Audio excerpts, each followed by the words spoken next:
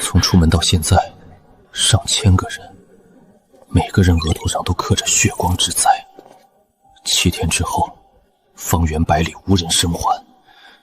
必须找个人算一卦，看看到底会发生什么。免费算卦不？谁来让我算一卦，我倒给他钱都行。小子，你真给我钱？先说好，180块的我可不算，待会儿把我福气算没了。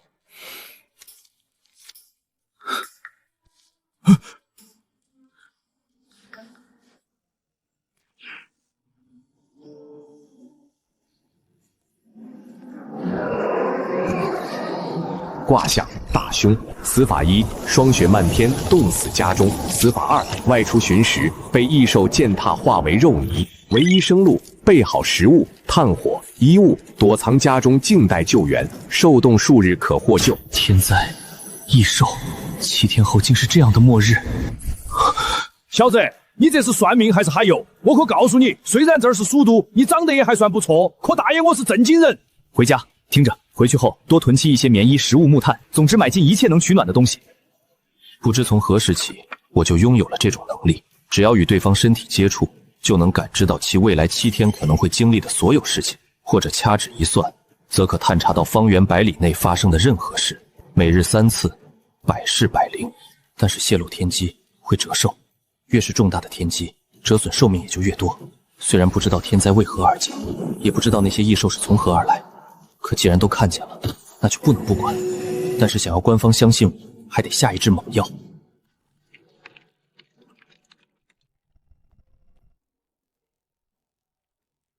同志，我要报案。好的，请问你要报啥么案？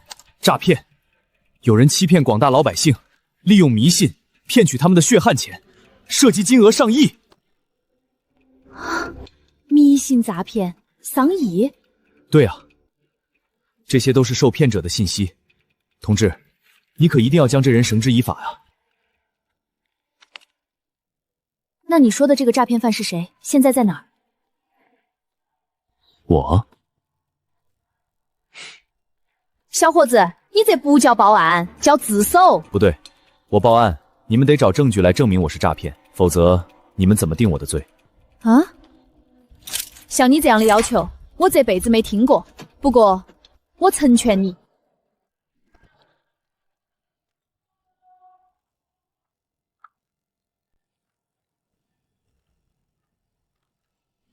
今天还可以再算2卦，趁着这会儿有时间，卦来。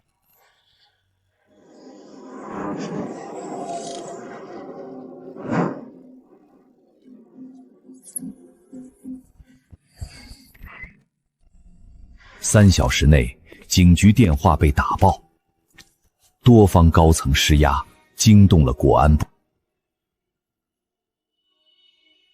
胡友同志，你提供的信息我们都已经了解过了。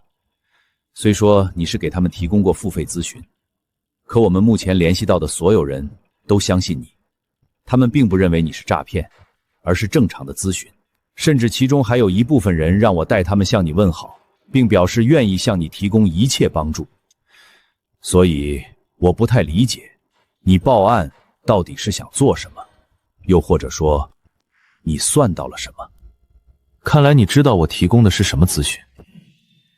3小时前，我算了一卦，7天之内天地将变，灾厄降临，整个城市将陷入极端低温之中，千万人被冻死，还有恐怖异兽在城市之中行走。我来就是想将灾变之事上报国家。这是寿元流逝的感觉，就这一句话，至少折损了10年寿元。往常帮那些贵人点破天机，最多也就几个月，10年，代价太大了。还有什么别的证据吗？有，天灾还未降临，但已有异兽出世。开锁，道爷带你们开开眼。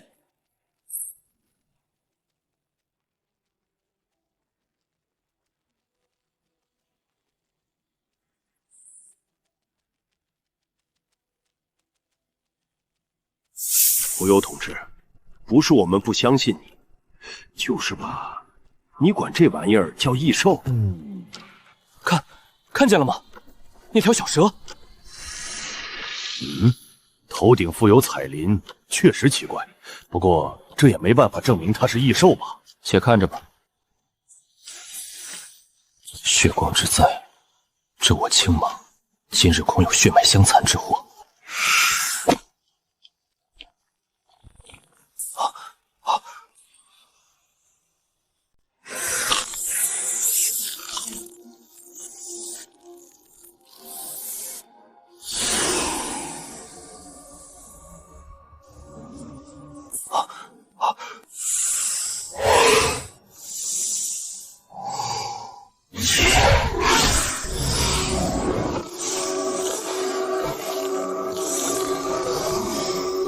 快开枪！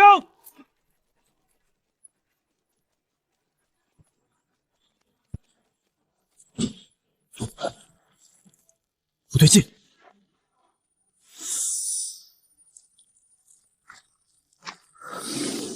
真特么是怪物！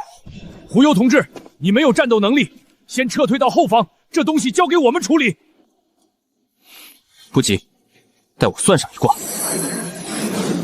找死门，找弱点，被人挑起头顶的本命彩鳞，匕首入脑，当场身亡。找到了，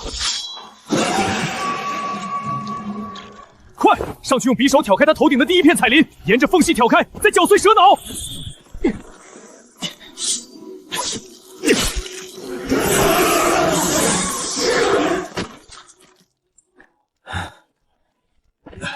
胡幽同志，待会儿再说也好啊。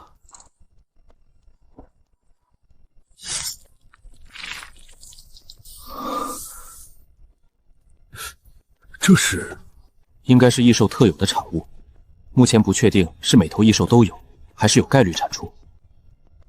那这晶核有什么用？哎，胡幽同志，你干嘛？哎，胡幽同志，你干嘛？吞天 SSS 级能力觉醒，可吞噬万物，增加肉身与精神强度，免疫任何毒素与腐蚀。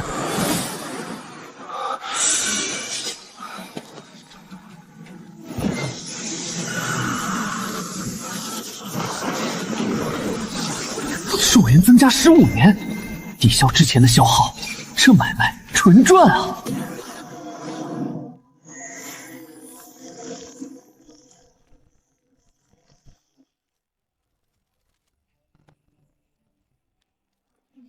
瞄准，射击！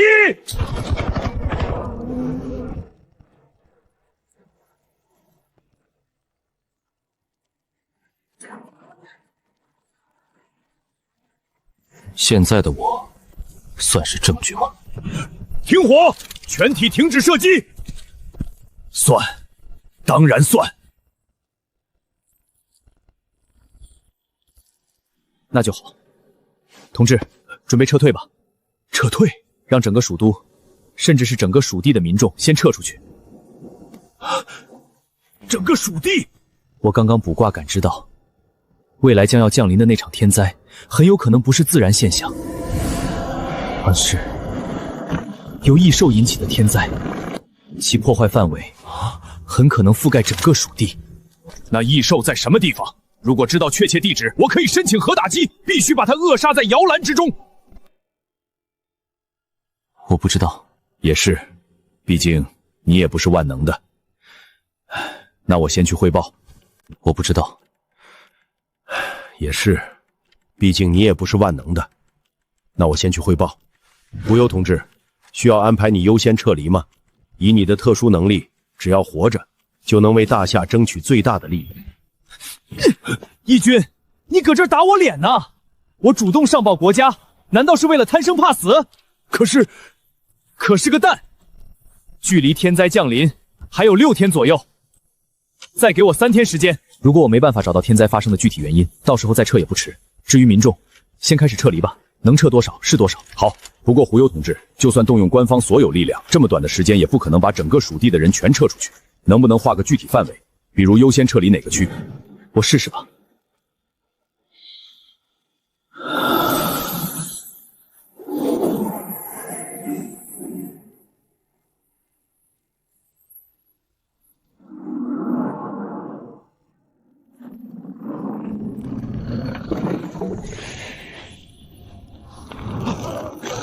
卦象大凶，6天后霜雪变天，暴雪狂风，江河霜冻，百兽异化，生灵涂炭。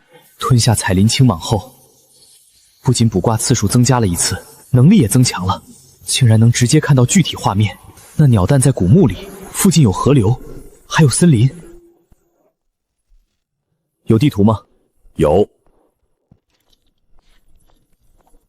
蜀地山河太多，单凭这点信息根本找不到确切地点，除非找人。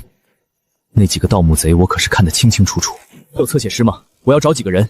要多少？整个蜀地的都能调来，管用的1个就够，越快越好。快！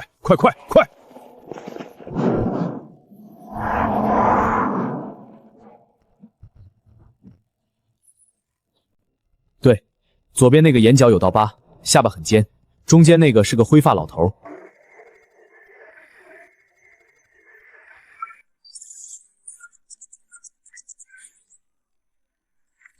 找到你要的人了，快走！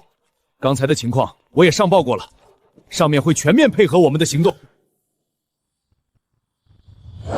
组织现在正式成立异兽调查局，我任局长兼书记，你任副局长。目前所有资源优先向我们倾斜，上面要求我们务必尽快锁定天灾发生的地区，周边城市已经协调好临时安置点，准备接纳撤离群众，大批民用运输车辆、通航飞机都已协调到位待命。只要一确定天灾发生的核心位置，立刻开始大规模转移。物资呢？如果无法完全撤离，一定要准备好足够的物资，衣物、食物都已经在路上了，包括你点名要的100头牛、100头猪，还有一批特种养殖的整只生鲜肉类，也都在协调筹备中了。不过，你要这些干嘛？吃啊！刚才把算到的天机全盘托出，寿元又流失了一大截，必须得想办法补回来。哦，忘告诉你了，我吞下那枚晶核之后，觉醒了一个能力，简单来说就是吃啥补啥。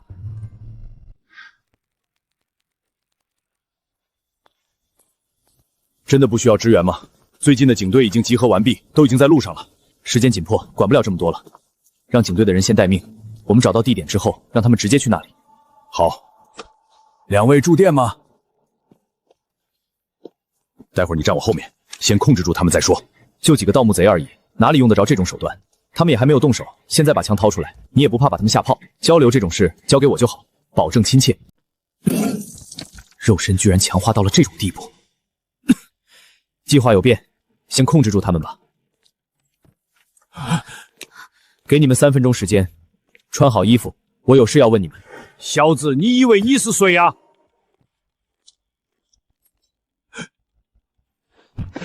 大爷，您吃了没？要不我去炒俩菜。你们还有2分半钟啊！翻土的是吧？最近盯上哪儿了？大爷，瞧您这话说的，咱就是个农民，翻土种地而已，不明白您是什么意思。不信您可以搜啊，咱这儿保准没有不该有的东西。你干嘛？大爷、官爷，可不带严刑逼供的呀！你们没证据，不能抓人，不能抓我的！救命啊！警察杀人了！你还有最后一次机会。三星堆外不远的一座山头下面出了一些青铜器，下面应该有大货，我们打算去那里。带路。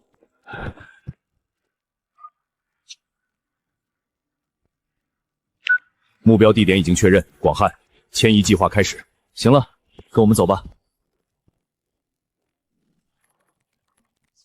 领导，就是这里了，只要进了这座山洞，再走一段路程就能到了。一段路程，到底多久？约莫3、4个小时的样子。领导放心，这山洞里就一条路，只要往里走，肯定就能找到。听你这意思，是不打算和我们一起走了？领导，小老头我身子骨弱，早饭也没吃，高血压一生病，怕是力不从心呐。你们轮流背着他，进洞探路。领导，不带才这样的呀，我真没骗你。今天4次卜卦的机会已经刷新，都到这山洞口了，正好看看会发生什么。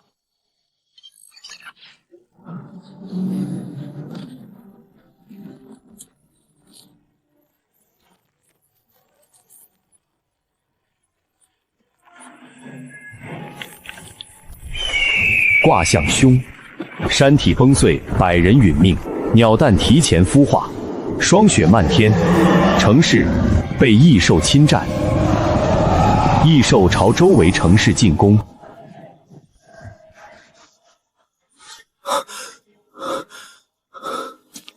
小胡，怎么了？计划有问题？那蛋取不出来，一旦出动会导致山体崩碎。只要有人被埋，鸟蛋就会吸收血肉，提前孵化。那怎么办？如今民众已经开始撤离，要不等撤离结束，直接用火力开轰？先不急，我想法子把它安全带到洞口，但绝不能用人手运出去，否则吸收血肉，它就会提前孵化。老易，调去最近的无人机需要多久？你的意思是用无人机运？没有人员接触，它就没法吸收血肉。对，直接送去沙漠，让它去沙漠里孵化，正好改善一下沙土环境。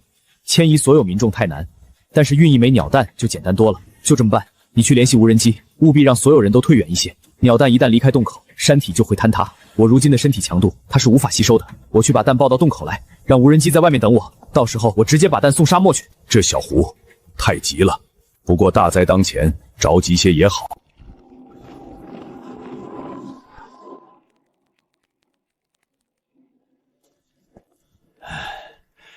到了，就是这里了。这儿，老头，怕是不对吧？这里什么都没有。领导，你莫要心急，宝地，宝贝自然都在地下呢。上去帮忙。嘿，成了！想到老头子我还有一天能和领导这样的人物一起翻土，我也算是值了。你那叫翻土，咱这叫考古。别混为一谈。知道嘞。领导，这下面也不知道是啥，还是我来带路吧。好。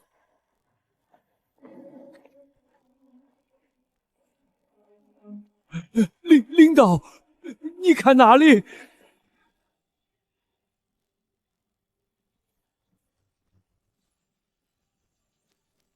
这领导，这可是大凶之兆啊！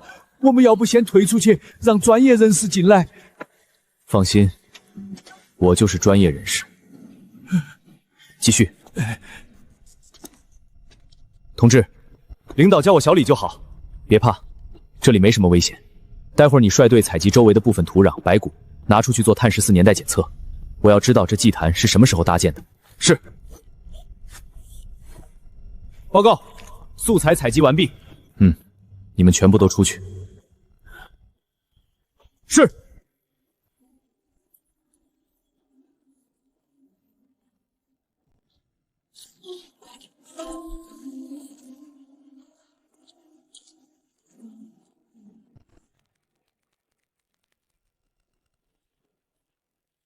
就是这个了。对，你们怎么还在这里？不是让你们一起撤吗？咱们可是一个帮子的战友，你还没出来，哪有我先撤的道理？要走一起走。老易，你还是先撤退吧，这里面还有位置，我跟着关果一起走。你确定？这个能直接飞到沙漠吧？这是最新的9天无人机，航程7000公里，国内随便飞。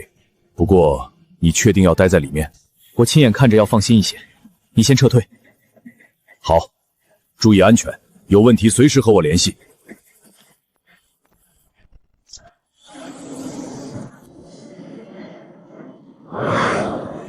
山塌了。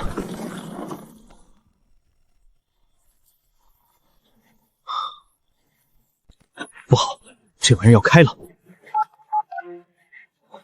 喂，无忧同志，怎么了？城内清空了没有？清空了，是关果出现什么问题了吗？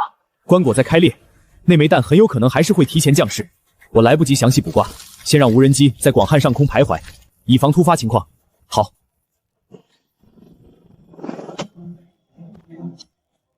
撤退！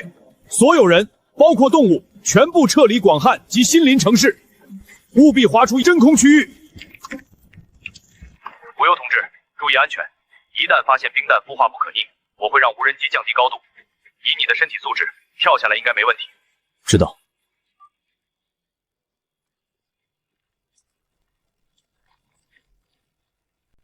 以你的身体素质，跳下来应该没问题。知道。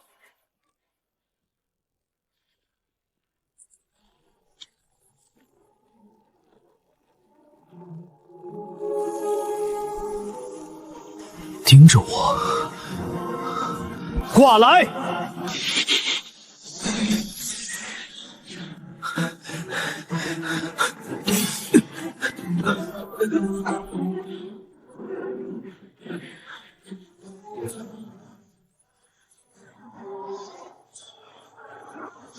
卦象大凶：一、试图吞噬冰弹，冻成冰雕，坠机重伤未死；二、冰雨将士冰封百里，整座城市化作冰川。421冰弹缺少血肉供给，无法正常孵化，成为死弹。1281提前和冰弹交涉，达成初步合作。他有自我意识，绝对不能硬来。你能不能听懂我说话？啥？小胡，你在跟我说话吗？不是，你先别说话，我和这位交流一下。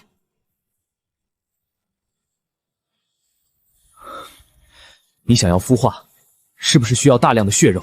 我可以帮你。我帮你的前提是，你得跟我到一个特定的地方进行孵化。如果你听明白了且同意，就上下浮动一下；听不明白，浮动2下；不同意，浮动3次。他同意了。明白。目的地塔克拉玛干沙漠，已经开始调遣附近储备的牲畜运往目的地，预计3小时后到达。还有一个问题，牲畜可以吗？可以就浮动一下，不可以就2下。那咱说好了，你先安静待会儿，等到了地方，血肉管够。时间不长，大约3个小时，也就是1个半时辰，行吗？听得懂人话，甚至还有时间概念，这还没孵化就如此恐怖，要是真出来了，天知道会变成什么样。无忧同志，现在暂时安全了。关于从广汉撤离的那些人员，是不是可以安排他们返回了？先别回来。为什么？老易，你有没有想过，这种造成天灾的弹，是只有这一颗，还是其他地方也有？你是说，其他地方也会有天灾降临？只是猜测，我的卜算范围有限，属地之外的情况我看不透。但如果全球都爆发天灾，那解决了危机的属地，就是大夏乃至整个蓝星唯一的乐土。广干城既然已经空了，就先让它空着，把它当成一个缓冲区，留给以后可能受灾的其他城市。我明白了，等到了沙漠或者到了下个城市，无忧，你能不能再卜一卦？放心，一定。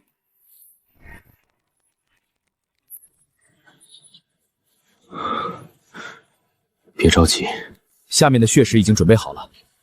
记住我们的约定，你只能吸收那些牲畜，绝对不能碰人类，否则合作终止，你再也别想得到任何血肉。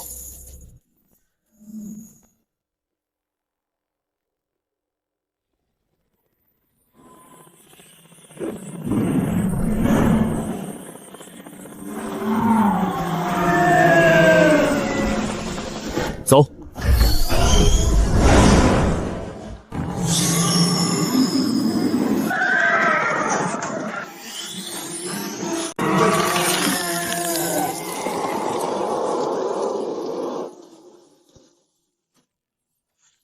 没有降下冰雨，是因为这里的温度太高，还是说只要喂饱了它，它就不会触发灾害？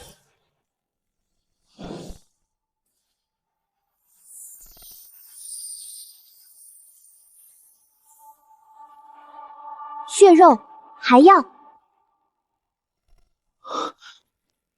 好，已经在准备了。只要你不引动冰雨，保准让你吃个够。快一些！这里还有一个。还有一个？什么意思？是还有个和你一样类似的存在吗？他在找吴。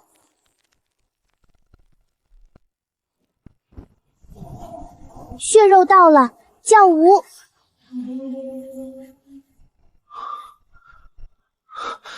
老易，刚才的对话你都听到了吗？听到了，不只是我，上头那几位也在看直播，找到他。如果这种东西不是个例，大夏将立即进入1级战备状态。胡优同志，你应该清楚这意味着什么。我知道，不只是属地了，129小时后，整个世界都会天翻地覆。我必须为大夏争取出足够的反应时间。挂，来。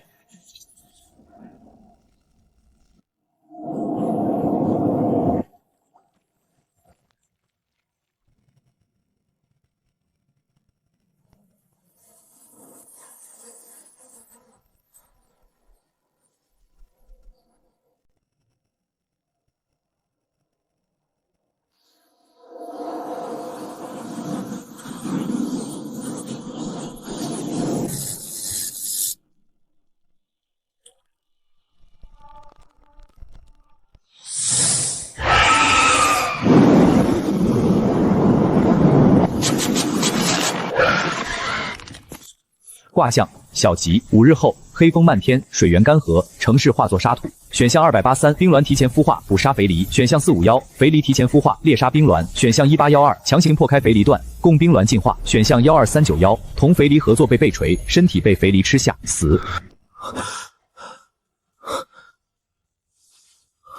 变数太多了，肥夷、冰鸾，这些神话里的东西竟然同时现世。只是这原因是什么，目前还不清楚。129小时，不只是我们这里，这是覆盖全球的灾难倒计时。必须找到肥夷，才能证明冰弹的存在不是偶然事件，才能引起重视。SSS 级青蟒能余寿15年，这肥夷的功效恐怕更胜一筹。你在这儿等着，我去带个好东西回来。要是血肉先送到了，你尽管吃，不用等我。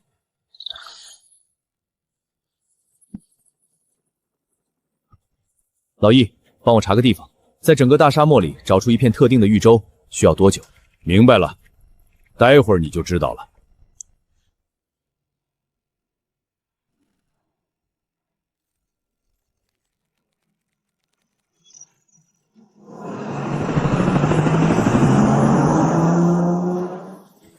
一听说我要找另一个存在，他马上就粘了上来。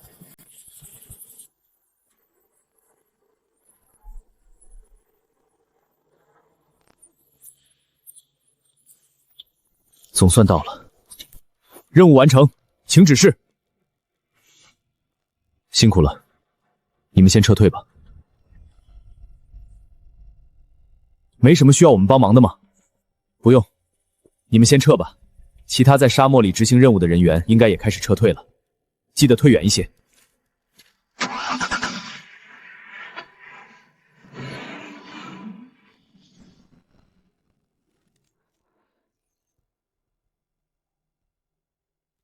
义军还是这么谨慎。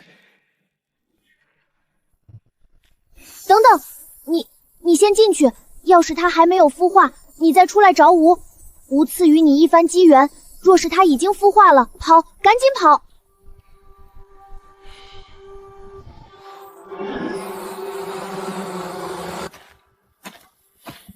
这家伙嘴上说赐我机缘，实际上是怕蛇怕得要死吧？也对，要是肥氏真孵化了，他这一颗蛋还不够人家塞牙缝的。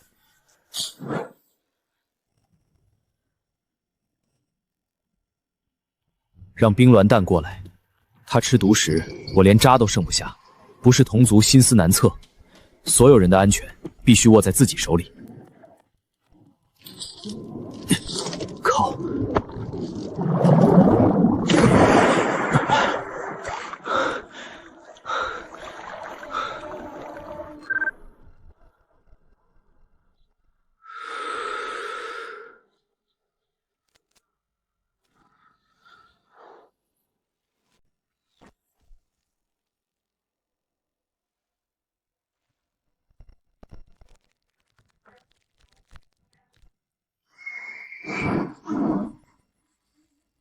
人族，你要作甚？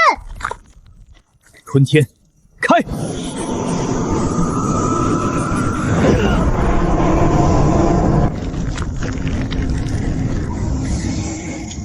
获得上古异兽肥夷血脉传承 ，SSS 阶异能，吞天进化为史诗阶异能。异能详情：吞天史诗可吞噬万物，大幅提升肉身与精神强度，免疫毒素与腐蚀。吞食史诗级异兽有概率获得血传承，成功吞食肥夷，体质、精神力大幅提升。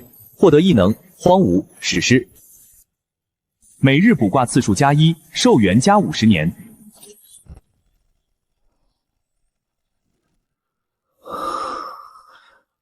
SSS 阶的时候吞不下你，现在到了史诗阶，总该试试了。这压迫感比之前强烈得多。他的等级绝对在史诗级之上，现在肥狸已经死了，没他帮忙，我若强行破蛋，恐怕会出意外。好啊你们这些异兽，难道连一点基本的道德准则都没有吗？我千辛万苦帮你把威胁解决了，你倒好，一转头就想要我的命，还有没有天理了？人族，吾并无恶意，只是刚才算了，都是误会。吾乃凤凰血脉，自是不会做出尔反尔、恩将仇报的事。哼，那就好。凤凰血脉，这要是做成烤鸡翅，那味道绝了。既然肥银已死，暂时没有威胁了，人族吾还需要大量血肉。若吾能赶在天地相通之前孵化，可赐你一场大机缘。等等，你说的天地相通是什么意思？为什么会天地相通？你说的天地相通是什么意思？为什么会天地相通？除了你和肥翼，还有其他异兽会出现吗？一共有多少？都在什么地方？想知道，先让吾成功孵化。真想现在就把你做成荷包蛋。不说是吧？行，国家管控体系又不是摆设。听他的意思，已经不需要血肉了，接下来的时间就是消化，预计3天后孵化。我可没时间陪他在这儿耗，就把他留在这儿，先去解决别的问题吧。义军，我准备出去了。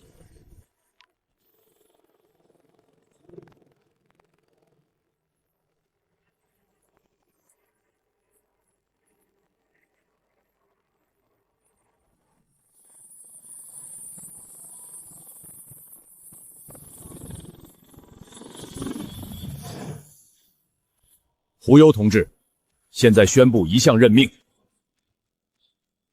是，经研究决定，针对目前我们面临的特殊情况，先将异兽专项调查组升级为灾劫应急管控部，全权负责异兽与天灾的所有相关事宜。任命义军同志为总负责人，胡攸同志任副总负责人，即刻生效。同时，对灾害应急管控部解锁应急状态临时指挥权、专项资源调配权、临时管控规则制定权及执行权、特殊情况对外协调权，即刻生效。这已经不是普通权限了，这是把守护全国的关键职责交到了我们手中。刚才的话是总负责人说的，现在我个人想对你多说一句。小胡，我知道你有心尽责，但这事儿可能要耗费30-50年。只要接过这份文件，你就退不了了。只要接过这份文件，你就退不了了。楼下的智囊组、分析组都已经就位，现在松手，你依旧可以换种方式尽责，不用背负这么重的担子。退，部长，如你所说，我身后是14亿同胞，我能退到哪儿去？你这老胳膊老腿都能担着，我这年轻人还担不住？30-50年后你入土了，我可正当年。你个狗东西，有你这么咒人的吗？哼，实话而已。放心吧，老易，只要我还活着，就终会看见太平的那一天。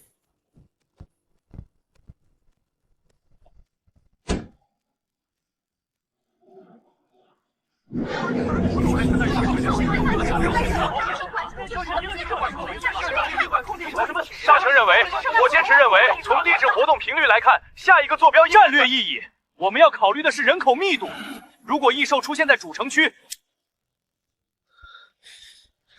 够了，半个小时了，同志们，我还有2个半小时的赶路时间，别告诉我，到现在你们还没商讨出结果。胡攸同志，我知道你的担心。可如果因为决策匆忙导致来回折腾，或者选择的地点不具备战略优势，那不是更加得不偿失吗？我管你这那的，你们的方法太慢，还是用我的好了。你收敛着点儿，他们只知道你有方法锁定一定范围内的上古异兽，不知道你是用卜卦的方式，人多嘴杂。放心，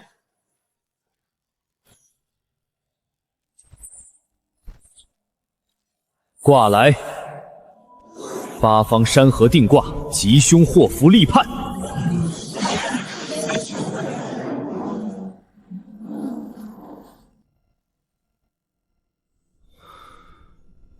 卦来，八方山河定卦，吉凶祸福立判。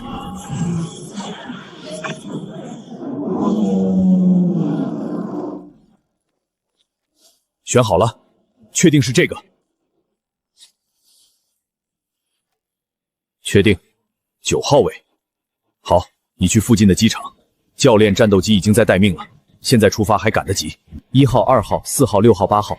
这些城市里也都有异兽存在，这么多。等等，那你干嘛非要去9号？魔都、玉京，还有你老家的省会都在名单里。山城固然重要，但论战略优先级，卦象大凶。我去山城，局面会彻底失控，防线全线告破，我自己也会陷入9死1生的绝境。一座城市10年，5座城市50年寿元，就这么没了。那你还去？你疯了！我的卜算能力和范围有限，只能带入我去了之后的情况。然而，我去了尚且如此，若我不去，那3000万百姓会如何？老易，收尾工作交给你，我先去了，搞定以后联系我。放心，这里有我。各位，现在有新情况了。领导，你确定吗？你没接受过专业训练，在这个速度和高度弹跳伞极易发生意外，尤其是山城地形复杂，万一……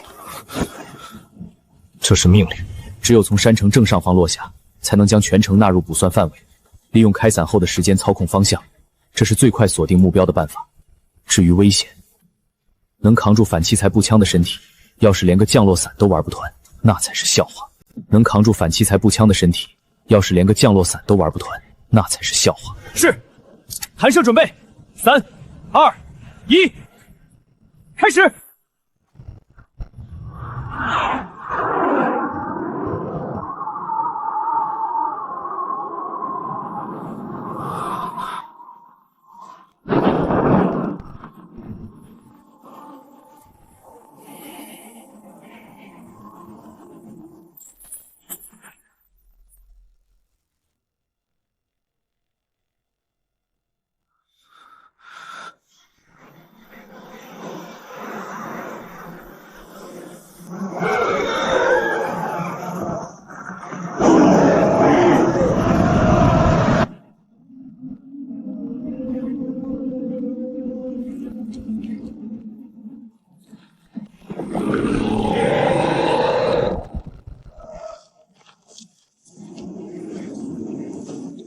卦象大凶。120小时后，丰都山林，鬼母现尸，引动鬼气异化万物。2万多条死路。经过这一轮强化，卜卦的信息虽然更全面了，但情况也更棘手了。那个东西没有实体，由免疫一切物理伤害的物质组成，这根本不是靠蛮力能解决的。难怪没有实体，我的吞天就无法生效，这就是卦象中大凶之兆的根源。卦象大凶。120小时后，丰都山林，鬼母现尸，引动鬼气异化万物。2万多条死路。经过这一轮强化，卜卦的信息虽然更全面了，但情况也更棘手了。那个东西没有实体，由免疫一切物理伤害的物质组成，我的吞天就无法生效，这根本不是靠蛮力能解决的，这就是卦象中大凶之兆的根源。我说小胡啊，我知道你着急，但你能不能不要这么急？没经过训练就直接弹射跳伞，带你的那个小同志现在还没缓过劲儿来呢，人都吓傻了。先说正事。好，你说，山城的撤离安排的怎么样了？已经准备就绪，目标是迁往属地，安置工作顺利的话，36小时内初步完成，72小时内能清空整座山城。你现在有没有具体的目标地点？我们优先处理。范围暂时定在整个汾都，派人巡查境内的山林，密切留意异常。一旦发现黑雾出现，所有人立刻撤离，只需向我报告位置。这种感觉，寿元又在流失。看来泄露天机的代价是根据影响范围来计算的。泄露一个大城的危机就要折损10年，可如果只是锁定一座小城，就只折损1年寿元。已经开始安排了，现在能确定对方是什么东西吗？古籍分析组已经就位，随时可以提供资料支持。鬼母，鬼母，目前只知道它以人心为食，完全免疫物理伤害，具体是什么级别的存在，我还在摸索。好，已经在查了。另外，从你现在的位置到丰都还有100多公里，2个车队已经出发，一队追踪你的降落轨迹接应，另一队在预设降落点等候。连路都给清空了，为了接我，这阵仗够大的。我靠，这特妈的是跑车！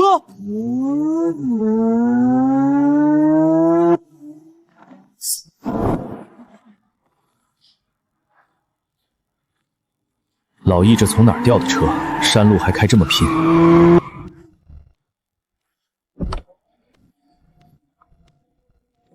你好，你就是胡幽同志吧？这种面相，大富大贵，福泽绵延，本是极好的命数，可眉宇间竟有凶星高照，死气缠绕，我竟然一眼看不穿。正好今天还有一次补算的机会没用，挂来。正好今天还有一次补算的机会没用，挂来。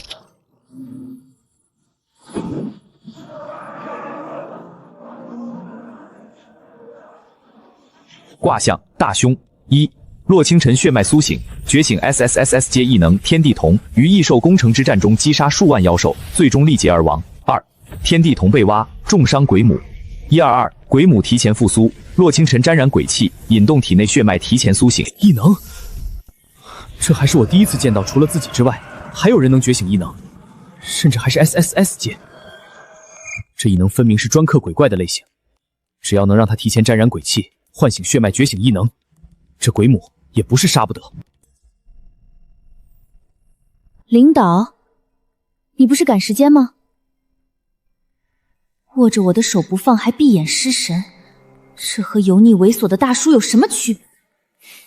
不好意思，刚刚职业病犯了。职业病？先走吧，路上讲。好。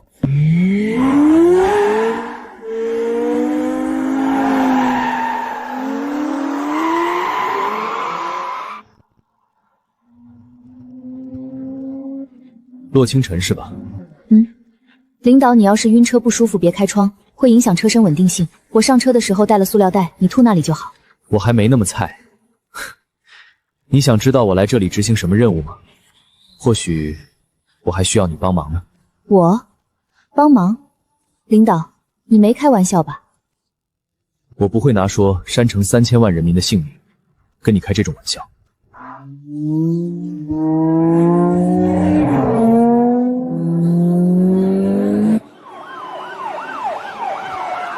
才不到20分钟，整座城竟然全被调动起来了，真不知道老易是怎么做到的。刚才在路上，我已经将最近所有发生的事跟他讲了一遍，还有这里的任务。他一旦获得异能，早晚要进灾厄部，就当提前培训了。怎么样，在到站之前，你还有时间考虑？这还用考虑吗？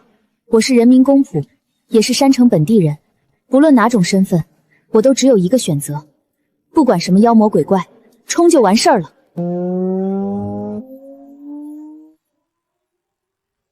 不过领导，你说我会有超凡能力，我没感觉啊，你又是怎么知道的？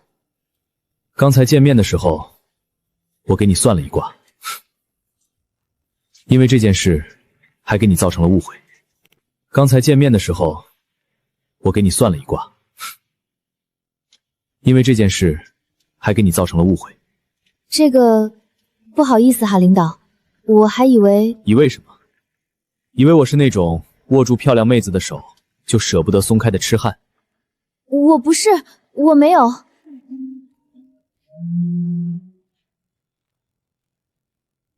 喂，老易，那座山找到了，同志们在山腰发现一座山洞，里面有黑气泄漏，坐标我已经共享到那辆车上了。领导，坐标更新了，预计5分钟后到达。知道了。其他几座城市呢？现在有发现吗？目前还没有，上面限定了时间，如果你12小时内没解决山城的事，其他5座城只能大规模迁移了。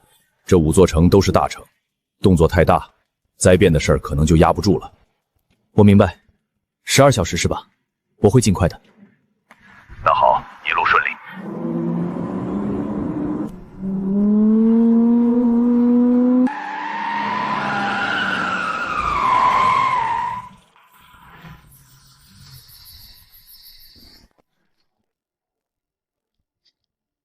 经理，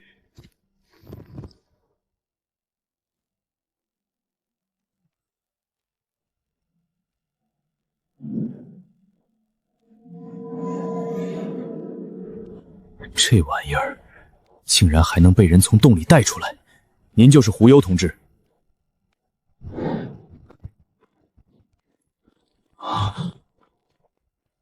小洛，领导这是怎么了？我也不太清楚，这次任务本就特殊，听领导吩咐就是了。所有人，你们现在身体有没有什么不舒服？我也不太清楚，这次任务本就特殊，听领导吩咐就是了。所有人，你们现在身体有没有什么不舒服？不舒服，报告领导，我们全员感觉良好。那个，领导，我的感觉也不错。你不一样。那行，你们现在立刻撤退，远离丰都地界，等候下一步指示。是。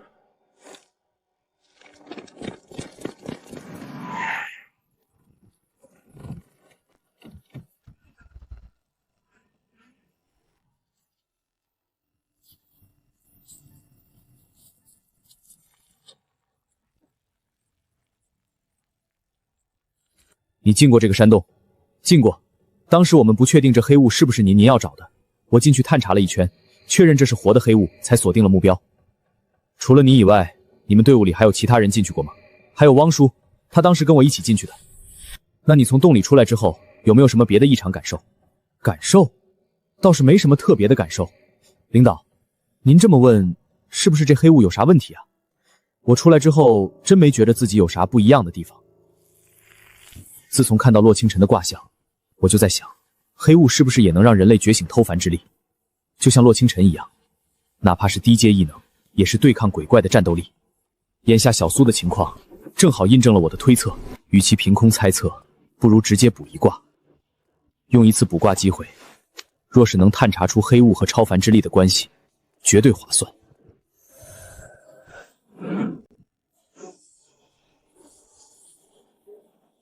卦象凶：一、沾染鬼气，受元气运双降，身体精神双重衰弱；二、逃过劫难异变，沦为行尸；213扛过异变，觉醒地阶异能蛮横，成为超凡者。这也能成为超凡者？洛清晨靠血脉唤醒，小苏无特殊血脉，仅接触鬼气扛过异变就成了超凡者。也就是说，接触鬼气的普通人都有几率觉醒超凡之力。天灾不止异化野兽，同样在影响人类。行了，待会儿的任务你可以跟我们一起。这个，领导，我还不知道是什么任务呢。小洛，群众撤离还需要时间，你给小苏讲讲我跟你说过的事儿。来了。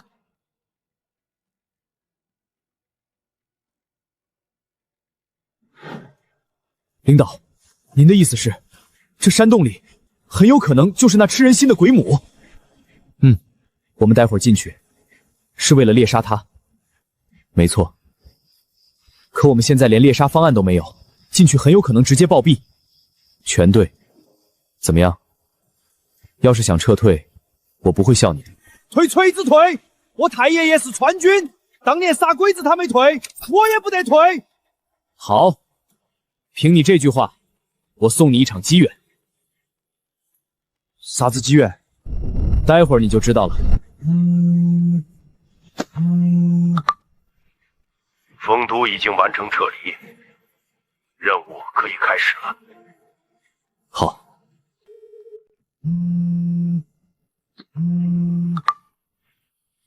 丰都已经完成撤离，任务可以开始了。好。记住，待会儿进入山洞以后，绝对不要贸然行动。一旦发生任何异动，你们立刻撤走，不用管我。可是领导，我不想浪费时间跟你们解释。记住，这是命令。是。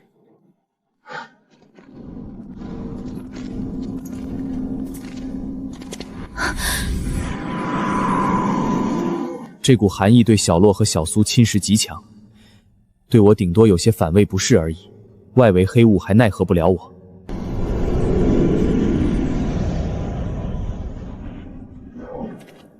就这里吧，你在这里吸收鬼气，一旦里面有任何动静，不要靠近，直接跑，明白吗？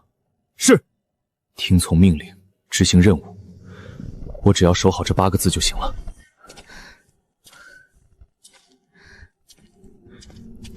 紧张吗？报告，不紧张。想要诛灭鬼母，唯一的指望就是让他放松下来，顺利觉醒血脉异能。没事，我也紧张。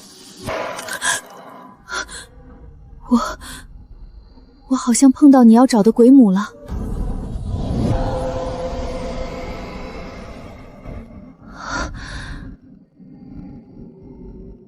冷静。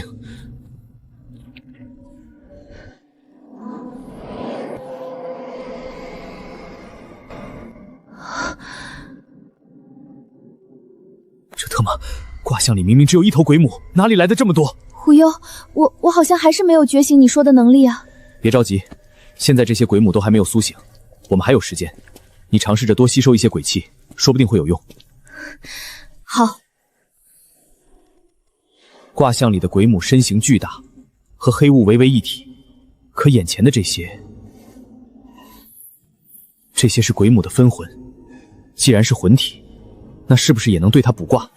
小洛，你继续吸收这些黑雾，如果有任何特殊情况，立刻叫醒我。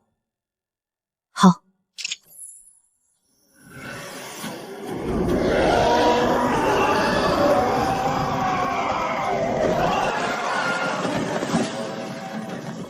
提前撤离，竟能延缓黑雾扩张。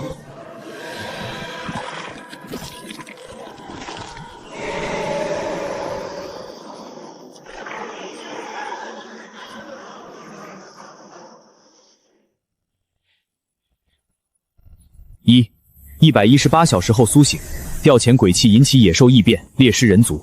2. 收获大量人心，吞食分魂，壮大自身魂体。314吞食1000万人心，位列10方鬼帝之一，大吉。1238复苏前鬼气干涸，魂体动荡，凶。5132 118小时后因鬼气干涸无法造苏醒，化作纯粹鬼气，大凶。这哪里是鬼物，分明就是祥瑞。鬼气入体，普通人扛过异变就能觉醒超凡之力，有血脉者能激活顶级异能，抽干这里的鬼气，既能让鬼母无法苏醒解除危机，这些分魂和鬼气更是大夏未来对抗天灾的底蕴。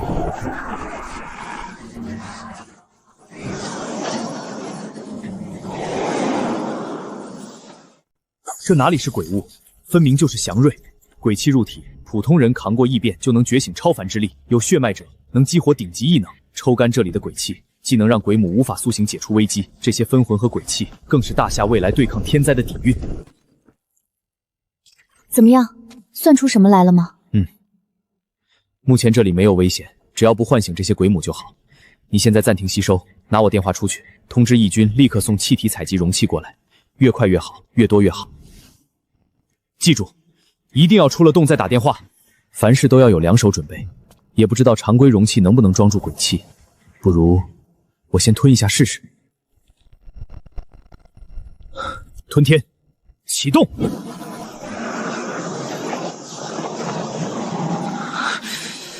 没想到这鬼气味这么重。吞噬鬼气，灵魂强度增加。吞食大量鬼气，灵魂强度达到 D 阶，灵魂可短时间脱离肉体。吞食大量鬼气，灵魂强度达到 C 阶，灵魂可长时间离体100米范围。吞食大量鬼气，灵魂强度达到 B 阶，可吸纳并储存鬼气。个体的强大固然重要，可未来天灾实在太多了，提升这点灵魂强度，远不如用这些鬼气制造更多超凡者，研究对抗方法来的重要。若是用不完，到时候再用来壮大我的灵魂强度也完全来得及。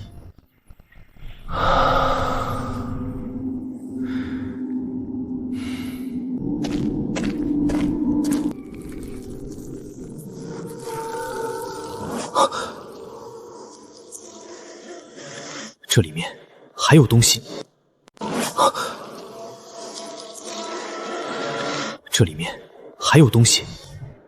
狐幽，领导，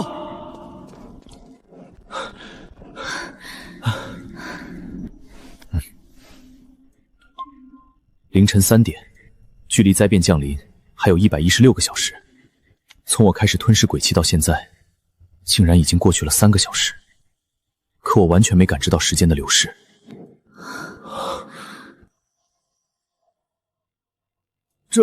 这些，小洛，这些就是我们的任务目标吗？明明已经下了撤退命令，怎么非但没走，还跟着过来了？汪叔他们是距离我们最近的作战人员，易部长直接下了指令，派他们过来协助我们。领导，应急小队汪前山向您报道，请指示。你们暂时在这里待命就行。这些东西都看见了吧？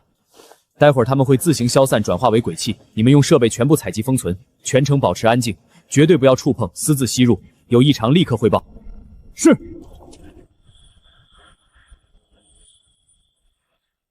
小苏，你可以先离开了，去医院找一间单人病房住下，让专业人员全程监控你身体的各项体征。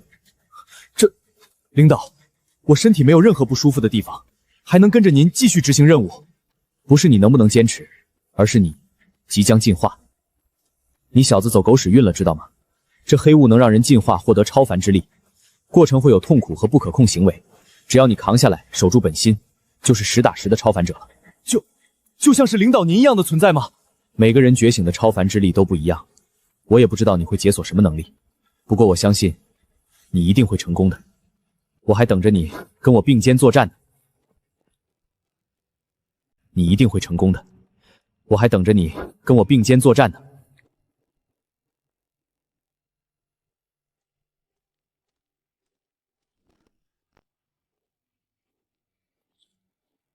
你刚刚是骗小苏的，对吧？为什么这么说？这些年混迹江湖，除了通神挂术，我最拿得出手的就是忽悠。刚才确实给他们画了饼，可我没想到洛清晨竟然能看出来。感觉我从小就能看出来别人是不是在说谎，是不是在骗人。先前我那么快接受你说的天方夜谭，就是因为我知道你没有说谎。可刚刚忽悠，下面好像有什么东西。退后。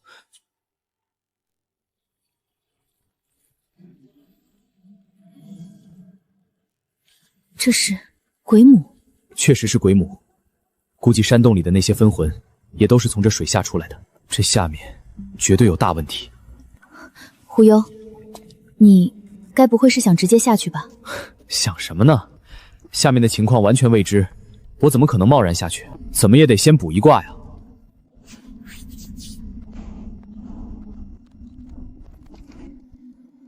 一旦有危险冒出来，我至少能替他挡一挡。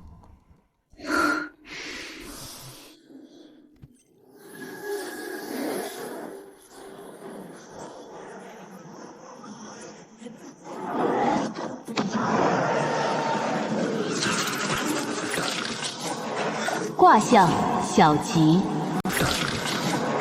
卦象小吉。一、挖掘山体寻找石门，收集大量鬼气，击杀部分异兽，小吉。二、跳入幽泉追寻暗河，吞食异兽强化自身，小吉。141卜卦中被幽泉鬼蛇咬伤，鬼气入体，凶。142幽泉鬼蛇发动突袭，洛清言舍身相护，中毒而死，凶。等等，什么玩意儿？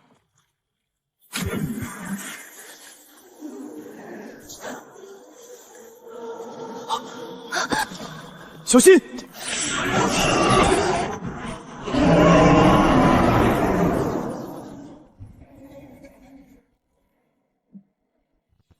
这是超凡之力。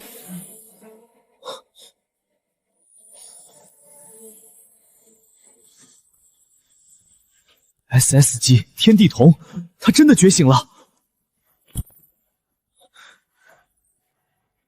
小洛，清寒，出事了，可惜今天卜卦次数已用完，现在最要紧的是先把洛清寒带出去安顿好。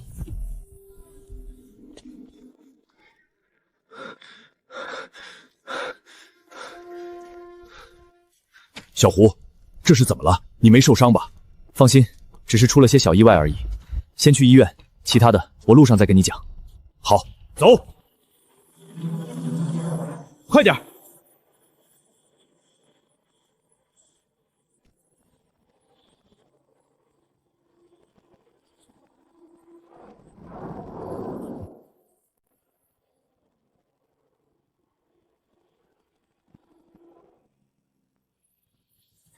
哟，小胡，你这是执行任务顺便拐个媳妇儿回家？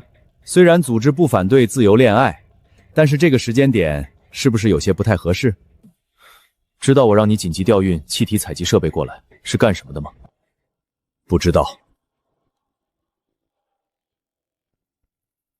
我找到人类对抗天灾和异兽的方法了。我靠，什么方法？你小子倒是快说啊！超凡，天灾来临，鬼气四散，人类也能和那些野兽一样，在鬼气的浸使下，获得不同程度的进化，觉醒超凡之力。只是这方法或许残忍了些。整座山城第一医院被临时征用为大夏第一个超凡者培育基地。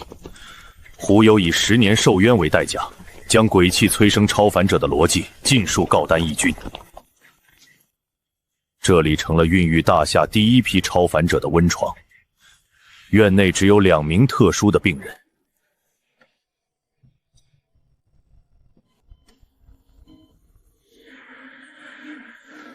胡幽，你这是在干嘛呢？如你所见，我在搬运鬼气，先前山洞里的鬼气都被我吞了，现在要吐出来封存好。对了，你还记得山洞里发生了什么吗？对了，你还记得山洞里发生了什么吗？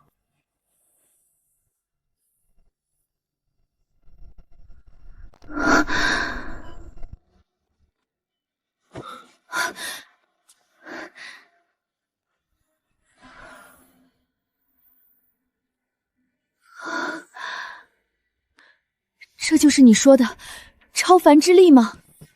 没错，你可以闭上眼，仔细感受能力的具体效果。但记住，你现在的身体素质绝对不允许第2次动用，只感受就好，明白吗？明白。这个能力叫天地同，能窥破一切虚妄，对鬼魅魂体有先天压制。睁眼可发动范围攻击，但会消耗巨量体力，只是还不知道具体威力。具体威力我不清楚，不过刚才你凭这一招直接斩杀了一头地阶异兽，恭喜你，以后你就是大夏超凡者中的一员了。谢谢。对了，小苏呢？他怎么样了？觉醒了什么能力？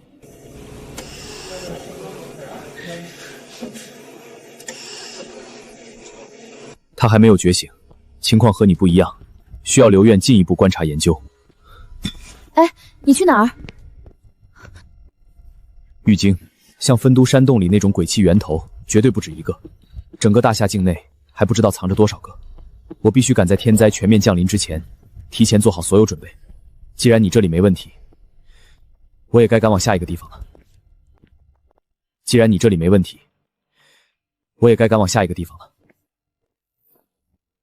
那我呢，领导？我现在可隶属于灾厄部了，你可不能不管我啊！瞎掺和什么呢？你刚刚才休克晕倒过一次，现在最需要的是好好休息。那你呢？你多久没睡觉了？看看你的黑眼圈，cos 国宝都不用化妆了，好吧？他说的没错，我的身体素质虽远超常人，可身体的疲惫、精神的紧绷是没办法彻底消除的。唯一能喘口气的这1小时，我还得时刻盯着他的情况，怕他出现异变。我不用休息。那我也不用。编号504718，洛清晨，随时待命。小胡，让他去吧。啊，你一个人身上的担子太重了，有个人在身边帮你分担，照应着也好。小洛是吧？你确定你的身体已经完全没问题，能执行任务了？报告部长，确定。那好，从现在起，你正式变入灾厄部特别行动组，跟着你的胡长官，随时听候差遣，没问题吧？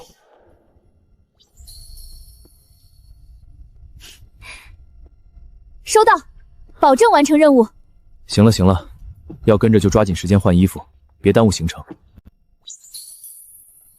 收到，保证完成任务。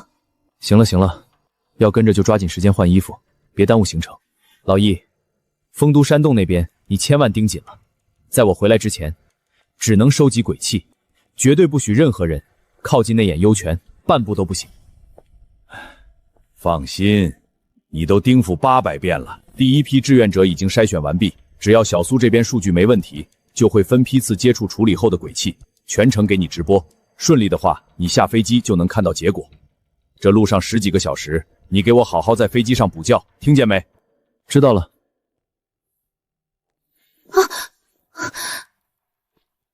你干嘛？电梯在那边。这种方式最快。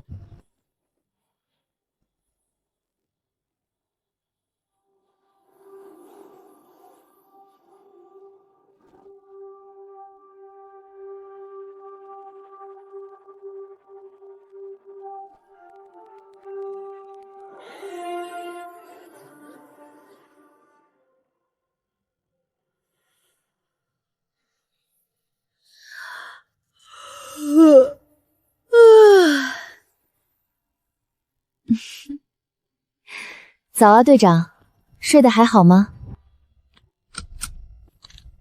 还不错，估计这是我未来几天里睡得最香的一觉了。走吧，已经有人在下面等我们了。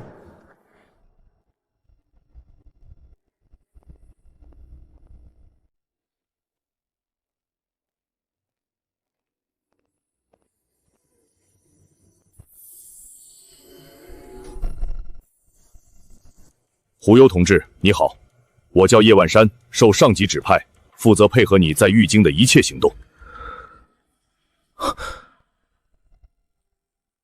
军方的人。叶万山同志，你好，现在情况怎么样？有没有找到可疑地点？情况比较复杂，我们路上细说。没办法，今日份的5次卜卦机会，在山城就已经全部用完了。现在除了基础的被动感知，我没办法主动卜算未来的事，只能先看官方这边查到的线索。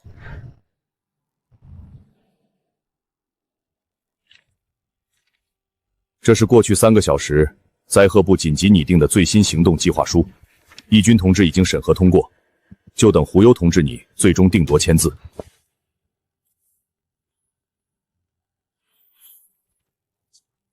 计划书？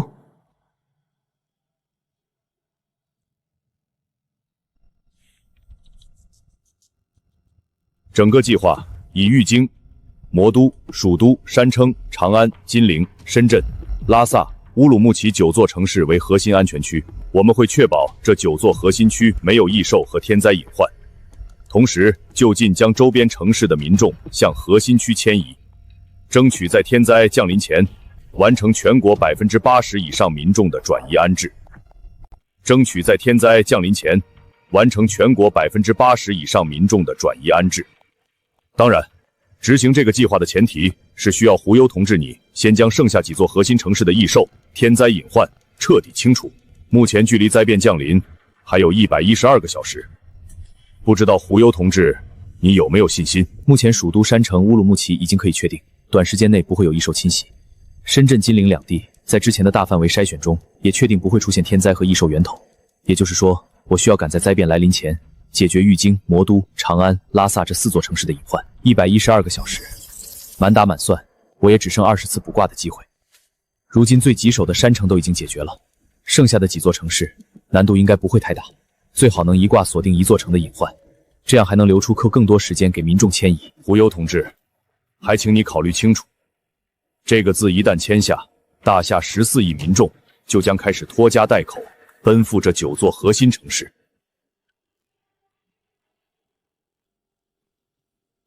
如果你能顺利解决所有隐患，自然是利在千秋的大好事。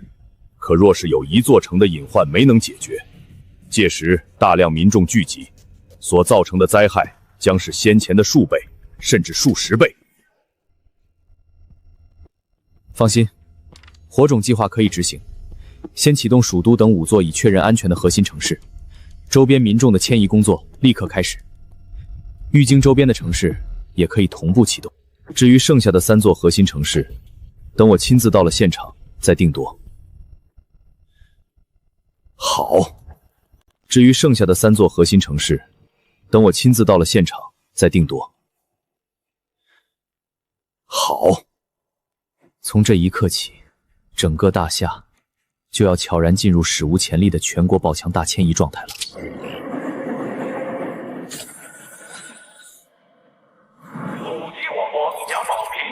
大家活动为未来提醒。对了，叶万山同志，不用这么正式。小胡，我跟义军也是多年的老朋友了，你要是不介意，就叫我一声老叶，我叫你小胡，交流起来也方便些。好，老叶，我想问一下，我们现在要去的地方是哪里？你们已经发现疑似异兽存在的地点了？是已经发现了，只不过目前还不能100%确定。是哪儿？紫禁城。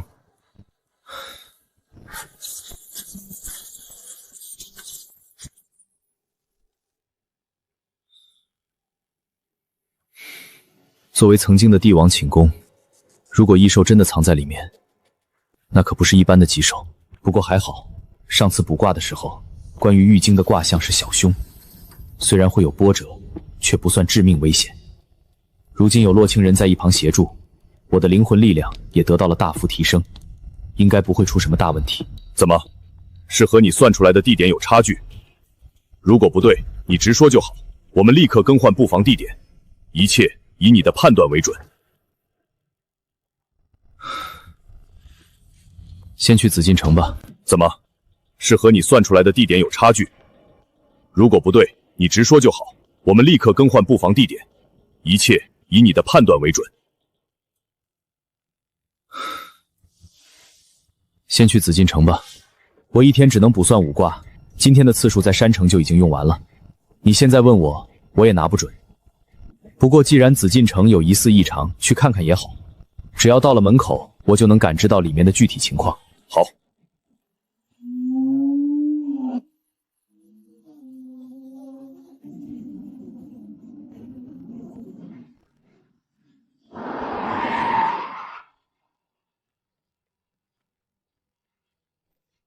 到了，小胡，你说过到了门口就知道情况如何，现在怎么样？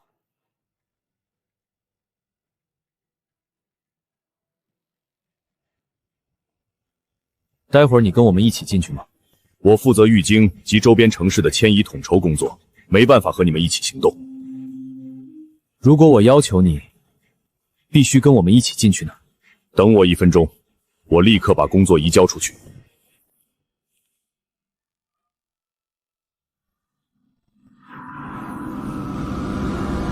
得，破案了。那异兽根本不在紫禁城里，就在这儿。哎，对，再往左一点，不对，右边，右边，右边。行了，不在这里，继续往里走。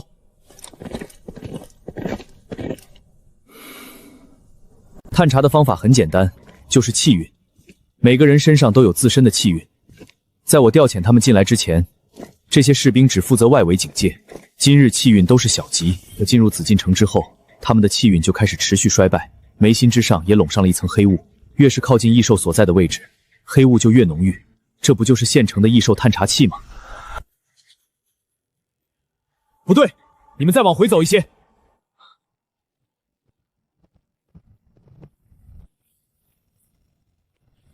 停，留2个人站在疆地，剩下的人继续往里走。停，再留2个人下来，剩下的人继续。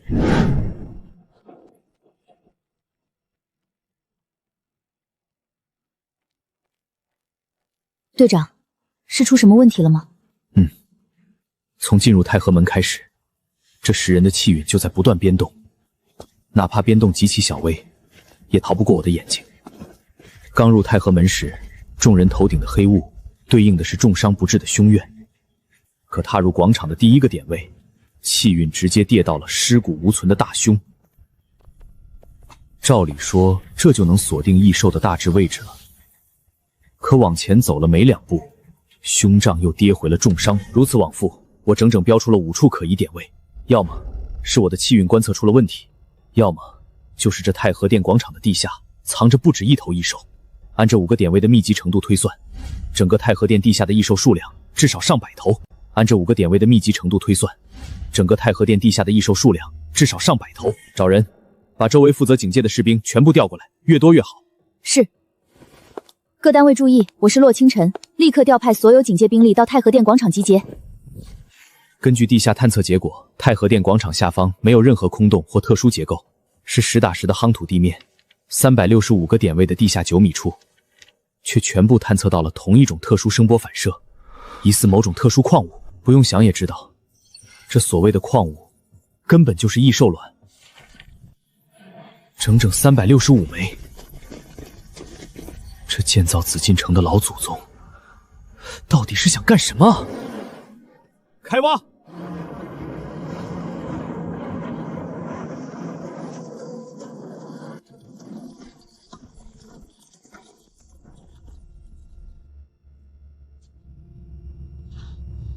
挖出来了！我挖出来了！领导，你快来看看是不是这个？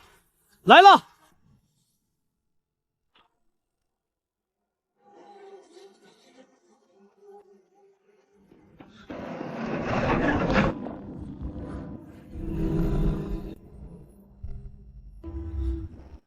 这里我也挖出来了，还有我这里。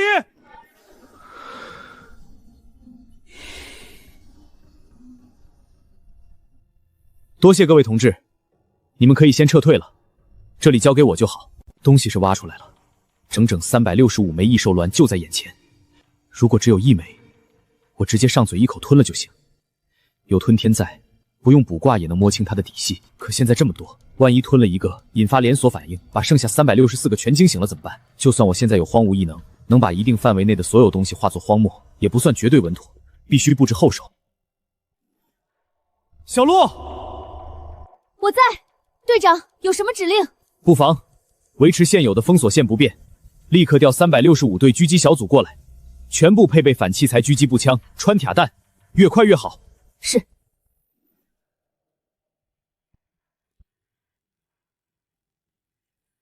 退！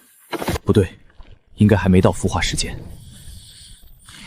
不管是肥刃还是冰鸾，都需要特定的条件才能完成孵化。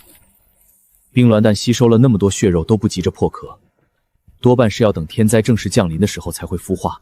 这些异兽卵的品级，显然连肥瘤都比不上，更别说冰鸾了，不可能这么轻易孵化。现在的颤抖，应该是触发了什么别的禁制。不管了，先吃了这枚再说。吞天，启动。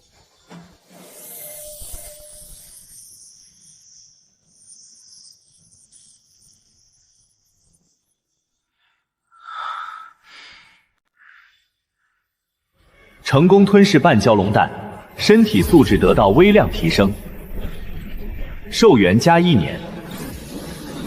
半蛟龙，这些异兽连正经蛟龙都算不上。奇怪，如果只是这种水平的异兽，怎么会让我在卦象里落得个小凶的结局？当时卜卦显示，我来玉京此行可是会受伤的。队长，小心！下面好像还有东西。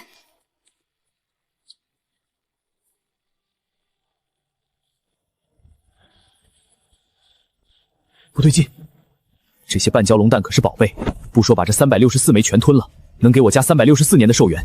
就算把它们泡在鬼气里加速孵化，大夏就能立刻拥有364头半蛟龙。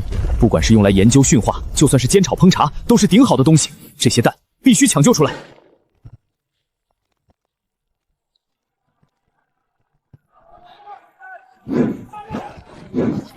把蛋收走，全体撤退，快！队长说过，天灾还没降临，非紧急情况绝对不能贸然启动天地瞳，否则会彻底脱力，拖他的后腿。靠！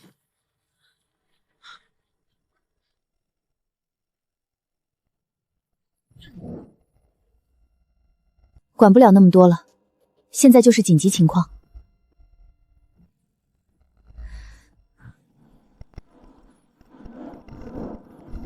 管不了那么多了，现在就是紧急情况。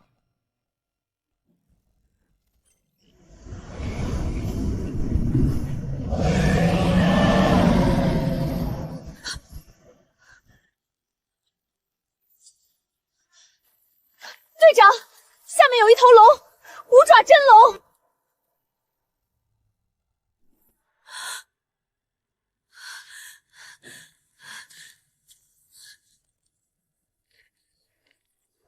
支援，我们需要支援！挖掘队，升降梯，抓紧时间运过来，快！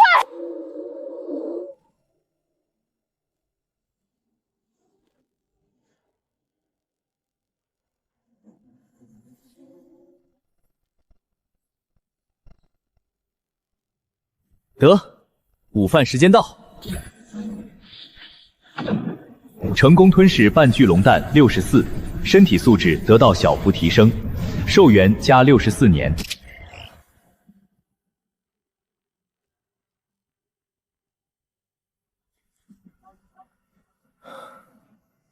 又是祭坛，和之前发现冰鸾蛋的祭坛不一样，这里没有堆积如山的骨堆，除了石壁和棺椁，就只有塌散下来的沙土碎石。也就是说，这里原本是完全封闭的空间，因为上层石板碎裂，沙土下沉，才让我和这些半蛟龙蛋掉了下来。可为什么之前的地下探测完全没发现这里还有这么大一个空间？难道是这些石板的材料特殊，能屏蔽探测？难道是这些石板的材料特殊，能屏蔽探测？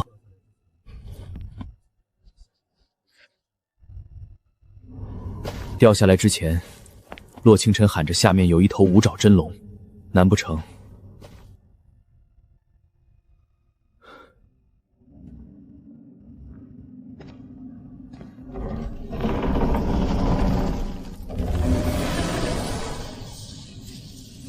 这是龙骨，只是一具龙骨而已，竟然能直接影响到我体内的2种异兽血脉。还好我不是纯粹的异兽，而是消化了异兽血脉的人类，否则怕是在看见这龙骨的瞬间，就直接瘫软在地了。可为什么紫禁城地下会埋着一具真龙尸骸？又为什么会有365枚半蛟龙卵埋在这龙尸的正上方？难不成大夏古时候就已经出现过异兽了？这或许是我距离查清异兽来源最近的一次。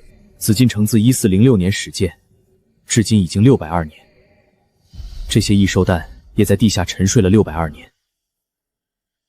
这个数字看似很长，却是我接触过的异兽里年份最小的一批。不管是山洞下的冰鸾蛋，沙漠里的肥玉卵，还是鬼母山洞里的魂体，经过碳44检测，他们所处的环境至少数千年没有人类踏足过。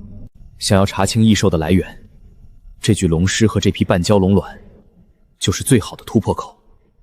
可惜今天的卜卦次数已经用完了，否则只要卜一卦就能查清所有来龙去脉。队长，你还好吗？能听见我说话吗？能，下面没有危险，你们不用下来。下面有重要物品，立刻找几台大吨位起重机过来，我跟着这东西一起上来。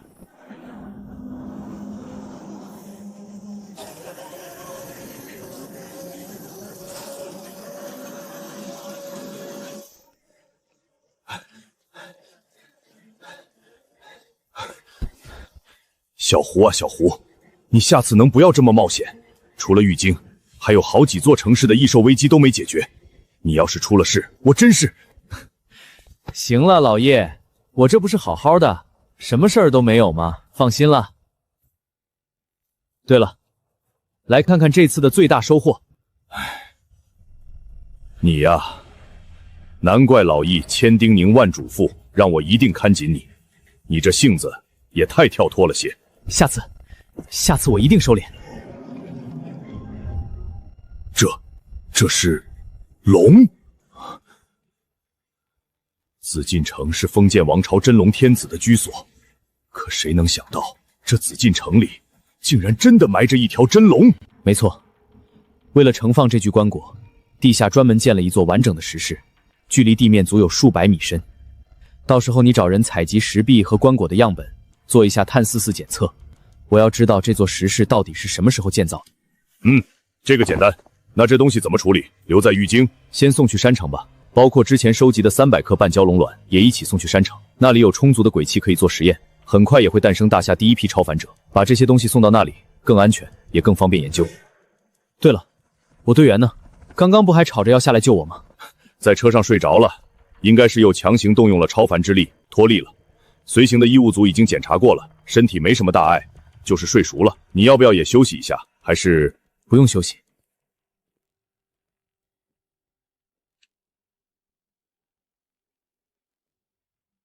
准备一下，我们直接去魔都。对了，山城医院那边出了些新情况，你抽空给老易打个电话过去。知道了。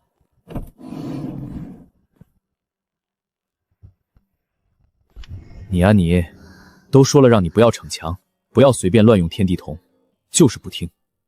现在好了，又晕过去了，想留我一个人上班啊？告诉你，做梦！大家都是一个队伍里的，哪有我加班你睡觉的道理？这玩意儿没毒，品级也不算高，就算是没有吞天异能的普通人也能吃。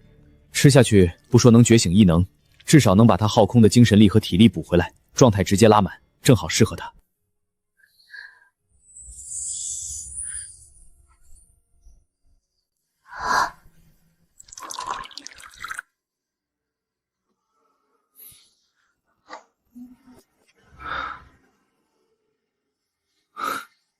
醒了。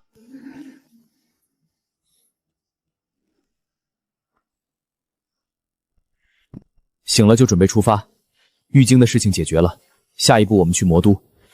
你怀里的蛋壳是好东西，磨成粉随身备着，另一颗蛋也放好，留着应急用。是，那队长，有了这个，我以后是不是就能随意使用天地瞳了呀？做梦呢你！这是给你应急用的。应急，听到了吗？听到了，听到了，两只耳朵都听到了。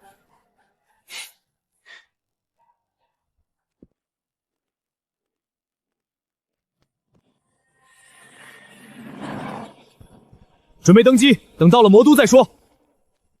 是。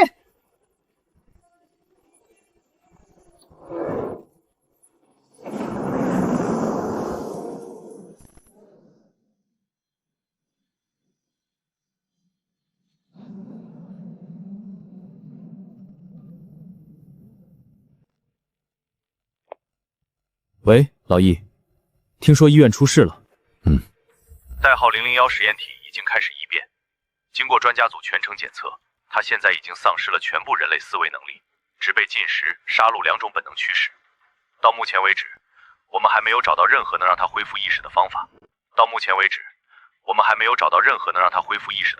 001号实验体正是此前接触并吸收了鬼气的小苏，因鬼气的特殊性，在没有成功觉醒超凡者的先例前，即便有大批志愿者主动报名，也不敢贸然开展大规模人体实验。已接触鬼气的小苏变成了大夏第一个超凡者实验体。这是正常现象，除了极个别存在可以跳过这个环节之外，其他人想要获得超凡之力，就必须闯过这一关。最终能不能活下来，能不能觉醒能力，全看小苏自己能不能撑过去了。洛清晨就属于这个极个别，对吗？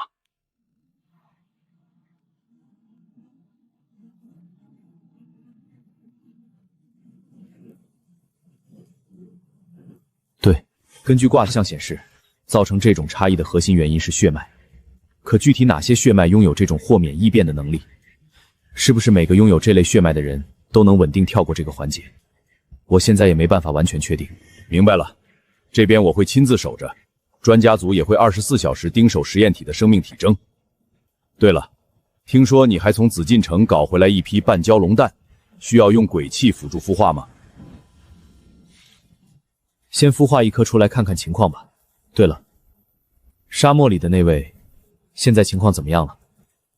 目前他已经不再需要血肉供养，周身用一层冰蓝色的雾气彻底隔绝了四周，我们看不到里面的具体情况，只能通过热成像确定他还停留在原地，没有异动。周身用一层冰蓝色的雾气彻底隔绝了四周，我们看不到里面的具体情况，只能通过热成像确定他还停留在原地，没有异动。等我处理完这几座城市地的隐患，会立刻赶过去。辛苦了，小胡。没事儿，还有2个小时飞机就降落了，我吃个午饭休息一会儿。对了，魔都那边能处理的话自然最好，如果你实在没办法处理，就帮我带个人回山城，哪怕是动用一些强硬手段也可以。谁啊？等到了你就知道了。这糟老头子跟我还卖关子。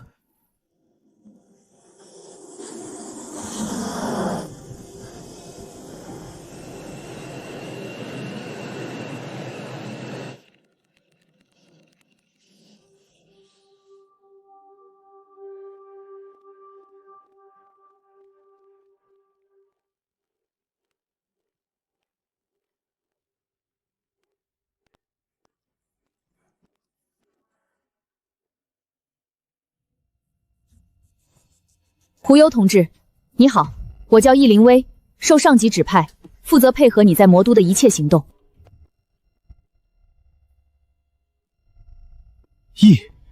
你和义军？他是我爸。不过我们在工作上没有任何交集，胡幽同志只管正常开展工作就好，不用有任何顾虑。明白。看这架势，老易这父女俩的关系怕是不太对付。不过我不是来处理家长里短的，没心思管这些闲事。现在魔都有没有发现异兽存在的踪迹？没有，自收到总部指令到现在，已经过去了16个小时。军警联合部队已经将魔都市区、郊区乃至周边所有行政区域的可疑地点全部完成了拉网式搜寻，没有发现任何异兽活动的踪迹，也没有检测到异常能量波动。不对啊，之前卜卦显示我来魔都此行是大吉，不仅有概率提升吞天异能的等级，甚至还有机会获得新的血脉传承。换句话说，这魔都地下藏着的异兽等级很可能在肥罪之上，至少和冰鸾是一个级别的，不可能在这么大规模的拉网式搜索下一点线索都没有。除非这异兽也和紫禁城的龙狮一样，被深埋在某个能屏蔽探测的特殊地点之下，又或者沿海区域呢？你们有没有探查过沿海区域？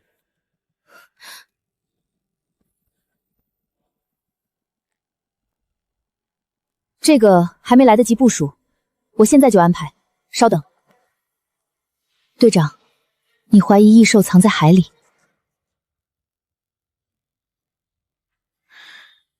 有这个可能。胡幽同志，指令已经下达，沿海各区的排查工作即刻启动。那魔都周边的群众是否要按照火种计划开始启动迁移？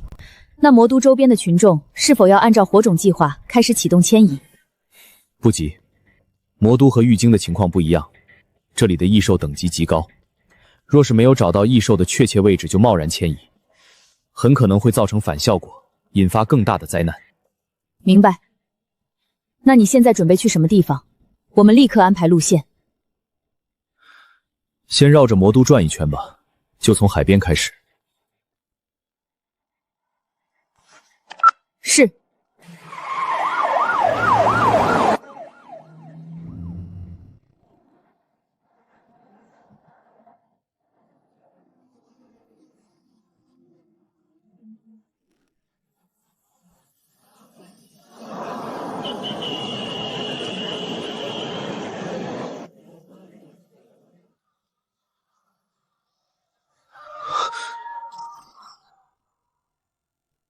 黑，无尽的黑，眼前这些人的头顶全都凝聚着一团厚重如墨的黑云。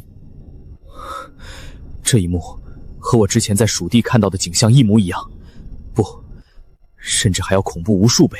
如果说之前蜀都众人头顶的凶煞黑线程度是 9.8， 那现在眼前这些人头顶的黑线已经达到了12138，这根本不是一个量级的。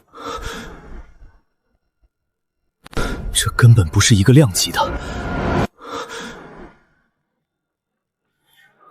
前者是大凶之中尚有一线生机，后者却是死无全尸，乃至凌迟惨死的绝凶之兆。这里到底会发生什么？队长，是发现什么了吗？我今天的卜卦次数已经用完了，没办法确定具体情况，还是先按照原计划进行。还好刚才没让翼灵岩启动火种计划，这要是让周边城市的居民全都往魔都迁移，还不知道会引发多大的灾难，死多少人。反正距离下次刷新卜卦次数也就只剩8个小时，大不了这8个小时我就留在魔都，哪儿也不去，也一定要把这里的隐患找出来，彻底解决。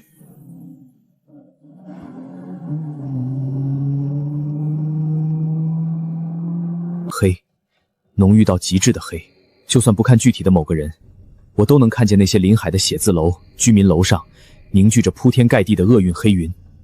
可当视线挪到靠市区一些的大楼时，那股厄运却明显减弱了不少。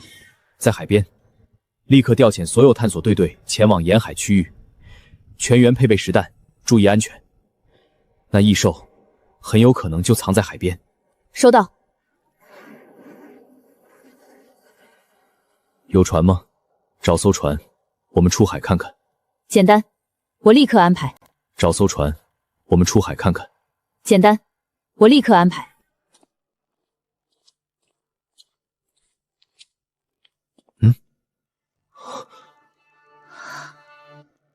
船，确实是船，可这船未免也太大、太高调了些吧？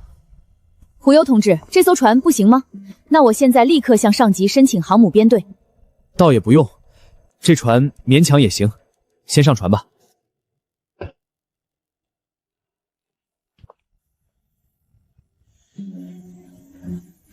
就这配置，别说是在海里找一头异兽了，就算是直接充当国战的先头部队，都绰绰有余了。胡优同志，临时舰队已经集结完毕，共计大型驱逐舰3艘，中小型驱逐舰518艘，请您指示。不用这么正式，我没有指挥海战的经验，专业的事还是交给专业人来做就好。我只有一个要求：铺满。魔都的危机很可能是从沿海区域开始的，至于异兽具体的藏身位置，我目前还无法确定。现在我们能做的，就是在整个魔都沿海区域布置足够的火力，最好是把整片近海彻底铺满，在寻找异兽踪迹的同时，做好随时开战的准备。是。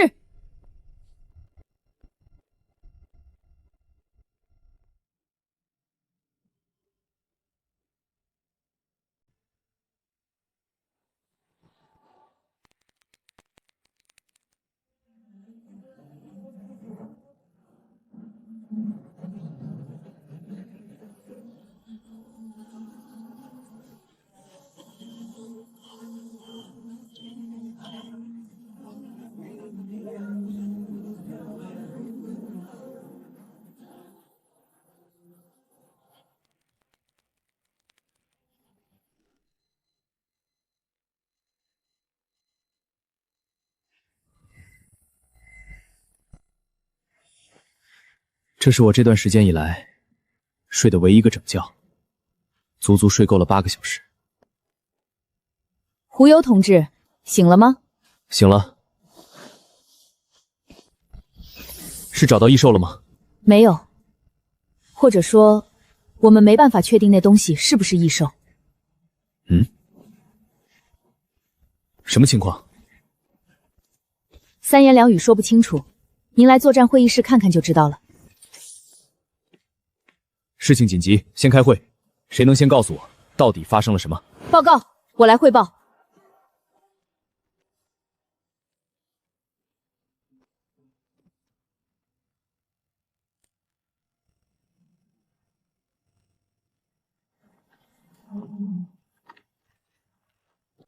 他们好像在找什么东西，而且他们好像很着急。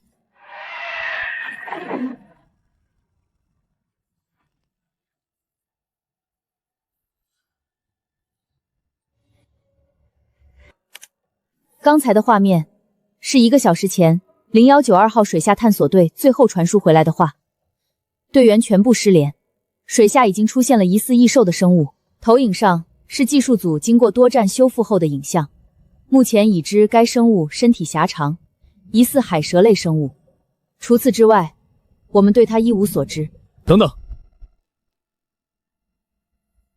把刚刚的视频再放一遍。就放出奸笑的那一段。是。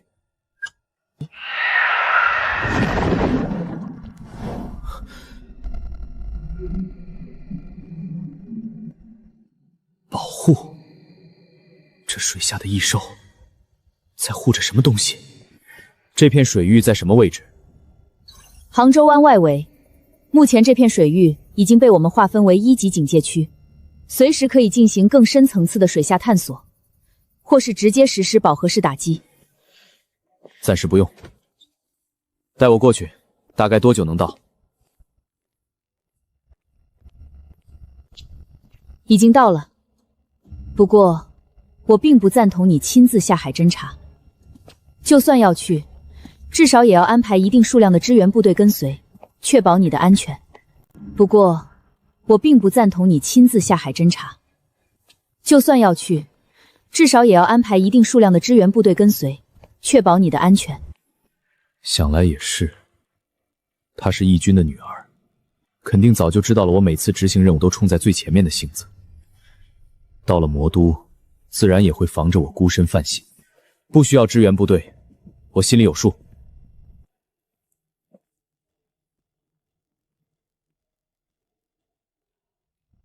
你留守船上，明白？收到。让所有水下探索队员立刻上浮。如果在水下真的遇到了那东西，再多的支援部队也没用，只是徒增伤亡。是，所有水下探索单位立刻上浮。重复，立刻上浮。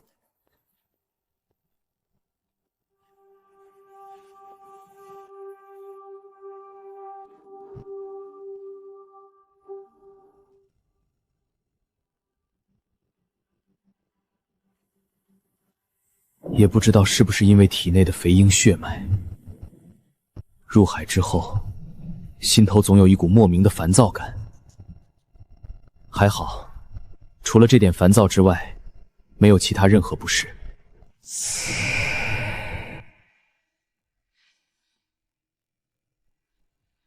果然来了，这是鳗鱼。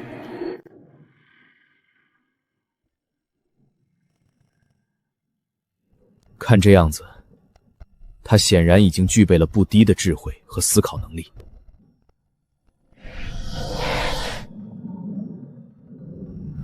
坏了，我是能听懂这些异兽交流的意思，可不代表我也会说。他现在问我是什么东西，为什么会发出他们的警示声，我根本没办法回应。算了，反正卜卦次数马上就要刷新了，把这条异化鳗鱼带上去，算一卦就什么都知道了。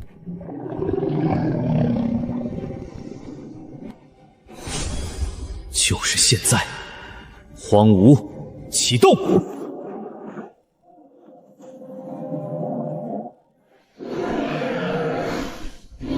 乖了，我知道你很急，但是你先别急，只要你乖乖听话，我就不会杀你，也不会吃你，选择权在你自己手里。快，打捞组准备，在那里！我靠，先前吃人的就是这玩意儿吗？这就是报告里说的异兽，未免也太恐怖了些。恐怖吗？我觉得胡油同志更恐怖，好不好？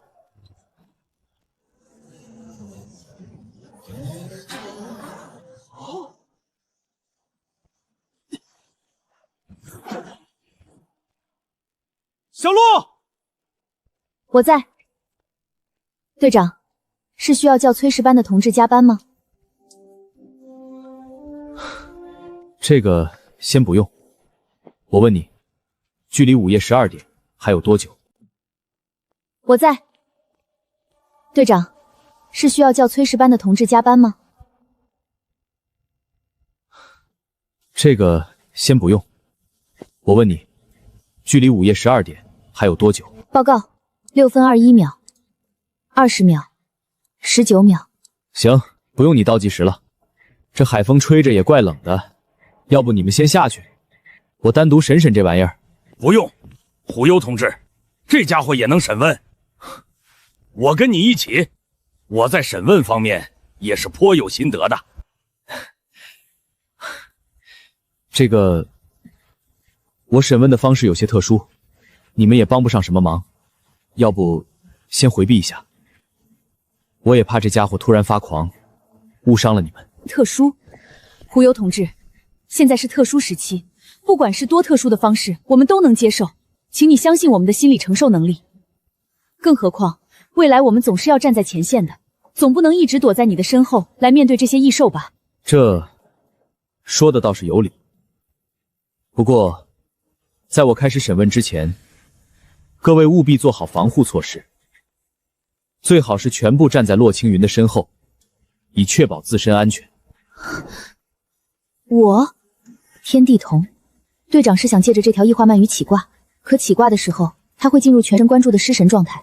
如果异化鳗鱼没发现异常还好，可若是他发现了，想趁着这个机会逃草或是伤人，就需要我用天地童将他镇压，甚至直接击杀。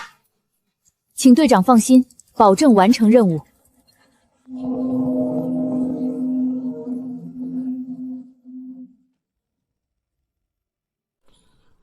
全军撤退，准备动用核武器进行毁灭性打击。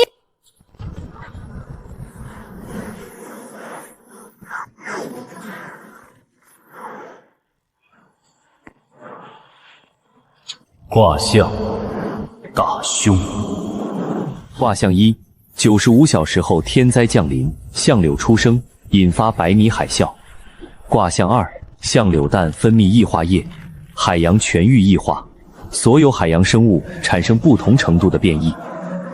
卦象1238：提前寻找到相柳蛋，强行吞噬，体内血脉被相柳血脉压制，吞噬失败，爆体而亡。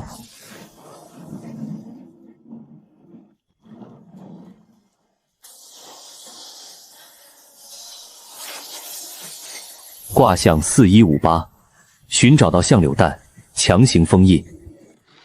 95小时后，相柳破壳而出，大开杀戒。卦象9534：相柳复苏，成功吞噬一丝相柳血脉，贪天异能进化，身体素质大幅提升。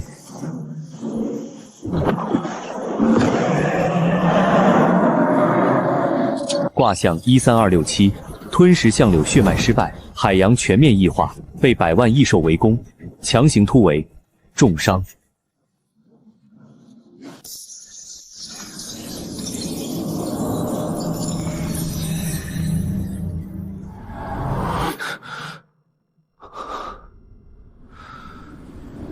所有异化的源头是一枚黑蛋，它的表面会分泌淡紫色的异化液，异化液溶于海水之后，会导致周围的海洋生物发生异化。黑蛋的具体坐标我还无法锁定，不过它周围有几个明确的特征：生长着大量海草，遍布礁石，鳗鱼群聚集，深度在水下100米左右，周围无任何贝类生物，范围基本锁定在杭州湾外的近海区域。各位接下来的任务很简单，核心只有2个字：找。动用所有力量，全域拉网式排查，越快找到这枚黑蛋越好，不得有半分延误。收到，立刻执行。是。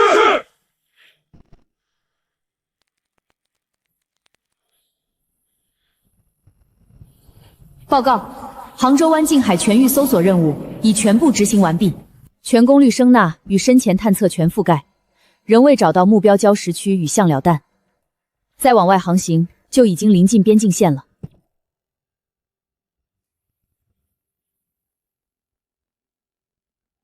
你们继续留游在这片海域，开展拉网式排查。我和洛清晨乘坐私人游艇，伪装成出海游玩，再去外面看看情况。再往外就是边境线，跨过去就是越境，会有不可预估的风险和影响。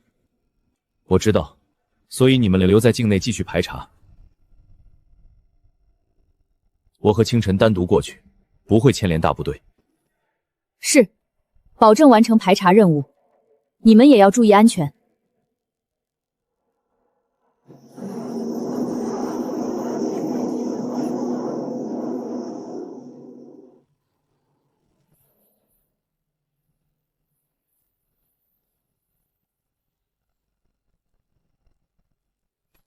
队长，我找到了。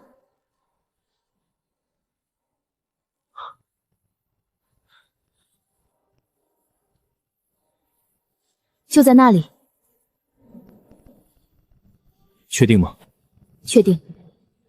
那边有一股紫气萦绕，和我之前在鬼母山洞里看到的鬼气一模一样。从原则上来讲，这种情况应该先汇报给组织，经过上级的外交沟通与商讨，确定最终的行动方案，才能决定下一步动作。可现在距离灾变降临只剩不到95个小时，根本没有时间走繁琐的外交流程了。什么？休假？这个时候了，你还想着休假？洛清晨，你还有没有组织性？有没有纪律可言了？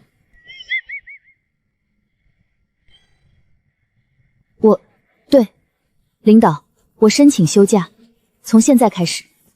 你个小同志啊，等会儿我跟上级打个报告先。这种事儿要是没被发现，自然是皆大欢喜；可若是闹出了动静，被发现了什么，那就是实打实的外交事故。咱就是个刚上任的小白，哪里背得动这种黑锅？自然是要找个能背得动的来扛着喽。喂，老易啊，我带我队员一起休个假，也不长，就几个小时。啥？我听不清你说话。你不说话，我就当你同意了。行，等我到时候销假再给你打电话。小洛同志，会游泳吗？一般般，不过有领导带着，应该没什么问题。你确定不留在船上？天地瞳可看不到那么远的水下。领导，我保证尽量不拖你后腿，行不？走着。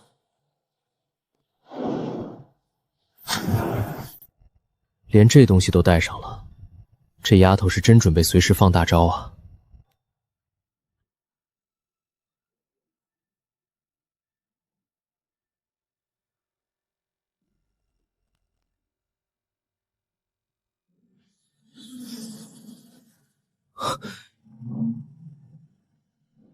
有异兽，看来就是这里了。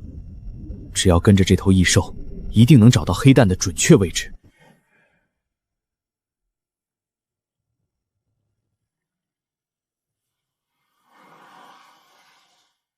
那是蛋，这分明就是一座小山啊！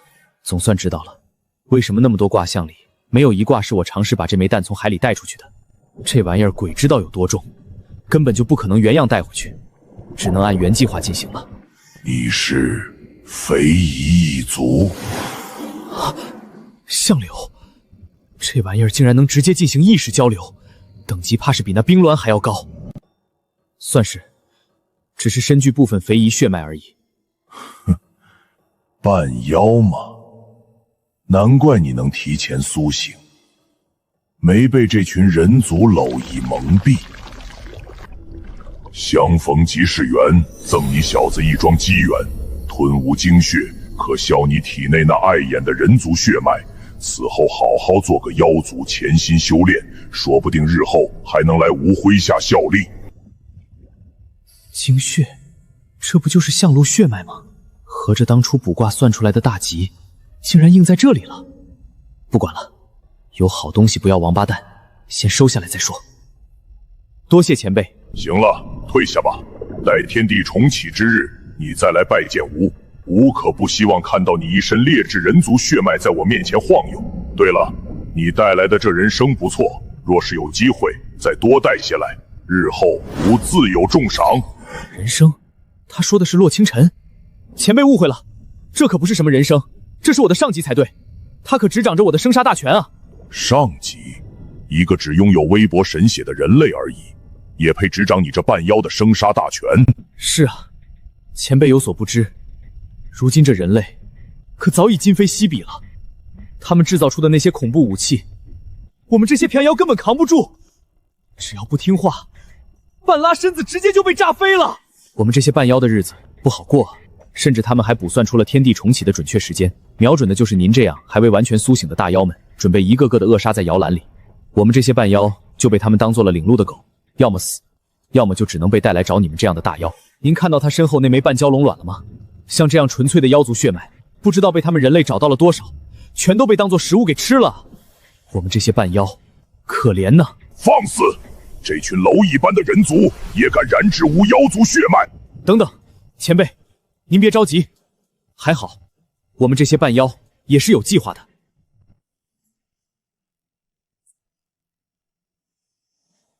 计划？什么计划？前辈您看，像您这样的大妖，他们就算发现了，也杀不死您，对吧？他们只会把您封存在一个地方，不断进行研究，绝对不敢轻易让您孵化。可只要天地重启之日一到，您自然而然就能破壳出生，到时候直接从人族内部杀出去，我们这些半妖不就彻底解放了吗？到时候人族大势已去，这天地还不都是我们妖族的了吗？这倒是也对。那你们已经找到了多少同族大妖？除了您，还找到了1枚冰鸾蛋，以及1枚肥夷蛋。如今这2枚蛋已经在我们其他半妖同伴的运作下，被安排到了人族的核心研究地。只要天地重启，2位大能就能一同孵化，直接杀入人族老巢，至少能灭他个千百万人。妙哉，哈哈哈哈哈！妙，甚妙。所以，你的意思是也想让梧桐去？正有此意。可前辈，就是您这体型，我们也不太好搬啊。这要是在路上被人族发现了，计划可就全泡汤了。简单，如此可好？妙啊！前辈神通盖世。只是前辈，您可一定要一路收敛气息。这要是被人族的探测设备发现了，说不定还没等落地，就被他们直接用特殊手段封存了，那可就坏了大事了。小事儿。走着。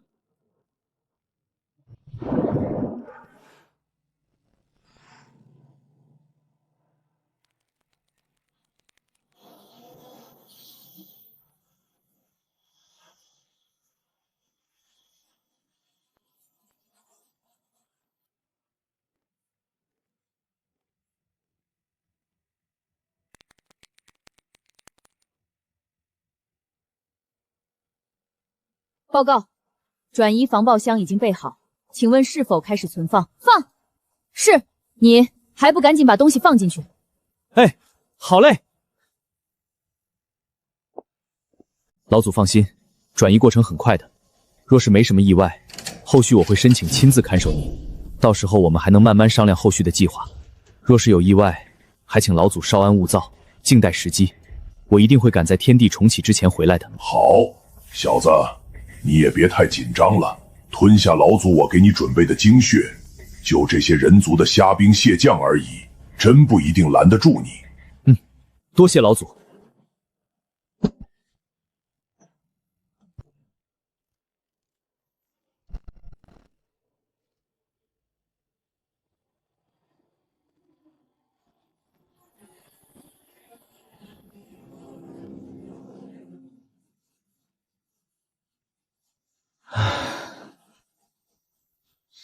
队长，胡幽同志。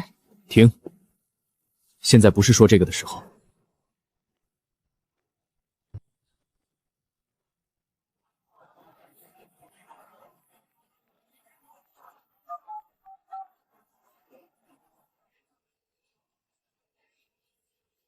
小胡，怎么样了？魔都那边的事解决了？直升机已经带着向乐弹出发了。我跟你说一下这东西的核心情况。你立刻记录，同步给最高指挥部。第一，相柳可与人在意识层面直接对话，拥有极高的智慧，疑似掌握让正常兽类转化为异兽的核心手段。主要方式是在蛋壳表面凝聚淡紫色异化液体，这种液体遇水即溶，会快速异化周边生物，必须完全隔绝水分，密封保存。第二，对方拥有极高的智慧，疑似知道所谓天地重启的核心秘密，我没办法继续深入探查。他的具体实力目前未知，但绝对高于冰鸾。甚至远强于现在的我。我知道了。严令所有接触人员，绝对不要与其发生任何正面重冲突，连试探都不允许。第三，他现在将我认作了拥有肥鳞血脉的半妖，并让我喊他老祖，对我有一定的信任度，也相信半妖在人族中处境艰难，愿意配合我进入人族管控范围，最终目的是在天地重启之时，从内部破局，大规模猎杀人族。我明白了，所有信息立刻同步归档。那这枚蛋，你打算怎么安置？立刻准备飞往沙漠的专机，把它送往沙漠腹地的隔离基地。暂时不要和冰鸾蛋放在同一个区域，绝对不能让两者碰面。好。其余的情况，等我处理完剩下几座城市的灾变隐患，回去之后再亲自处理。暂时就这些，后续有新情况，我第一时间跟你汇报。好，我知道了。水下还有上千头异兽，天地重启之后还不知道会变成什么样。我先过去处理了再说，剩下的事路上讲。收到。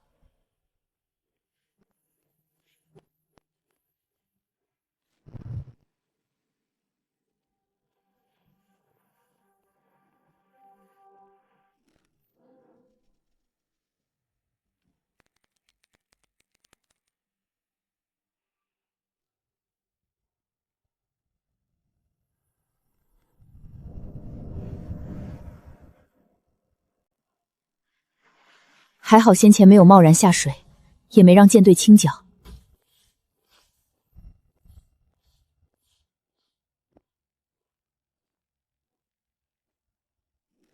差不多了，魔都的危机暂时算是解决了，可以启动火种计划了。不过，海岸线的防御必须再加强一些。暂时？是还有什么隐患没清除干净吗？国内倒是没什么隐患了，可国外就不好说了。象尾蛋的出现给我提了个醒，他所说的天地重启，总不可能只有大夏的天地重启吧？万一我国附近，甚至整个兰修的其他地方也藏着同样的异兽蛋，那就算是大夏把内部的问题彻底解决了，这临海边境也同样危险。明白了，火种计划照常启动，我也会立刻组织舰队在我国全海域沿海线常态化巡逻，一旦找到任何可疑目标，第一时间向您汇报。行。那我就先去下一个地方了，有事随时联系我。是，一路顺利。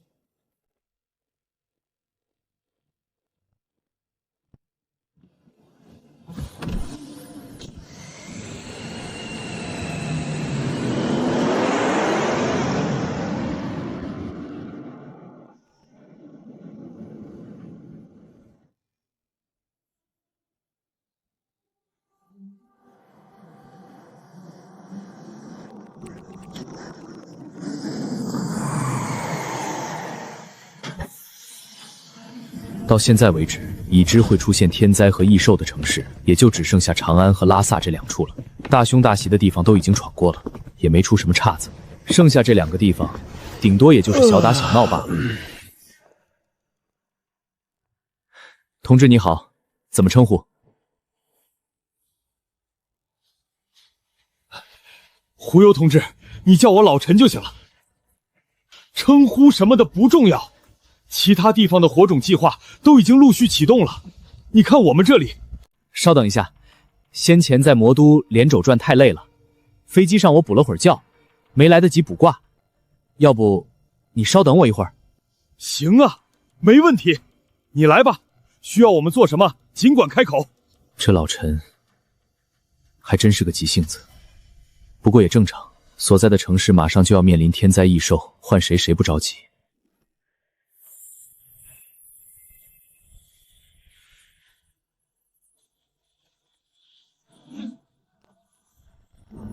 还好，只是高温而已，只要电力充足，不出什么意外，让民众都待在有空调的室内就行了。物资什么的，完全可以依靠周边地区支援。对于现代社会来说，这都算不上什么大天灾。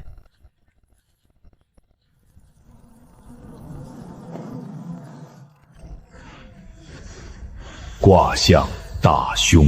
卦象1 ，12小时后。天眼果被探索小队成员提前采摘，引发赤阳高悬异象，长安城温度急速攀升。卦象2 ，24小时后，长安城温度突破50摄氏度，民众闭门不出，官方管控下未发生大规模暴乱。卦象3 ，48小时后，天眼果完全成熟，引发赤阳降世异象，长安城全城焚骰灭城。卦象4 ，83小时后，全球灾变降临，祸斗苏醒，吞食天眼果，引发天火降世。卦象1823，提前找到天眼果，动用吞天异能失败，烈焰焚身而亡。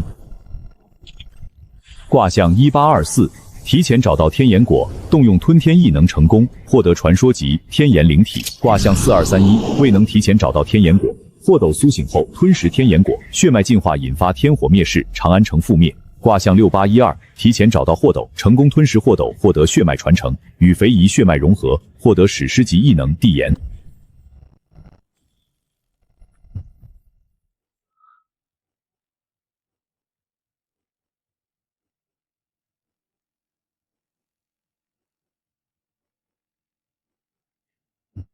天眼果，这东西看着不像是异兽，却也能引发灭城级的灾变，甚至被提前采摘，还会让灾变提前降临。这玩意儿味道一定不错。怎么样？怎么样，胡油同志，我们长安能启动火种计划了吗？不行。你们已经开始搜寻异兽踪迹了，对吧？当然，全市乃至全省的军警力量都已经全员出动，针对所有可疑地点进行拉网式重点搜查。只可惜，到现在还没找到任何线索。好，让他们立刻暂停所有搜索行动。暂停？对，这里场地够大，让所有参与搜寻工作的人员全部到这里集合，立刻，马上。收到，胡油同志，命令已经下达了，预估3个小时后全员就能到齐。现在我能问问，这到底是为什么吗？不怕人笨，就怕人又笨又勤快。咱们队伍里出了个贪吃鬼，啥都想吃，却还吃不着，一伸手就要把整个长安城都给炸了。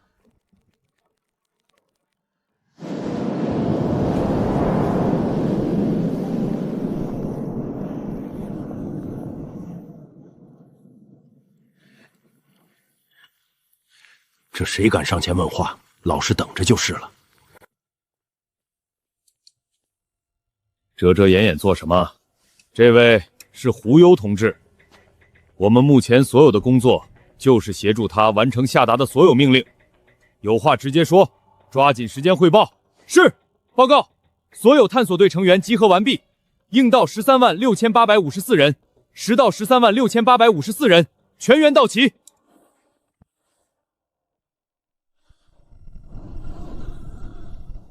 队长，这么多人，你真能找到那个人吗？要不我用天地瞳帮你找找？不用，既然敢提出这个方案，我自然有解决的办法，总不至于真的一个个找过去。今天还有3次卜卦的机会，总不能浪费了不是？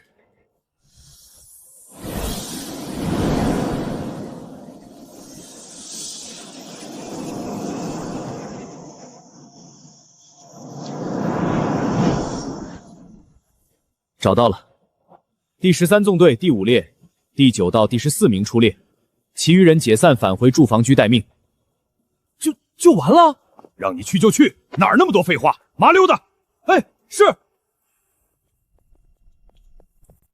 不好意思啊，小胡，这小子刚上岗不久，还不太懂纪律，等我回头好好教教他。小事小事，来，干杯！先吃饱了再说。对了，小胡啊，你这虾肉怎么跟吃不饱似的，进了肚子里就跟没吃一样，一点饱腹感都没有？那就再吃，吃饱为止。这玩意儿能强身健体，吃下去的血肉全都会化作气血充盈在体内，只会增长力气，根本不会转化成脂肪，怎么可能吃得饱？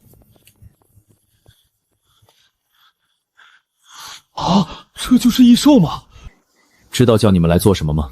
领导，现在情况危急，我是真不知道你把我们这么多人叫过来做什么，想破脑袋了也猜不到。正在紧急的搜寻任务上被叫回来，以为是有什么天大的事，结果就只是来机场集合站了半天，跟给人搞欢迎仪式似的，谁能高兴？没事，他说的也没错，想知道原因是吧？那好，带我去分配给你们的探索区域看看，到时候你就知道了。从卦象上看，就是这个小队会在12小时后发现天眼果的踪迹，可现在他们还没找到，更别提采摘了。总不能因为还没发生的事惩罚他们，所以加入队伍是最方便也最快能找到天眼果的方式。加入？我说领导，你就好好在这里待着，等我们找到异兽或者什么踪迹，回来给你们汇报就是了。反正到时候功劳都是你的，我们又拿不到什么，何必多此一举呢？少爷、小姐，两位就是来镀金而已，不用下基层拼命的，不值当。你在这乱叫什么？谁是来镀金的？你们啊，不是吗？抱歉，我们队长他不是故意的，我们非常欢迎两位的加入，还请两位千万不要把他的话放在心上。老子不欢迎，老子拿命拼来的公鸡，分这俩小家伙一份就够意思了，怎么还得老子供着他们不成？放肆！你跟谁冲老子呢？知道眼前这位是谁吗？管他是谁，陈老祖，以前我还挺尊敬您的，现在看来，哼，天下的乌鸦一般黑。好一个天下乌鸦一般黑！我告诉你，你眼前这位是大夏灾厄部副部长胡幽，整个天灾前兆，所有异兽的踪迹全都是他提前发现的。短短3天时间，他已经连救3座城市，上千万人的性命。要不是他，你还有你们所有人的家人，就等着几10个小时后在天灾里暴毙吧。说人家镀金，他需要占你这屎盆子大点的功劳吗？谁不知道灾厄部的胡副部长？我们全队都打心底里崇拜他。我居然当面骂他是来镀金的少爷！队长，留2个人在这里照顾他，你带我去你们负责的片区。是。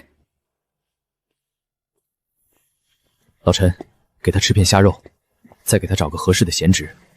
一线不需要他这种情绪太冲的人。放心，包在我身上。小胡，这长安城可就全交给你了。你也放心。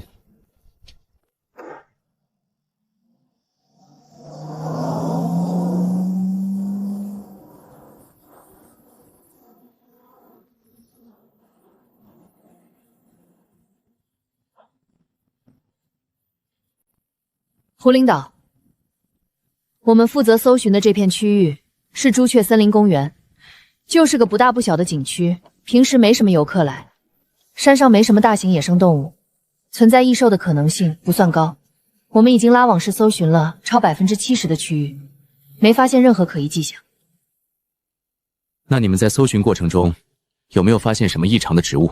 没有，山上都是秦岭常见植物，我们没发现任何异常植物。天眼果应该就在剩下那30%没搜寻的区域里，时间太紧，现在不是卜卦时机，等找到天眼果再一起算，能省一次机会。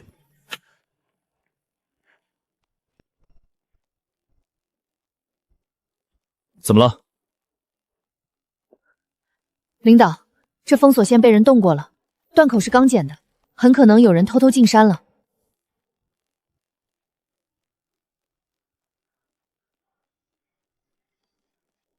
追！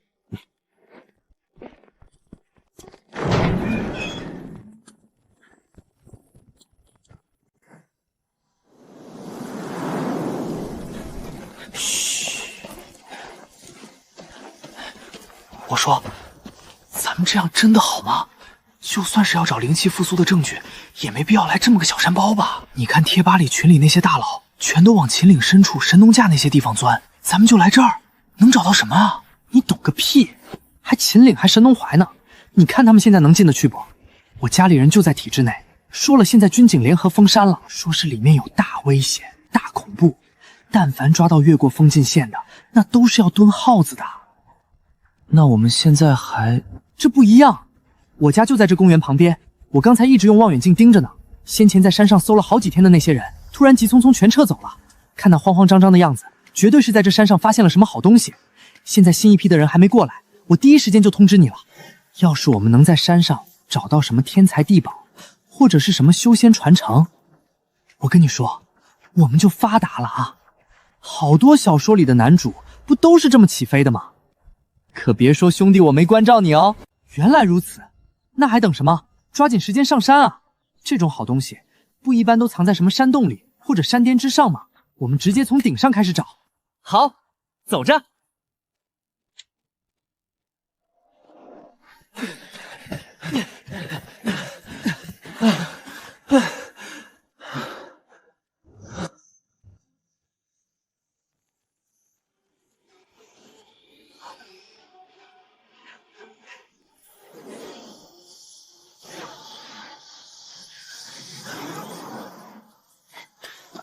糟了，卦象是无干预的结果，我调回人员牵动太多因果，就算第一时间赶来，终究还是慢了一步。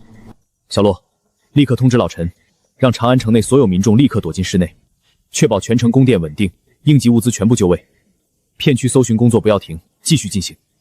是。还愣着做什么？上山找人！天眼果被提前触发，证明山上还有其他人，必须先把人带下山。更重要的是，趁着天眼果还没飞太高，说不定还有补救的机会，甚至能把他抓下来重新按上去。看来就是这2个家伙了。当时卦象里那个人虽然会提前采摘天眼果，却也是做了准备，用工具远程采摘的。可这俩人居然徒手触碰，这要是不烧成炭，才怪了。查景区监控，确认这两个人的身份，只要不是间谍，就按正常流程处理。是。是我们的撤离给了他们可乘之机，才捅出了这么大的篓子。队长，指令已经全部下达，目前长安城内的居民正在有序回家庇护，周边各省的应急物资也已经全部调配到位，随时可以运往长安。老陈还问我们这里发生了什么事，是否需要支援。待会儿他就知道发生什么事了。若是能现在把他取下来，说不定还有转机。当然，凭现在的我，自然是不可能的。小洛留下，其余人可以先下山了。收到。吃了它，吃了它。正如我先前所预料的一般，相柳精血的作用是提纯半妖血脉，净化掉其中的人族血脉，转化为纯粹的妖族血脉。可我根本不是半妖，我是纯粹的人类。肥灵和彩灵青蟒的血脉不过是吞天异能的副产物，寄存在我体内而已。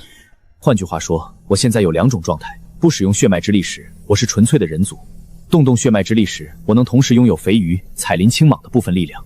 吞下相楼精血，这两种血脉不仅不会消失，反而会再多出一部分相楼的血脉之力。吞天，嗨！成功吞噬上古异兽精血，体质精神力获得大幅提升。吞天进化为传说阶异能，可吞噬万物，增加本体肉身强度、精神强度、消化速度，永久免疫任何毒素、腐蚀类伤害。吞噬传说级以上等级异兽，有概率获得对应异兽的完整血脉传承。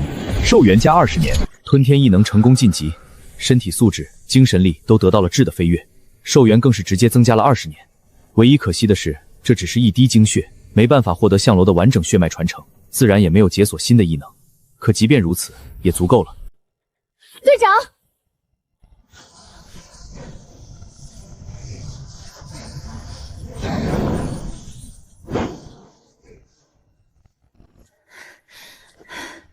队长，你没事吧？队长，要不我试试用天地瞳，说不定能直接把他给轰下来呢。别，这果子轰下来简单，可它对我有大用。我不想错过，它离成熟还有36小时，12小时内我解决不了，再摧毁也不迟。好，都听你的。那队长，我们现在该怎么办？回城，找霍斗。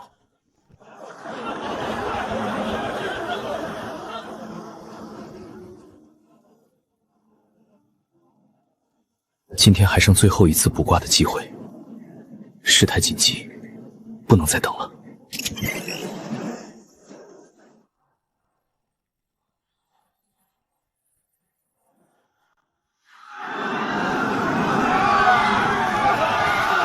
都别动！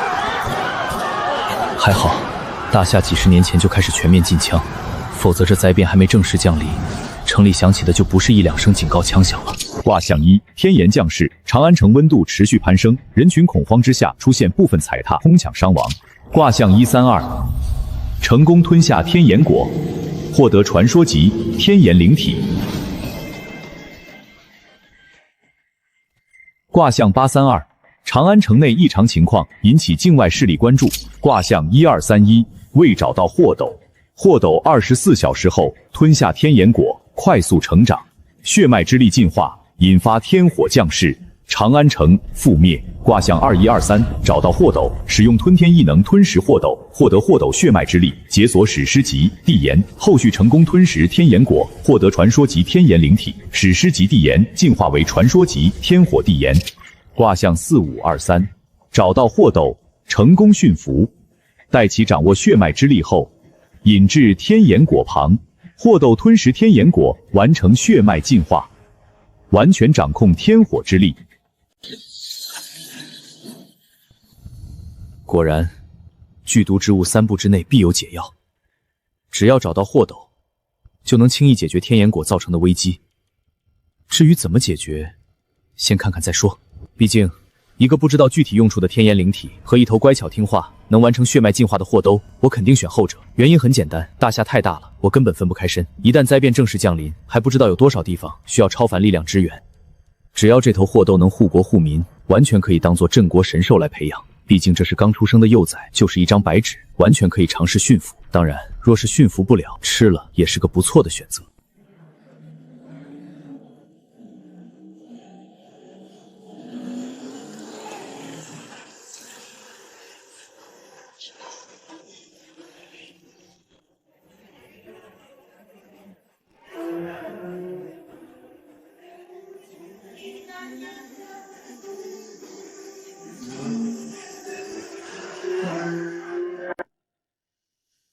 还好提前提醒了老陈，让信息屏蔽组给设备做好降温防护，否则就这个温度，屏蔽早就待机了。现在怕是已经炸了锅，全世界的目光都该投过来了。第229号巷子清查完毕，没有发现目标。你们呢？我负责的 P 区目前没有发现，我这里也没有，我这里也没有。报告，清查完毕，没有发现目标，别着急跑了，我们的人找到那条狗了。老陈，你们什么意思？你老小子哪里来的人？不会还偷偷养了私兵吧？哎，你个小同志可别污蔑人啊！我把长安本地退伍的那些老同志都召集起来了，让他们就近去楼下巷子里帮忙看看，想着碰碰运气。坐标给我，立刻让老同志千万别靠近那条狗，那不是一般的狗，有危险。2321号巷子周围已经被我们的人警戒起来了，没有任何人靠近，你们放心过来。收到。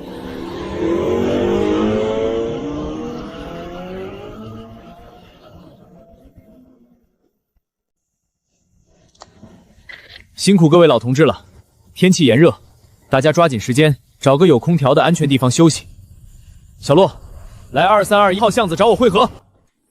收到，已经在路上了。那个胡油同志，先前是我误会您了，我在这里郑重向您道歉，对不起。我支持的工作我会好好做的，只希望您能安全地完成任务，珍重。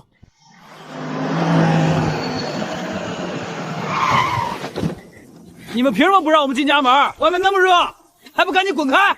就是，别以为身上披了层皮就了不起，知道我是谁吗？赶紧滚，别逼我摇人啊！哟，小姐姐好漂亮啊，要不加个联系方式？大家说不定都一个小区的呢，抬头不见低头见的，你说是吧？嘿，这小子瞪我是吧？敢瞪你孙爷爷，我看你是找死！来，过来，你孙爷爷和你聊聊。小伙子，有空在这里拉帮结派、惹是生非，不如多回家照顾照顾你父母。未来的世道，谁也不知道还能活多久。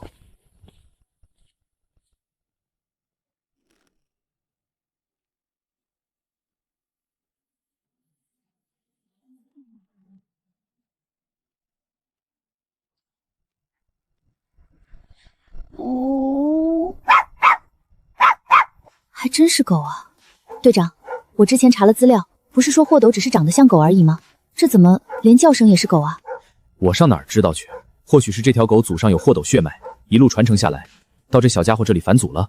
不过血脉应该还不纯，有可能吧。队长，你开始吧。这么小的霍斗，应该不会有什么意外情况出现吧？你干嘛？不忍心看。队长，我知道你是来吃它的，你吃就是了。我不看行不？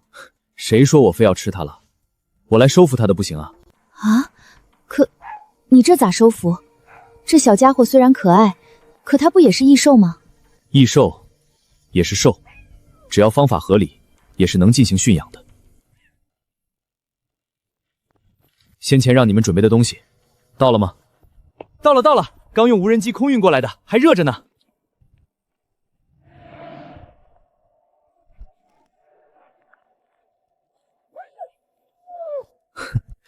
我知道你能听懂，这样的肉我多的是。如果你想吃，那就要先臣服我，否则你就只能被我吃，懂？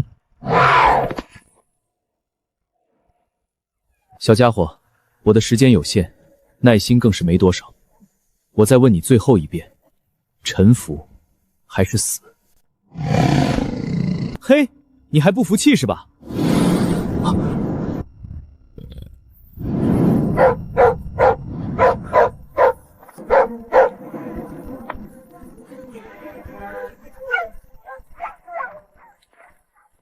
行了行了，看在你小东西还知道孝顺的份上，他们刚才吸入了一些烟尘，你们带去医务组抢救，务必保证每一只都活下来。是，保证完成任务。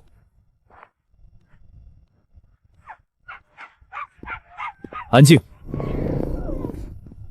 哇，这小家伙还蛮听话的嘛。看来队长说的没错，异兽也是兽，也是能驯服的。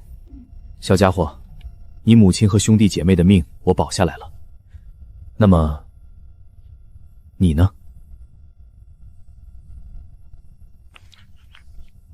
说话，臣服就叫一声，不服我就再给你个反抗的机会。放心，不论你是死是活，你的家人都不会有事的。臣服了，真的臣服了。队长，队长，我能摸一摸他吗？摸呗，去，让你洛姐姐摸摸。这段时间你负责喂小蝌蚪，只要它还能吃得下，就让它吃，等它吃饱了再说。收到。对了，队长，你给它取什么名字呀？就叫它小豆子吧。从卦象来看，如果等小豆子自行成长，至少需要24小时，它才能完全掌握血脉之力，拥有吞噬天眼果的资格。时间太长了，也不知道这些异化龙虾肉能不能让它提前觉醒血脉。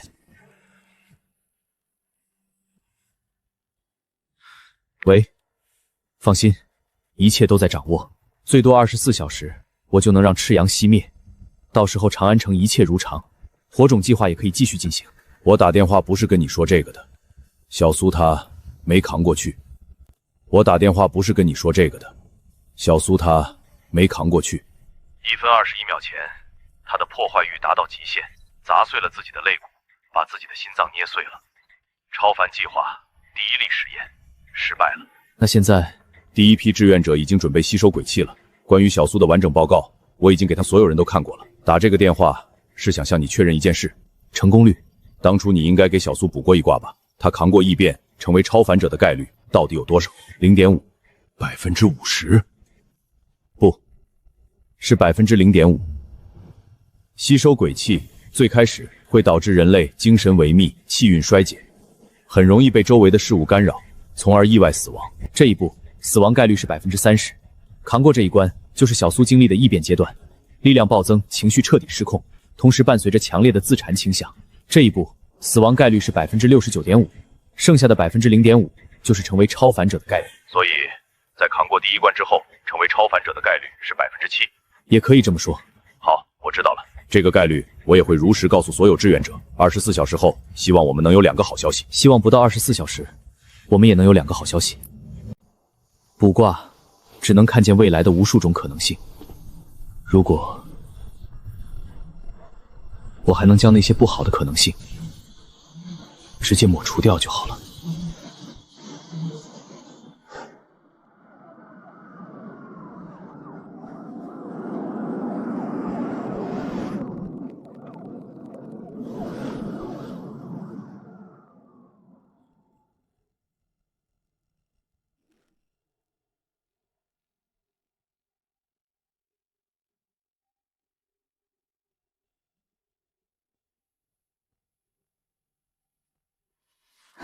队长，队长，快醒醒！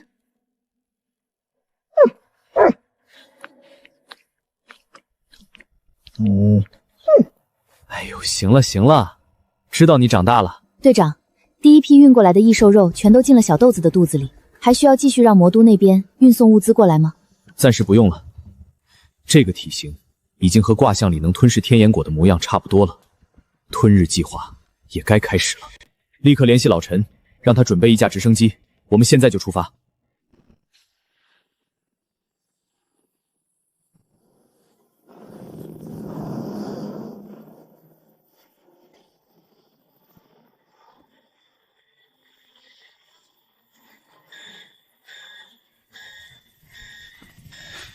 领导，引擎过热警报已经响了，我们在这里坚持不了多久，最多再待30秒。知道了，去，吃了它。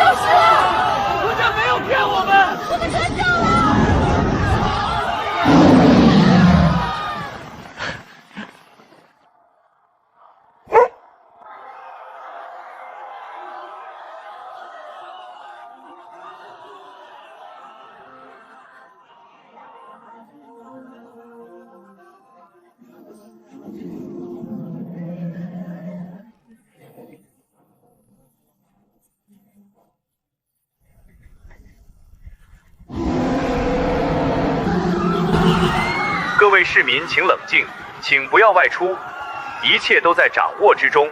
重复，一切都在掌握之中。你们看，那黑狗的背上是不是有个人？你被热糊涂了吧？那黑狗的五温怕是不比小太阳低多少，怎么可能会有人？真的，你们用手机摄像头放大看，快！小一点，再小一点。还想不想吃龙虾刺身了？想吃就听话。就你这体格子，我想带你上飞机都上不了。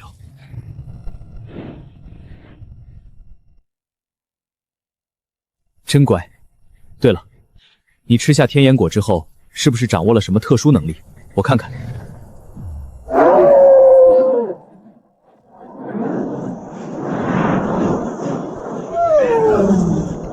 啊，这是天眼，怎么一点施法千红都没有啊？吞天开！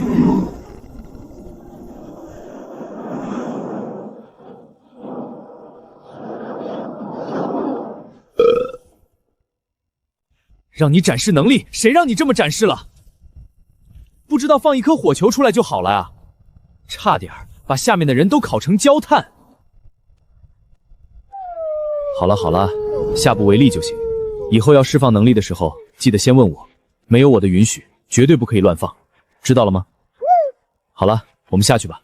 还记得我们从什么地方升空的吗？就降落到那里去。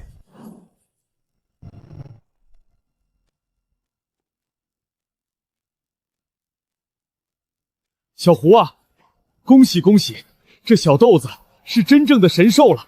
你看啊，他出自我们长安城，是不是就让他留在长安，负责咱们长安的安保工作呀？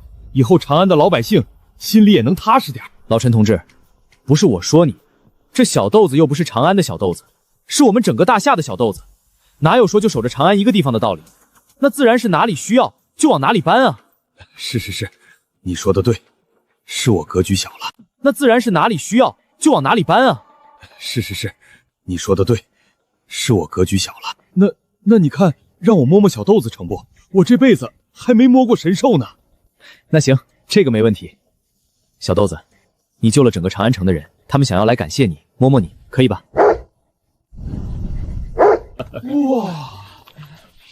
哇！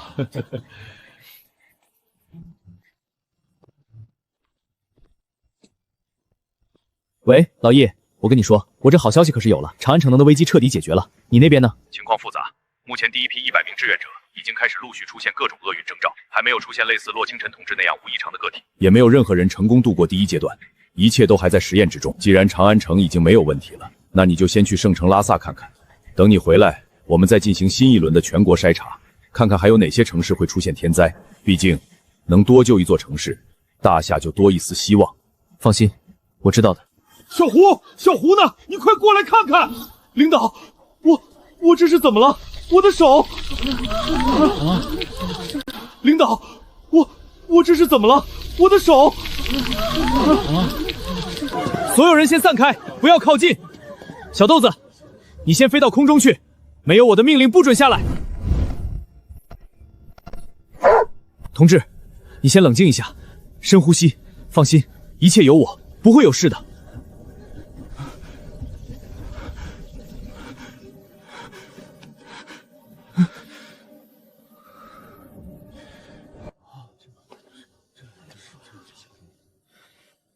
可惜，今天的卜卦次数已经用完了，否则只要掐指一算，什么都清楚了。领导，我也……大家不要慌，不要乱，胡队长在这里，一定会没事的。大家不要慌，不要乱，胡队长在这里，一定会没事的。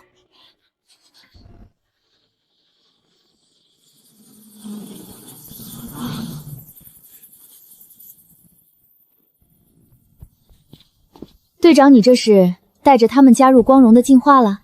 进化？什么意思？他们这种情况是在进化？对啊，他们现在的样子和当初小苏刚开始吸收鬼气的时候一模一样。我又不瞎，能看出来的好吧？晚上11点，距离下次卜卦次数刷新还有1个小时。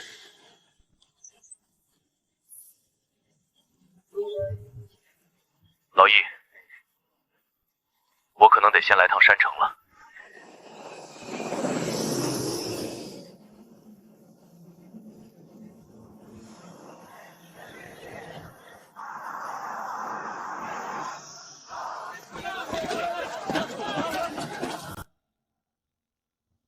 这一刻，我才真正意识到火种计划的恐怖。9座火种城市，要承担大夏694个地级市与县级市的全部居民，其中还包括无数老弱病残晕。没人能凭空变出7倍多的居住空间，只能把所有能利用的公共空间全部用上，商场、店铺、学校、医院，甚至政府宿舍全部对外开放。居住条件是其次，能活下来就已经是万幸。姑娘，我家3室一空着呢，你们去我家住，总比在地铁口打地磅强啊！阿姨，谢谢您，但是我们有纪律，不能麻烦群众。您快回去吧，夜里凉。像这样的画面，如今正在8座火种城市里不停地上演。可现如今，确定安全的城市还是太少了，就连山城附近都算不上绝对安全。那山洞之下，还有一座幽泉未曾探查清楚。如果能再有几座绝对安全的城市，就好了。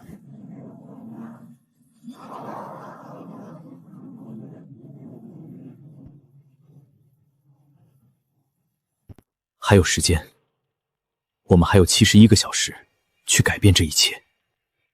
哪怕再多一座安全城市，哪怕再多救一个人，那也是有意义的。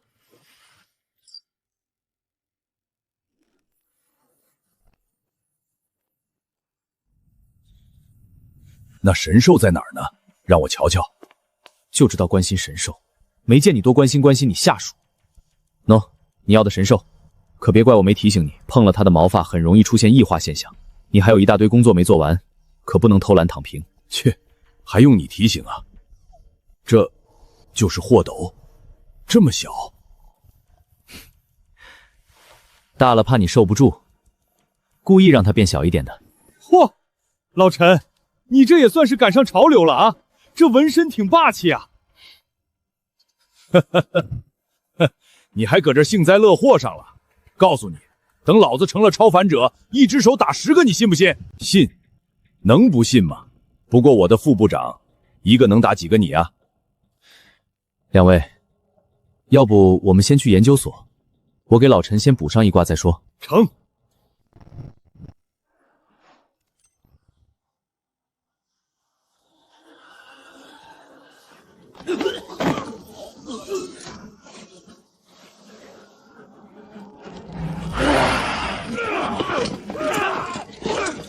和吸收鬼气的志愿者一样，只要扛过这最凶险的狂化阶段，他们就能获得超凡之力，成为真正的超凡者。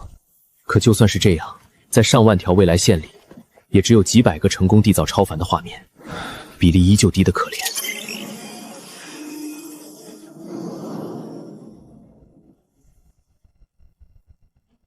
卦象吉，卦象22739，霍斗气息镇压。老陈心生臣服，不敢反抗，思绪渐渐回归，成功觉醒 A 阶异能，狂化，成为超凡者。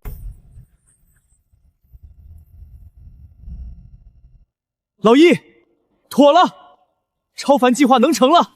你先别激动，慢慢说，到底是怎么回事？你算出来什么了？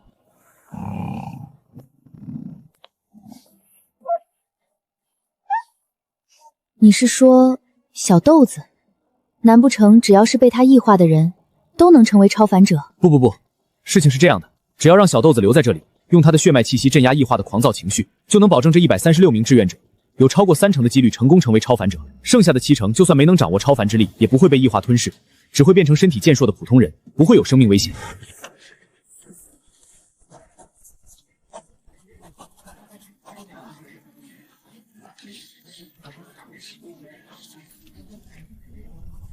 从卦象来看，这136人里只有40人能觉醒异能，其中只有5人能觉醒 A 阶异能，剩下35人里大部分都是 EF 阶的基础异能，觉醒 CD 阶的加起来也只有10人。为了让这第一批超凡者能在第一时间奔赴属于他们的战场，这些细节必须讲清楚。小豆子就先留在你这里，他很听话，只要给够龙虾肉，让他待在大厅里睡觉就行。他的气息会自动镇压所有异化者的狂躁情绪。放心，我一定把咱们的镇所神兽伺候好。等你从拉萨回来，保证还你一个白白胖胖的小豆子。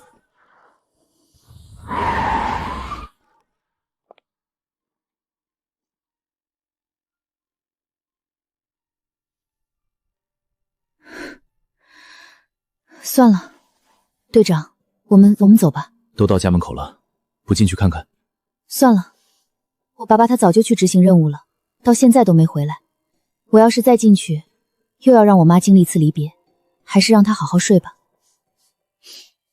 下次等灾变结束，我们下次回来再看她。决定好了。队长，我们走吧。好。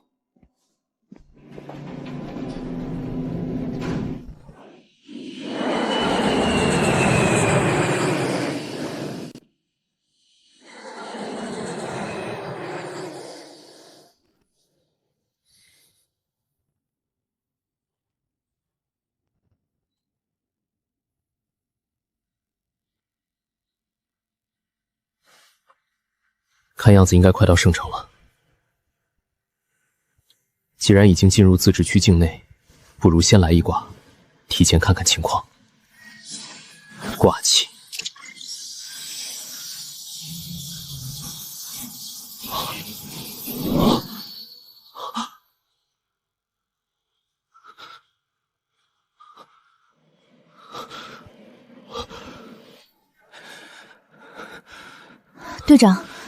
队长，你怎么了？你没事吧？还好你还活着。队长，在你看见的卦象里，我死了吗？放心，我绝不会让那种情况发生的。通知机组，立刻掉头，看看燃油够不够。够的话，直飞沙漠基地；不够就先返回山城加油。沙漠？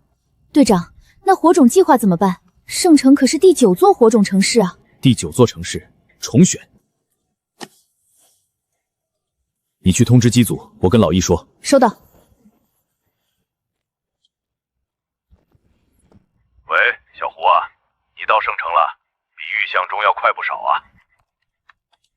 老易，立刻启动逆火种计划，通知圣城乃至整个自治区的所有民众立刻撤离。能撤多少撤多少。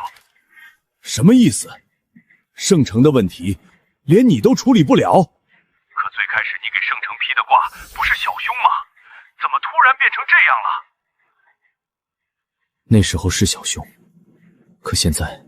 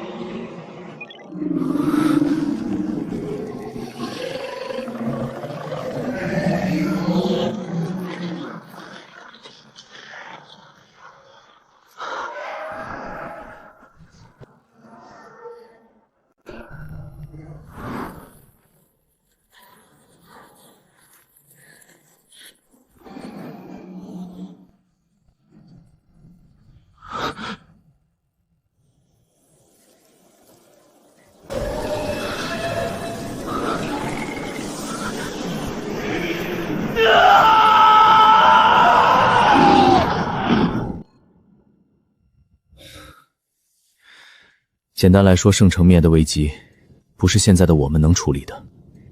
到底是什么情况，能严重到这种地步？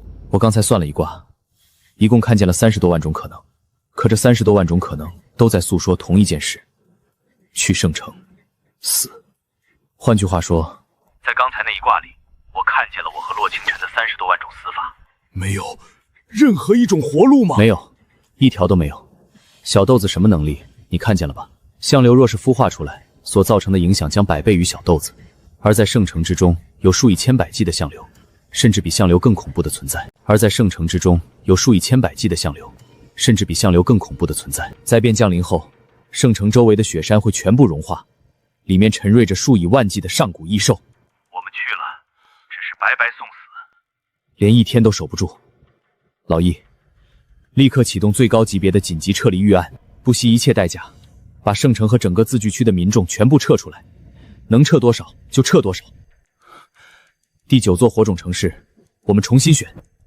我明白了，那你现在直接返回山城。我得去一趟沙漠，不知道飞机的油够不够。不够的话，就得先去蜀都转机。沙漠？你去那里干嘛？你该不会是要去找相流？对，现在能确定知道上古异兽和天地重启真相的，也就只有相流了。我必须得和他再见一面。现在能确定知道上古异兽和天地重启真相的，也就只有相流了。我必须得和他再见一面，否则等那千百头上古异兽占据整个圣城自治区之后，下一个目标就是大夏腹地蜀地山城，距离圣城可没多远。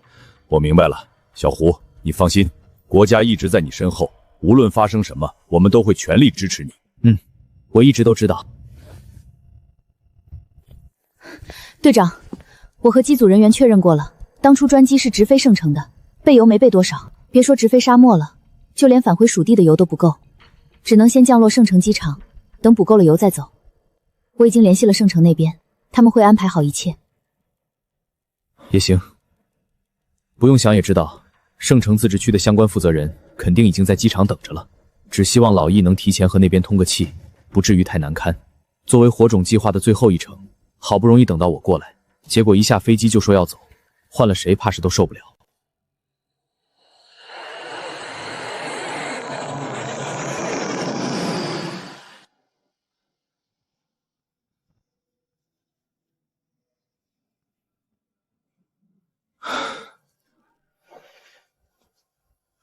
队长，要不我去吧，我一个女生，对方就算有什么怨言，也不好对我发重的。不行，记住，以后没有我的命令，你就只能待在我的身后，不许跑我前面去了，明白吗？是，收到。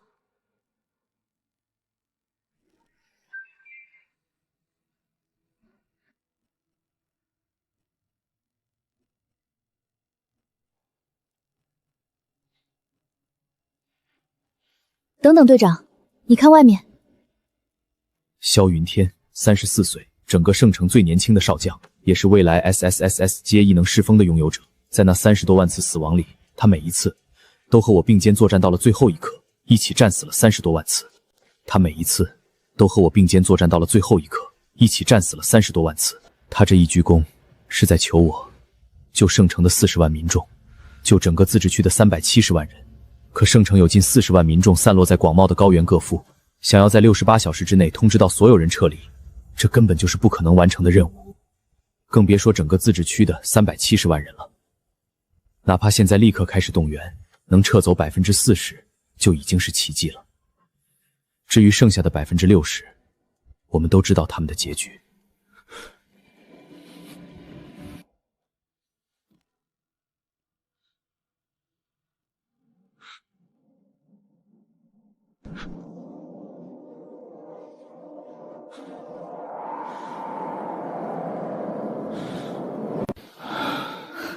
不行，你要是留下来，我肯定也是要一起的。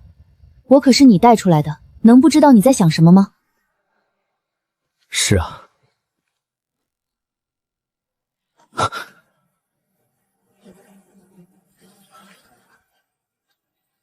可惜，人是会成长的啊。晚安。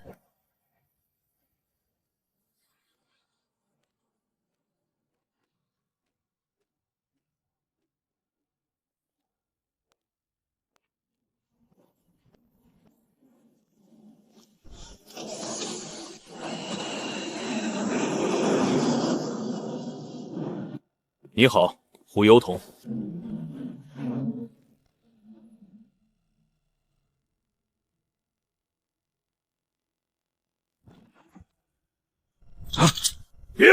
别过来！别人不知道这一拳是为了什么，我知道。如果不是我的一鞠躬一跪地，这位怕是已经跟着飞机一起离开圣城了。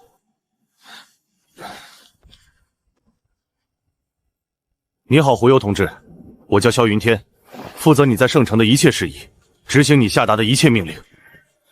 立刻启动最高级别逆火种计划，不惜一切代价，把能送走的人全部送走，能多走一个是一个。是。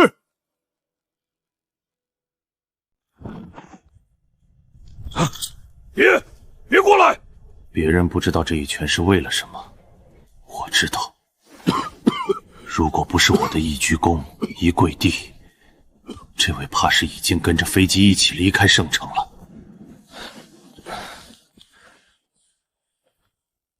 你好，胡攸同志，我叫萧云天，负责你在圣城的一切事宜，执行你下达的一切命令。立刻启动最高级别逆火种计划，不惜一切代价，把能送走的人全部送走，能多走一个是一个。是。这个命令在您下飞机前就已经下达完毕，所有民用、军用运输机全部待命，优先撤离老人、孩子和孕妇。请问您还有什么指示？我说的是所有人，不管是居民还是士兵，懂吗？士兵也送走？那谁来维持秩序？谁来断后？不送是吧？那我走。这就是全知视角和普通人视角的区别。上古异兽苏醒后，一声咆哮就能震死数万兽山士兵，他们留在这里只能当毫无意义的炮灰，不如送走，保留实力。现在没时间解释这么多，反正以我对萧云天的了解，他最终还是会听话。别，送，马上就送，要不就留10%。拜拜，我叫老易给我打个飞的，现在走还来得及。别，你是大哥，都听你的，一个不留，全部送走。这才对嘛！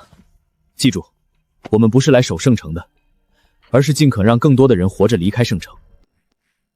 你应该听过一句话：存地失人，人地皆失；存人失地，人地皆存。道理我都懂，可370万人啊，68小时，怎么可能全撤走？装，再给我装！你把我留下来，不就是想让我给你们多争取一些撤离时间吗？那，在你卜的卦里，我们最多能让多少人成功撤离？你死了，能撤67%；我死了，能撤76%。那我死就行了。小胡同志，到时候你跟着最后一批运尸机撤走就行，这里交给我。那我死就行了。小胡同志，到时候你跟着最后一批运尸机撤走就行，这里交给我。工作的时候称职务。上车。胡植物，那我们现在去哪儿？就这儿，念青唐布拉山主峰，出发吧！出发，快去念青唐布拉山主峰。是。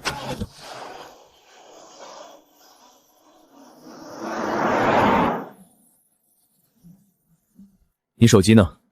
我密码是……我要你密码干嘛？打开录音。哦，好了。赵寅、李晨山、齐兰、周牧，在那30多万个卦象中，有不少人在灾变后产生了异化反应，成功觉醒了超凡之力。这些名字是其中最顶尖的72人，只可惜他们中的大部分人刚觉醒就被强大的异兽当场斩杀，根本没有发挥的余地。若是能提前找到他们，组织起来，必然能事半功倍，至少能把圣城民众的存活率提升1%。既然打算逆天而行，就要把天机都一一算尽，一步也不落下。哪怕最终只能剩半子，也算是胜了。以上这些人全部留下。萧云婉，少一个行不行？行。我当然知道他说的是谁。萧云婉，22岁，你的亲妹妹，和同学来城毕业旅行，灾变后2小时开始异化，3小时后成为超凡者，觉醒 SSS 阶异能圣云，能凝结出一朵覆盖100米的圣云，落下的雨滴可以治愈所有生灵的外伤，驱散大部分诅咒和异化现象。他现在还不是灾厄部的人，随时可以走。不过，从现在到你牺牲为止，我们至少会少救5%的人。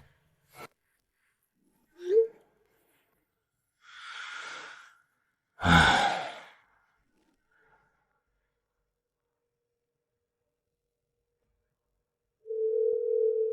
喂，小胡，回来了吗？老易，把龙骨和象榴弹用最快的速度送来圣城。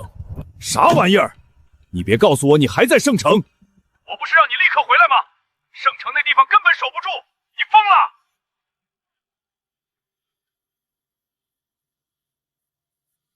可我想试试。以你的特殊能力，只要活着，就能为大夏争取最大的利益。可你倒好，非要去送死。你小子就是个疯子，全天下最疯的疯子。老易，帮我个忙，去机场稳住洛清晨，看住他，别让他又偷偷跑回来。知道了，你自己小心。龙骨和象榴弹，我用最快的超音速运输机给你送过去，3个小时后到。谢了。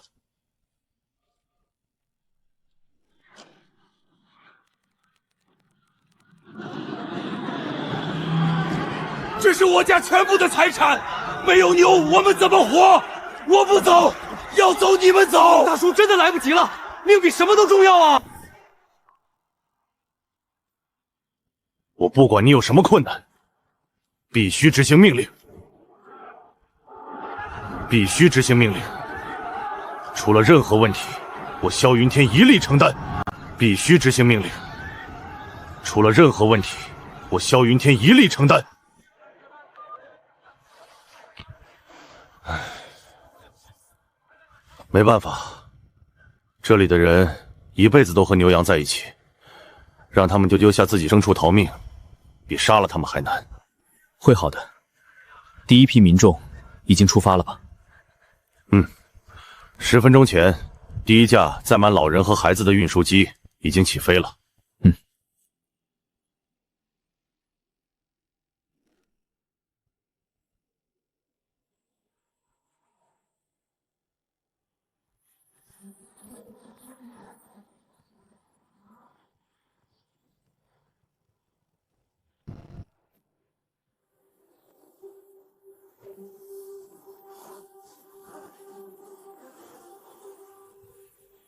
如果说萧云天的跪地是推动我下飞机的最后一根稻草，那在这根稻草之前的无数推力，就是由眼前这些人组成的。在那30多万个未来里，我和他们经历过无数次生死，这些羁绊，不是说放下就能放下的。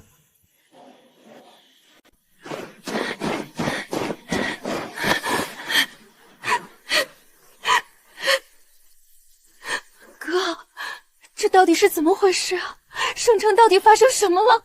他们为什么要把我带到这里来？你先冷静一下，听胡副部长解释，等会儿你就知道了。胡副部长在哪儿呢？诸位，有些同志已经知道发生了什么，事态紧急，我长话短说。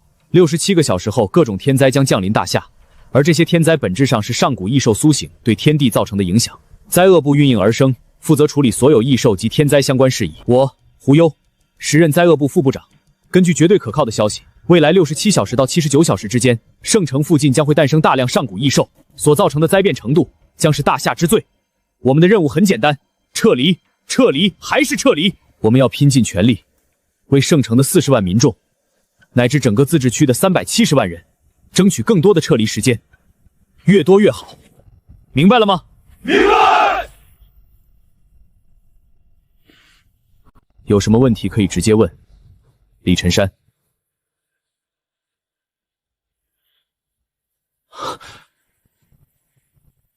长官，道理我都懂，可为什么是我们？这种力量被称为超凡，也叫异能。人类在经历异变之后，只要还能保持理智，就有可能获得类似，甚至是更强的超凡之力。在座的每一个人，未来都能拥有至少 A 阶，甚至是 SSS 阶的超凡之力。这，就是我挑中你们的原因。那我们怎么经历异变呢？这异变的过程不会有危险吗？异变当然会有危险，不过异变的危险远没有留下来的危险大。如果我们之中有的人不愿意留下来，现在就可以走。我会安排专车优先送你们离开，保证你们的安全。你们也不算逃兵，而是为了大夏的其他人保留有生力量，一切全凭自愿。我尊重你们的所有选择。好了，各位，现在愿意留下来的跟我继续往前走，想离开的留在这里，等我走后会有车送你们离开。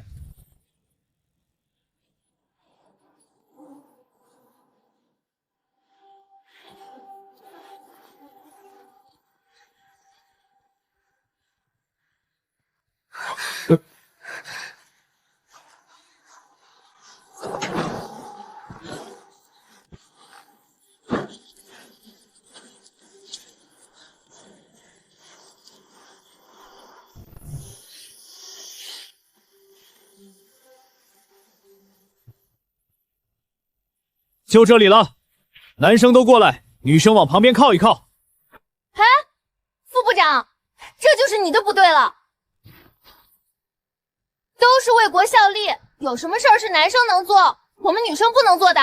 人多力量大，咱一起干不行吗？行，那你身先士卒，开挖吧，把这块圈出来的地往下挖10米左右就行了。我记得给你们选装备的时候都附带了工兵铲，就在你们背包里。力量较小的女生在后面负责转运挖出来的雪和土石。开始，挖就挖。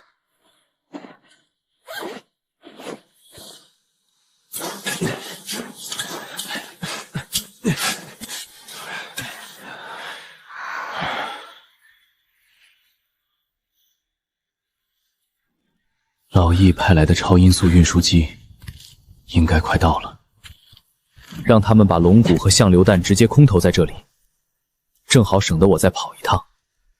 我得试试用这2件东西贿赂一头沉睡的上古异兽。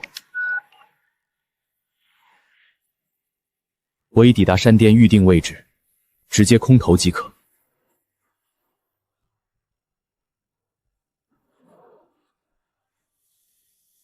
我得试试用这2件东西贿赂一头沉睡的上古异兽。在那30多万种卦象里，我和他接触过几次，其中一次，他嗅到我身上残留的真龙骸骨气息，主动提出过一场交易，只要我把完整的龙骨交给他，他能满足我一个愿望，甚至可以亲自护送我安全离开圣城自治区。他自然不可能把370万人全部带走，可如果龙骨能让他提前12个小时苏醒，那能做的事情就太多了。带着他去掏其他上古异兽的老巢，提前掌握超凡，甚至在他的协助下，我能安全吞掉相榴弹。无论哪一种，都能让圣城民众的生存几率提升至少10个百分点。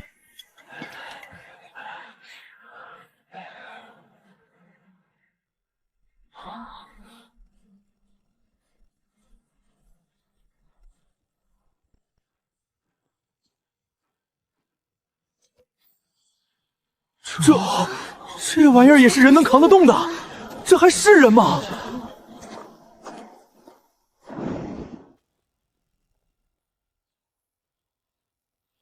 洞挖穿了，报告，已经挖穿了，下面发现一处天然溶洞隧道，深不见底，不知道通向什么地方，请指示。好，所有人都过来，答应过你们的，现在开始，所有人排好队，进去之后不要害怕，只需要静静坐在一旁呼吸就行，剩下的交给时间。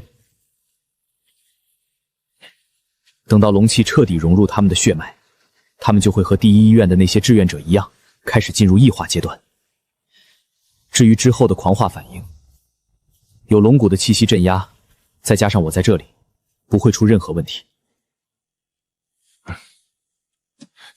你不用进去，你不用进去，跟我一起下洞。是。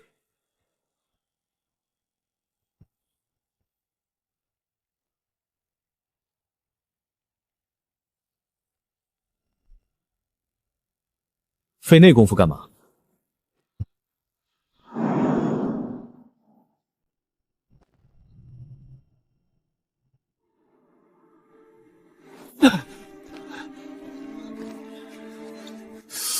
这鬼地方也太冷了吧！这温度怕不是都零下40度了？还撑得住吗？你要是撑不住，可以先回去。接下来的事儿也只是需要你见证而已。实在不行，我用手机录像也是一样的。谁说我撑不住的？既然需要见证，那我自然是当之无愧。不过，为了以防我真的冻晕过去，还是先开着录像吧。万一我没了，这也能当个证据。随你。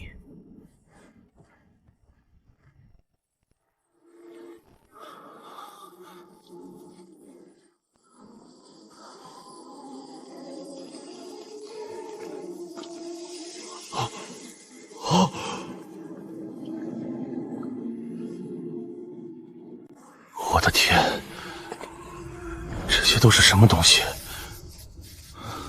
那些凝聚了人类最高智慧的导弹、坦克，真的能打得过这些怪物吗？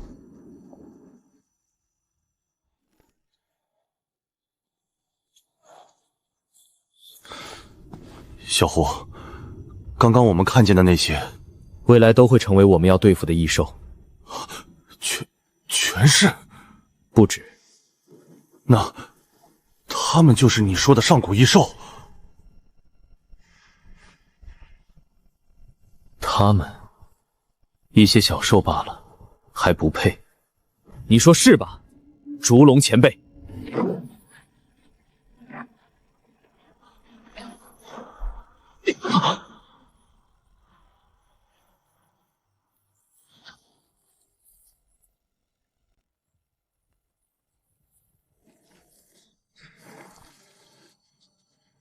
异兽，这才是真正的上古异兽，不是什么还未孵化的蛋，而是活着的、真正存在的上古异兽。这说的是什么？我一个字都听不懂。半妖，就算是传说中执掌昼夜的烛龙，也分辨不出我现在的状态到底是什么。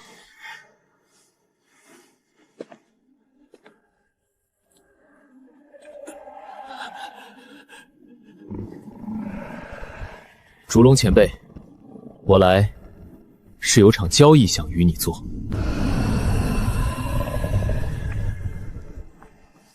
有趣。他早已经嗅到了我身上残留的龙气，也感知到了山顶那具完整龙骨的气息，自然明白我所说的交易是什么。你身上有蛇族的半妖血脉，得到真龙骸骨却不自己吞服炼化，反而拿来与老夫做交易，为何？为人族，真龙尸骸给你，你能提前12个时辰复苏，比其他所有上古存在更快恢复实力。我要的也很简单，在其他上古存在还未恢复力量之时，帮我杀掉其中一头，将他的尸骸交给我处理。哼，半妖，你凭什么认为吾会答应你？龙骨就在山上，吾杀你，如同碾碎一只蚂蚁一般简单。是吗？那你来试试看啊！你现在的状态看似吓人，其实不过是动用了数万年沉睡积累的最后一点力量，勉强撑出的样子罢了。最多也就只能说说话，睁睁眼看看而已。杀人，真以为眼神就能杀人吗？真龙骸骨对你有用，对亚羽、季蒙、奎龙，乃至是饕餮，同样有用。你不答应，我现在就转身离开，去找下一个愿意答应的上古异兽，让他来杀你。哈哈哈哈哈哈！半妖，你胆子不小啊！一般，我连死都死过30多万次了，还有什么好怕的？哈哈哈哈哈哈！答应还是不答应？不急，吾先问你2个问题，你若是答得令吾满意，答应你这小搭球也不是不成。我就知道，这家伙不会这么轻易答应的。只是卦象中并没有经历这一遭，也不知道烛龙想问什么。不过既然对方松口，那就代表有合作的可能，只能走一步看一步了。不过既然对方松口，那就代表有合作的可能，只能走一步看一步了。第一，你说你要杀一头上古异兽，谁？亚羽。传说之中，亚羽本是上古天神，被二父与其臣子所杀，皇帝以不死药将其救活，却自此性情大变，化作龙首牛身的凶兽，神志迷乱，专以人族为食。在那30多万个未来里，他是最先苏醒的上古异兽之一，也是第一头对人族发起大规模袭杀的存在。圣城作为火种城市时，他一出世便灭杀了10余万人，靠吞噬生灵之力飞速成长。我曾在一个卦象中见过烛龙联合另外几头异兽，联手斩杀过亚羽，这证明上古异兽之间本就可以互相杀灵，否则我也不会第一个来找他。那家伙简单。第二，吾长眠之所无人知晓，你为何能找到这里？莫不是生有什么窥探天机的天生神通？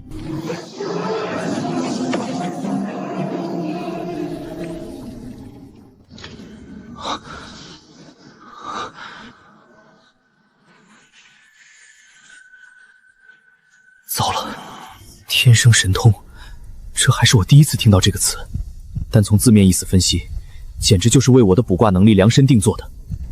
看烛龙这副郑重的模样，若是我的卜卦能力真是天生神通，这场交易恐怕会立刻破裂。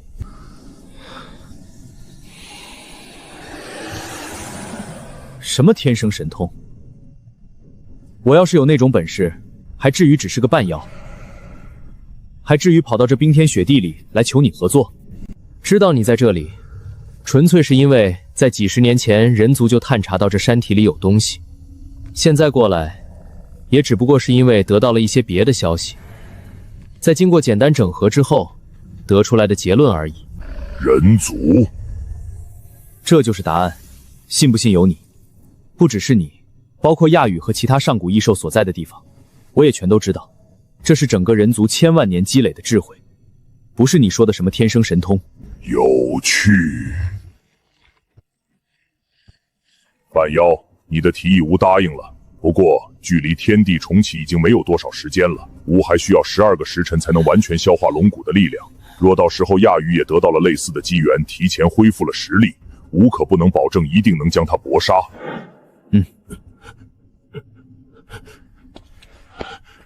放心，龙骨我马上给你送下来。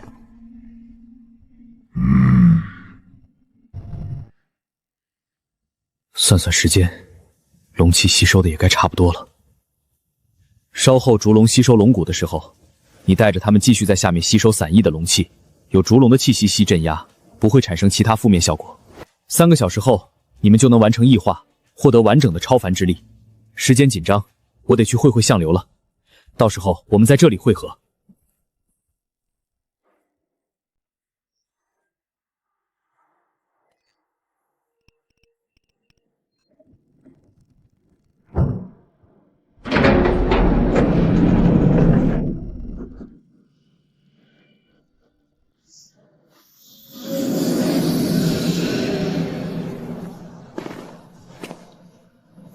大黄，我怎么到这里来了？半妖，快回去，立刻离开这里！反应这么大，在那30多万个卦象里，我从来没有将相流弹调到过圣城。之前圣城的情况还没糟糕到需要冒险和他接触，等情况恶化的时候，他也已经在沙漠孵化了。我记得他孵化后的第一时间就是暴起伤人，逼得老易动用了大额量核武器，最后他断了3颗头颅，重伤逃遁，不知所踪。我把他调过来，本来只是想试试能不能在他身上找到破局之法，现在看来，他知道的东西比我想象中要多得多。大荒，老祖，那是什么地方？哎，3言2语跟你说不明白，快，立刻去昆仑之后，否则你和老祖都……等等。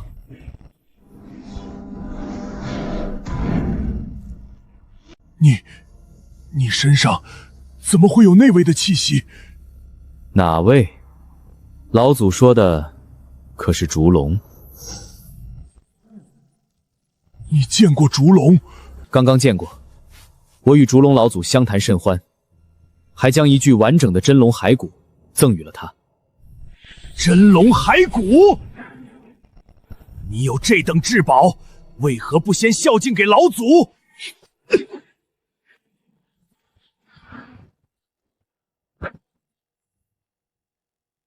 我说老祖啊，你是不是还没认清楚现在的情况？我现在是烛龙罩着的人，虽说我只个半妖，可你怎么也得给烛龙老祖一点面子，不是吗？小贝，你到底想做什么？完了完了，这小子居然真的见过烛龙，还把真龙骸骨给了他。还没复苏的烛龙加上真龙骸骨，别说我现在只是个蛋，就算我已经完全孵化，在他面前也不过是塞牙缝的东西。这小队我是真的惹不起了。我想要的很简单呀，老祖之前给我的那种精血，不知能否再多给一些？精血是吧？可以，不过有件事，你得先答应吾。如今你的身份不同，乃是除龙使者，就别叫吾老祖了，唤一声道友即可。大荒太过危险，吾不敢现身，更不敢在此孵化。你若是想要精血，吾每日都能给你一滴，品质和先前那滴一模一样。可前提是你必须保证吾的绝对安全，并在7日内将吾安全送出大荒。到时候吾会再给你100滴精血作为酬劳。可以。忽悠，大成功！不过1日1滴，可解不了我的燃之急啊。仅1枚精血，只能让吞天的品阶拿到传说，却没办法让我获得真正的相流血脉之力。想要在烛龙的帮助下安全吞掉亚羽，必须再有提升，否则就算得了亚羽的尸身，也没办法下嘴，到时候可就尴尬了。不过，你得先给我100滴精血，作为你我之间合作的诚意。1日1滴提升实在太小，我怕烛龙老祖早晚看不上我，到时候你我可就真的都出不了大荒了。30滴，最多30滴，80滴，少滴都不行。50，最多50滴。你要是不愿意，那就把我交给烛龙老祖好了。那好，就50滴。原本我想着能压榨出10滴就不错了，10滴相柳精血就能增加200年寿元，到时候我也不用每次都神神秘秘的，可以直接将部分天机告知众人，让他们更好的执行命令。没想到这家伙一开口就说给100滴酬劳，这还说什么？大哥豪气！50滴精血就是1000年寿元，还能再次大幅提升我的身体素质。就算不能觉醒相流的血脉传承，应该也足够我吞下亚羽了吧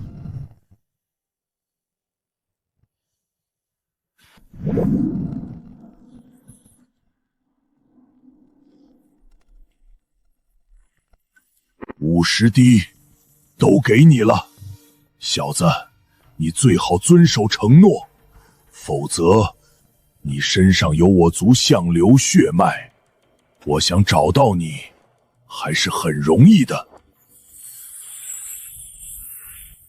放心，还有1枚呢。哪里还有1枚？50滴是你我合作的诚意，现在诚意我是收到了，可是按照约定，今天你不还得给我1滴吗？好，算你小子狠。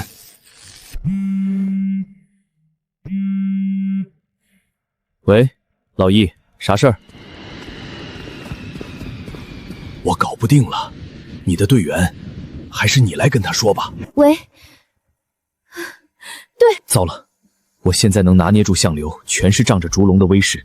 要是让他知道我刚才都是骗他的，别说合作，他第一个就得跟我拼命。喂，领导啊，我这正忙着呢，您交代的任务我保证一定完成。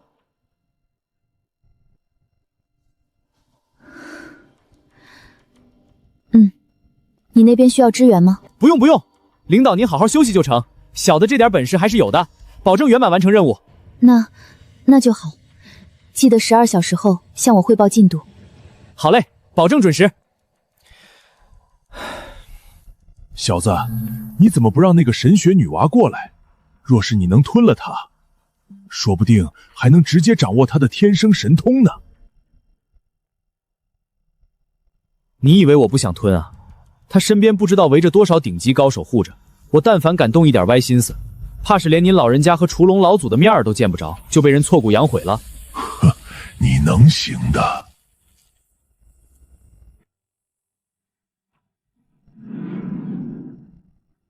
交易完成，吾先睡会儿，没事别吵我。好，您好好休息。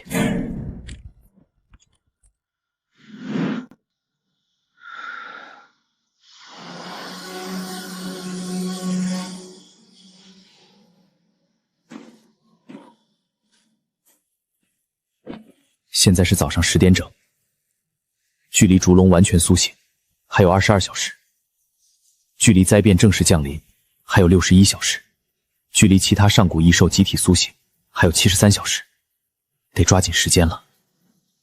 吞天，启动。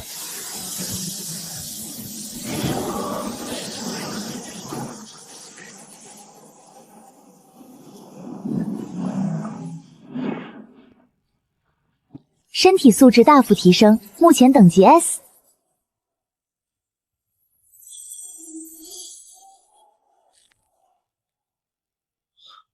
才到 S 吗？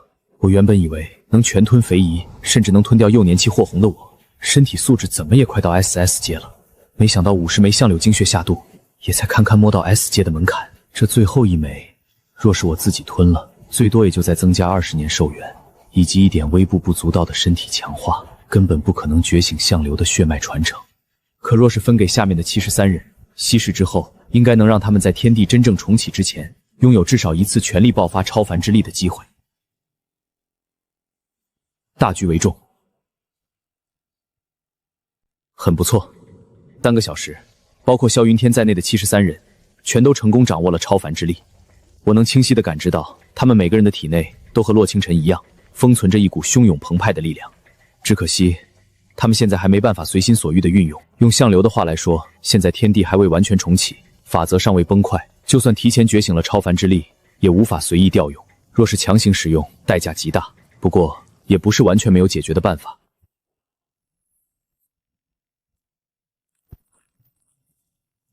排队列好，我念到名字的出列领取物资。萧云天，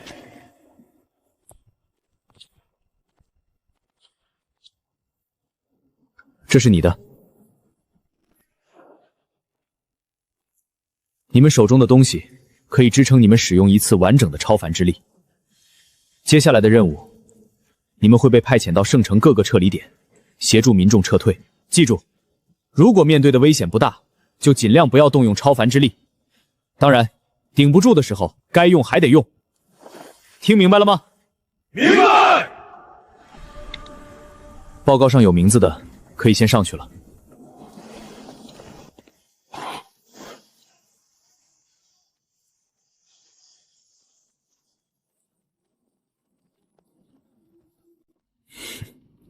行了，放松一些，不用紧张。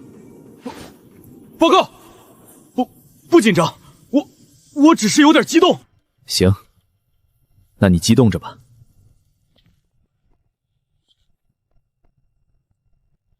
李晨山同志，现在向你宣布一项重大任务。领导请讲。李晨山保证完成任务。守在这个溶洞口，未来21小时内，除我之外，不放任何一个人进来。也不放任何一个东西出去，你能做到吗？能。好。我说领导啊，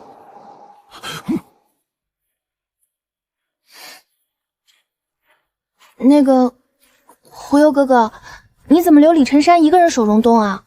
他能守得住吗？放心，我们这么多人里，可以说就他一个能守得住的。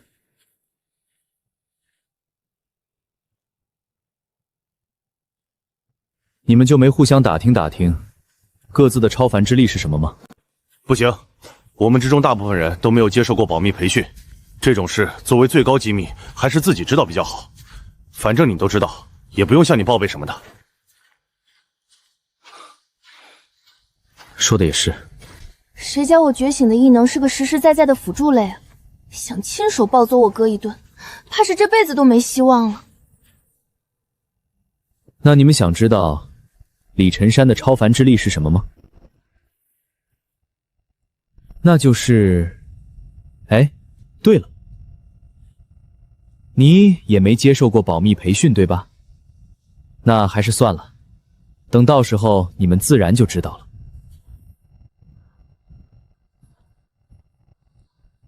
哥，我能骂脏话吗？可以，帮哥一起骂了，只要不指名道姓就行。那好说，还是算了吧。咱们新时代的大学生，除了打游戏喷队友之外，绝不骂人。不骂是吧？那就上车，还有下一个任务等着你们呢。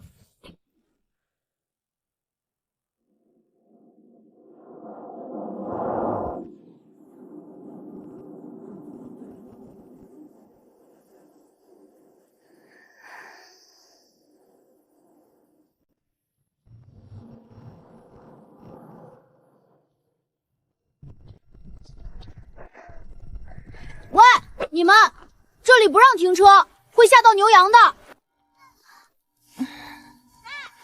怎么还有人啊？哥，你不是早就组织全城撤离了吗？牧民的事哪有那么容易说清楚？城中渔民好说，广播电话挨家挨户敲门，很快就能撤走。可这些牧民散在整个草原上，就算村镇干部挨家挨户跑，什么时候能通知到位都不知道。整个自治区370万人，近一半都是牧民，通知难度太大了。现在还有人在放牧，太正常了。我下去跟他说说。待着。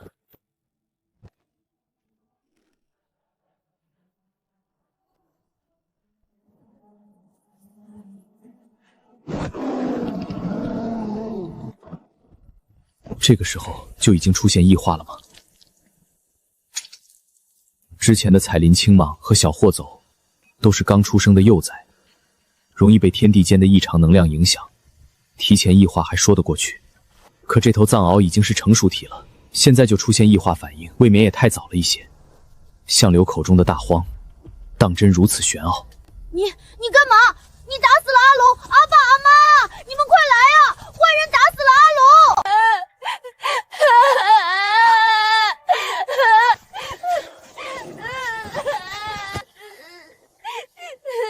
行了，这人和异兽就先交给你俩处理，我去找东西。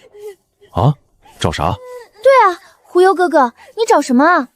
既然附近的藏獒都已经出现异化反应，那就证明湖底的东西差不多要醒了。荒芜，开！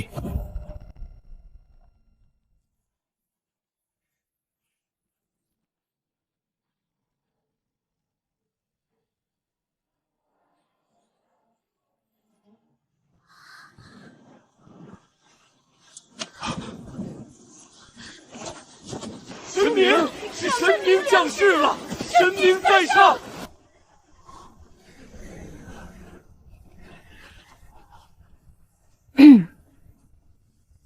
难怪这些牧民会把他奉若神明，这一手简直和传说中的神明没有任何区别。神明让我转告你们，立刻通知这附近所有的牧民，带上生活必需品，尽快离开这里。3天之内，这里将会有天魔降临，涂炭生灵。多谢神使大人，我们马上就去通知其他人。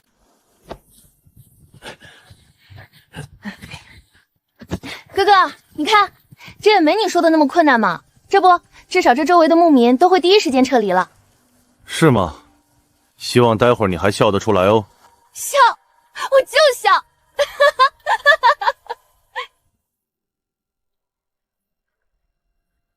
怎么样，小云婉同志，现在还笑吗？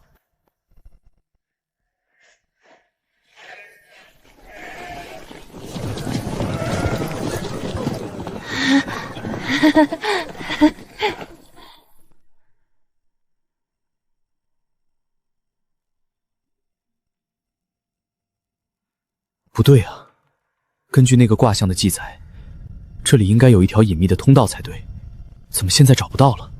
如果说烛龙是所有上古异兽中唯一可以合作的，亚羽是唯一必须斩杀的，那么白泽就是唯一可能亲近人类，甚至站在人类这边的异兽。传说中他能言人语，通晓天地万物，能趋吉避凶，更是他将天下妖名注入白泽图交给皇帝，才得以镇压妖兽一族。在那30多万个卦象里，我只在少数几个卦象中见过白泽出现，可每一次他都在慌忙逃窜。我不知道他和其他异兽之间发生了什么，但敌人的敌人就是朋友。若是能将白泽拉入我方阵营，至少能将圣城民众的生存几率再提升10%。其中一个卦象中，曾有牧民在错那湖面见过白泽出世，后续探查也确实在湖底发现了条通道。只是那时我已经疲于应对其他异兽的攻势，根本没时间来探查，这也是我第一时间赶来这里的原因。可通道到底在哪儿？算了，不想了，先来上一卦再说。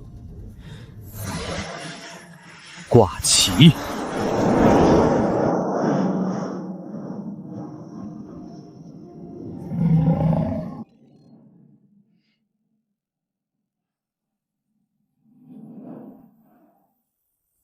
卦象：吉。一，左走300步，移开巨石，可见通道，通往白泽洞府。一个，这还是我头一次遇到只有一种卦象的情况。就算卜算对象只是一个普通个体，通常也会出现无数种可能。可现在就只有这一卦，虽然有点亏，但好歹得到了白泽洞府的位置，先去看看再说。原来如此，估计是白泽上次出事时自己挪开了石头，才让通道显露出来。如今他还在沉睡，石头自然还堵在这里，难怪我找不到。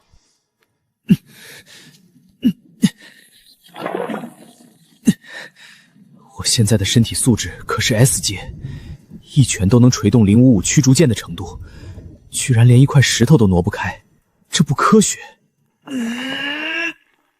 看来这石头被白泽动了手脚，用蛮力是搬不动了，要么浪费时间从圣城调设备来拖，要么吞天启动，咱搬不动你，还吃不下你吗？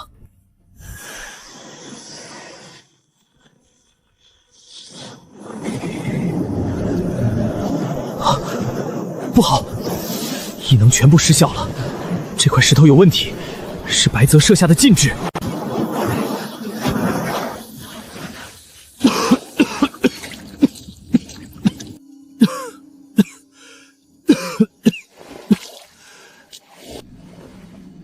这就是白泽洞府。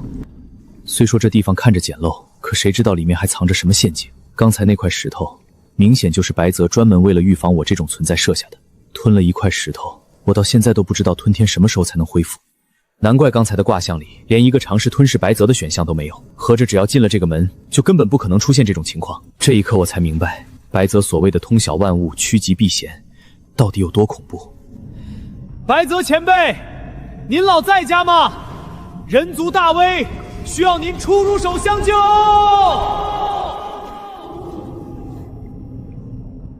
算了，不浪费卜卦次数了。正所谓来都来了，白泽若是真这么厉害，又不想见我，根本不会让我到这里来，直接利用水流把我卷到别的地方就行了。同理，他既然让我进来了，就不会害我。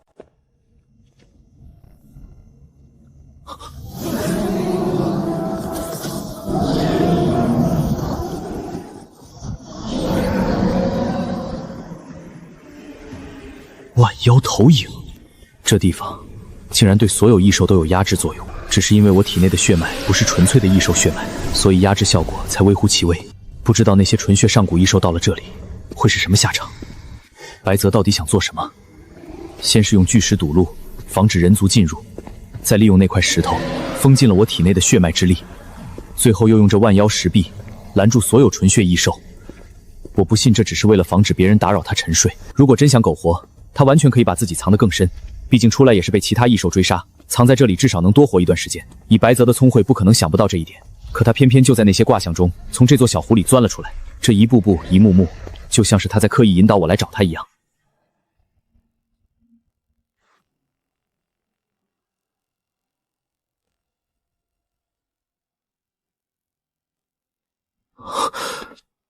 自我拥有卜算能力以来，我一直觉得世间的一切都瞒不过我。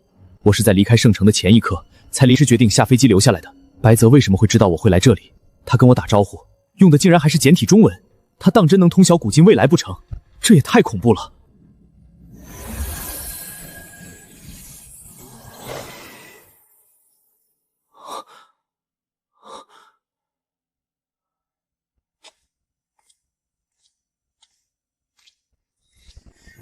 我知道劝你走也没用，往这行字下面挖，有你需要的东西，带在身边自然能震慑烛龙，让他完成和你的交易。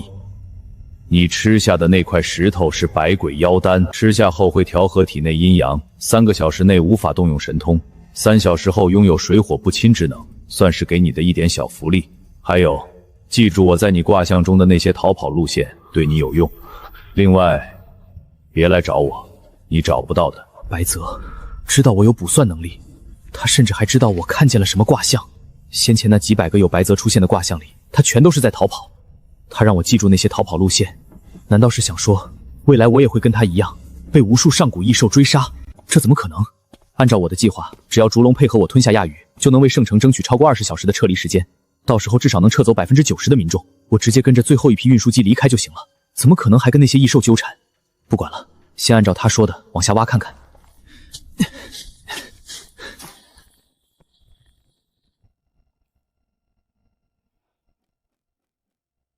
该不会又是个棺椁吧？什么棺椁能震慑住烛龙啊？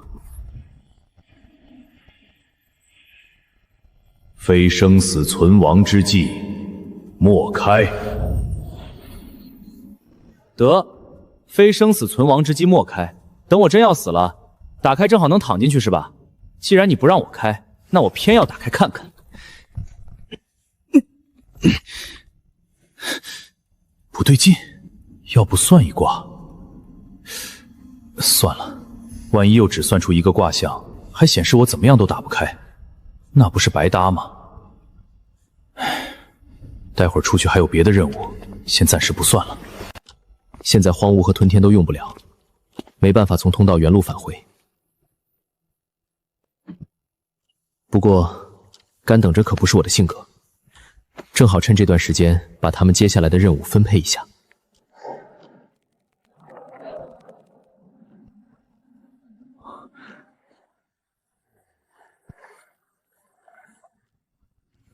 水火不侵，百贵妖丹的效果生效了。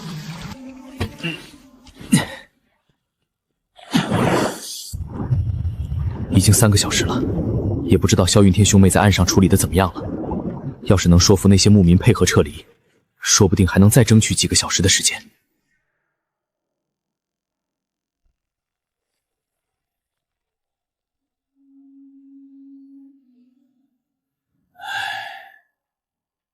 这家伙终于走了。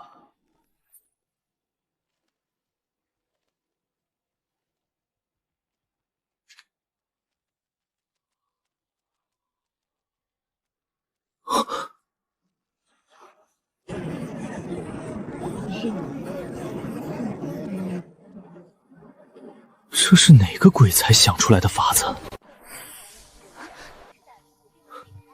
大意了。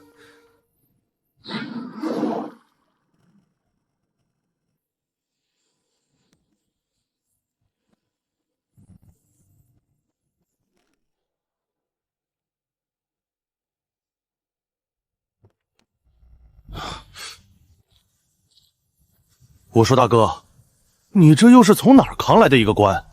里面该不会又有什么异兽骸骨吧？先上车再说。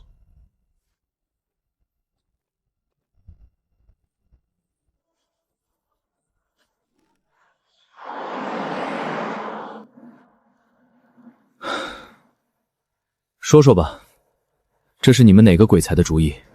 是我，还是我！领导，你不是就想让牧民们快些撤离吗？我看了你在除了长安城的视频资料，再结合那些牧民对神明的崇拜，立刻就想出了这个主意。我把你分水而走的事情和视频剪在了一起，再配上一些艺术加工和当地语言的解说，直接就把这些牧民给镇住了。现在他们都乖乖听话，看完视频就排队登基，别提多配合了。怎么样，是不是很棒？棒！我看你习像个棒棒糖，还棒！你呢，就由着他胡闹。虽说宗教自由，可我们是什么身份，能做这种事情吗？没办法呀，领导。当时这附近围聚的牧民越来越多，要是继续放任不管，怕是整个圣城自治区的牧民都得赶过来。还不如用云婉的方法，能送走多少是多少。毕竟现在情况危急，有些事也顾不得许多了。你们啊，行了，这件事下不为例。现在圣城的情况如何？整个城区的民众都已经撤离完毕，目前预估已经撤离了80万人次，数量正在以每小时3万人次的速度不断增加。还是太慢了些。且不说距离其他上古异兽苏醒还有64小时，光是52小时后灾变正式降临，所有飞机的运载就会被全部禁止，撤离效率会立刻断崖式下跌。按照现在这个速度，灾变降临前最多只能撤走240万人，剩下还有130万人。到时候我们就得顶着各种天灾和异兽的压力，掩护他们完成撤离。这难度不是一般的高。70人小组的任务完成的怎么样？已经完美完成任务。我们探查了全部70个可疑地点，发现了超过129头已经出现初步异化的兽类，都已经全部解决了。尸骸也都运送到了专门的地下冰库封存。还算是有个好消息，可以执行下一个任务了。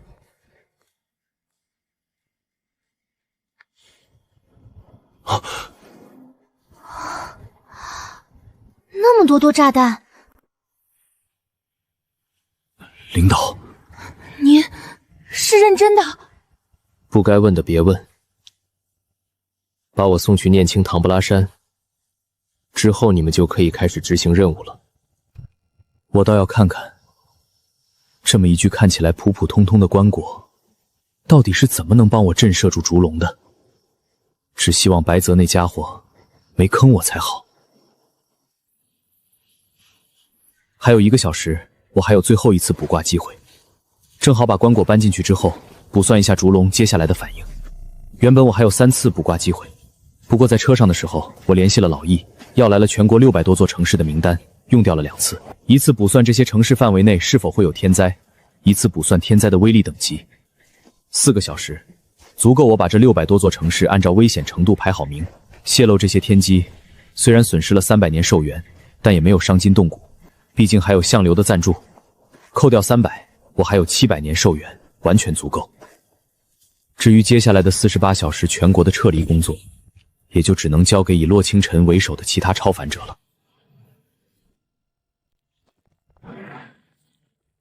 谁？别紧张，是我。领导啊，你可差点没把我给吓死！你这是咋又背了个棺材啊？别提这个了。你看守的这段时间有没有发生什么异样？异样？这里面那家伙想跟我搭话算不算？算。等等，你能听懂他说的话？听不懂啊。不过他时常发出一些奇奇怪怪的音节，一听就像是在说话，只是我一个字都听不懂而已。不过领导你放心，我都录音了，放给你听。好。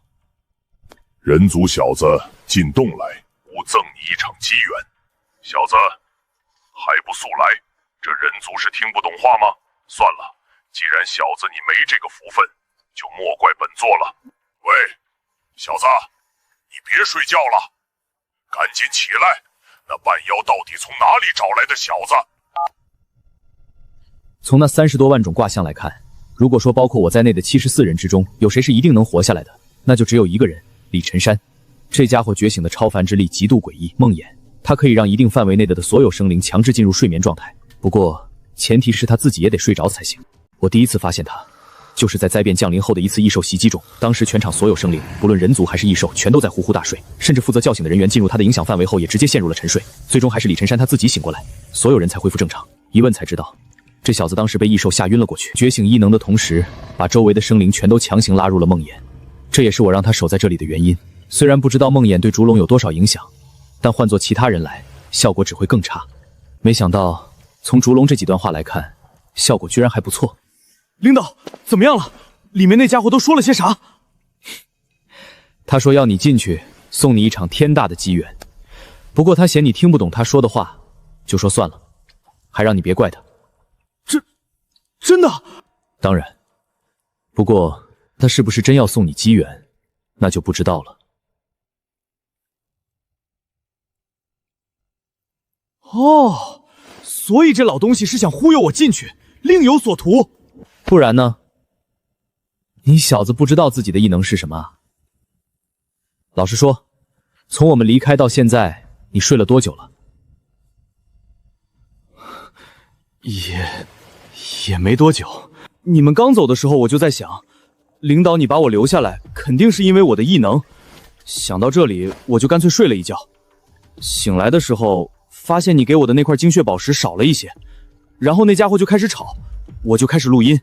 录了一会儿，实在嫌他太吵了，干脆就继续睡了会儿。等饿醒了，吃了东西，又开始睡。要不是领导你在上面咣当咣当的，我估计还能睡呢。你觉醒的这异能是真没错。好了，这里交给我了，你去找萧云天，还有其他任务等着你。记住，可千万别再睡了哦。放心，领导，保证不会。我早就睡醒了。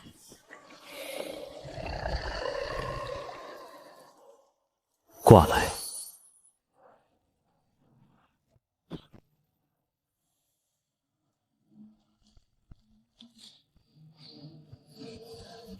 卦象吉凶参半。卦象一，将扶桑木棺放置烛龙眼前，加快烛龙吸收真龙骸骨的效率。8小时后，烛龙复苏出山。卦象二，与烛龙找到亚羽沉睡之地，强行抹杀亚羽神智。卦象三，单独使用吞天强行吞噬亚羽，失败，魂飞魄散。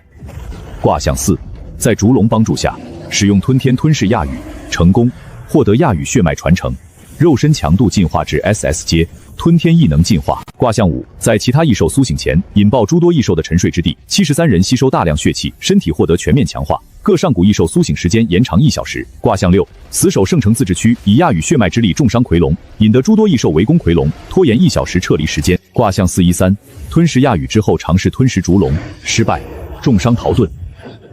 卦象813，压榨相流，获得相流血脉传承，解锁史诗阶异能九首。卦象1581，当上古异兽苏醒后，利用亚羽尸身配合异能九首镇压上古异兽，拖延时间，使圣城自治区撤离完成度达到90%，自己被异兽围困圣城。卦象2183，圣城自治区完成撤离后，舍弃亚度尸身尝试突围，失败，死。卦象3182，圣城自治区完成撤离后，尝试开启扶桑木棺，失败，被异兽围攻而死。卦象4819，圣城自治区完成撤离后，尝试和烛龙交易，被拒，被烛龙夺走亚羽尸骸，死。卦象13712， 160小时后，突围入白泽洞府，苟活。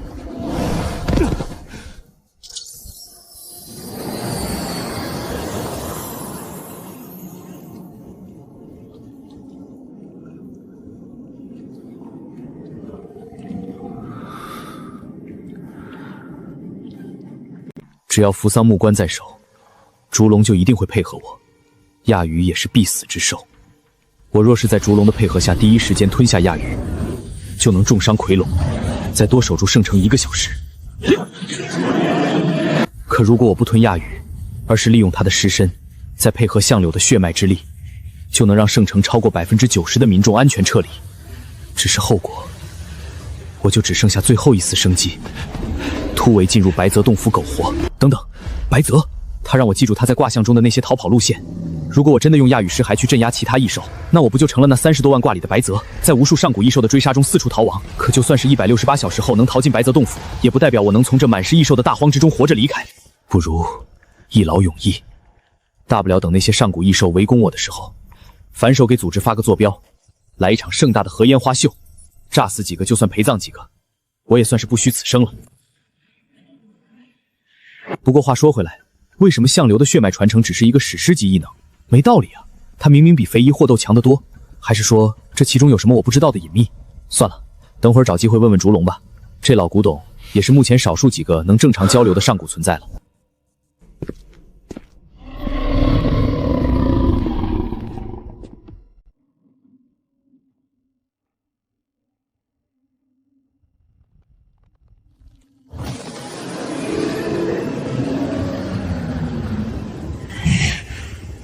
从哪儿找来的这东西？我说天上掉下来的，你信不？行了，前辈，我也忙活一天了，先睡会儿。您就加油吸收真龙骸骨，外面那小子也不会再来打扰你了。等我睡醒，咱就一起去找亚羽。如果我是你，就不会选择睡在那上面。不睡这儿睡哪儿？你这地上有多冷，你自己不知道。行了行了，我先睡为敬，你麻溜的，抓紧点时间。反正等里面的那位醒来，要是知道有人族敢睡在他的棺材上面，小子，你就自求多福喽。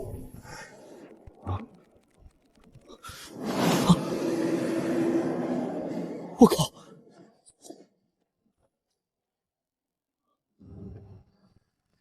醒了，那走吧。醒了，那走吧。你是烛龙？是吾，如何？你咋是个母的？坏了，我这嘴怎么没个把门的？烛龙不论公母，那都不是我能智慧的呀。怎么不举？不对啊，在那些卦象里，烛龙和我去找亚羽的时候，根本就没有变成人形。到底是哪里出了问题，导致他显露了人形？会不会对接下来的计划有什么影响啊？还是说你们人族对我的描写有些偏差？也不算是偏差吧，倒也确实没说她是男是女啊。要是以竹九银这个名字来判断的话，倒也确实可能是女的。不对啊，那我们现在出发。可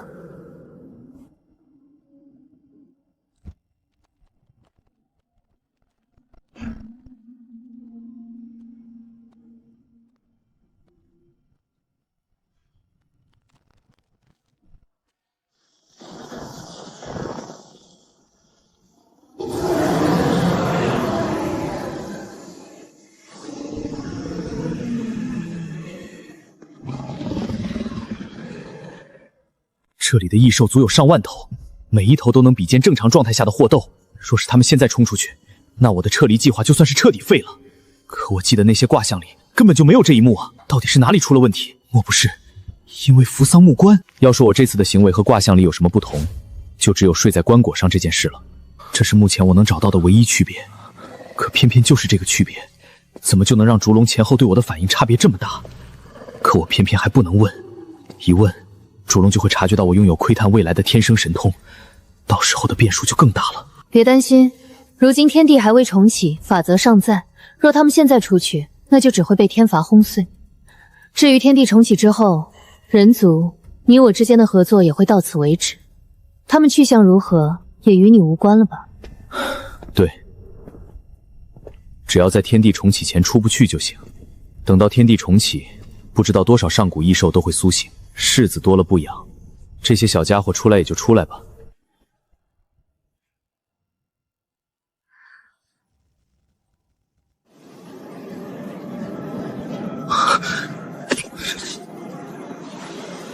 烛龙正式苏醒了。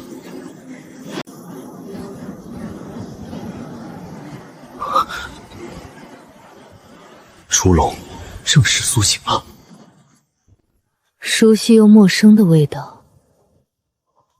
所以，亚羽在哪儿？不急，在说这件事之前，有件事儿我还得跟您商量商量。喂，小胡，你那边没事吧？云图显示有大量风雪在短时间内异常汇聚，中心正好就是你所在的雪山。你该不会是把什么东西放出来了吧？我目前还算安全，一切都在掌握之中。明白，只是这个动静，我们估计是瞒不住的。就在刚刚云图出现异样之后，各国已经向我们发出了正式问询。结合先前我们的全国动员、内网封闭等一系列动静，他们已经在猜测我们是否在研究大规模天气武器，并准备针对他们进行饱和打击。他们要求我们在12小时内给出明确回复，并消除圣城自治区上空的异常云图，开放卫星检测，否则将视为我们在为开启第3赛季做准备。他们将提前启动最高级别的应对措施。这个简单啊，他们都这么说了。不管我们怎么回复，他们都会做好准备。你说要是我们给的反应再强烈一些，始终维持云图处于完全覆盖状态，那他们会怎么样？肯定是全面备战啊！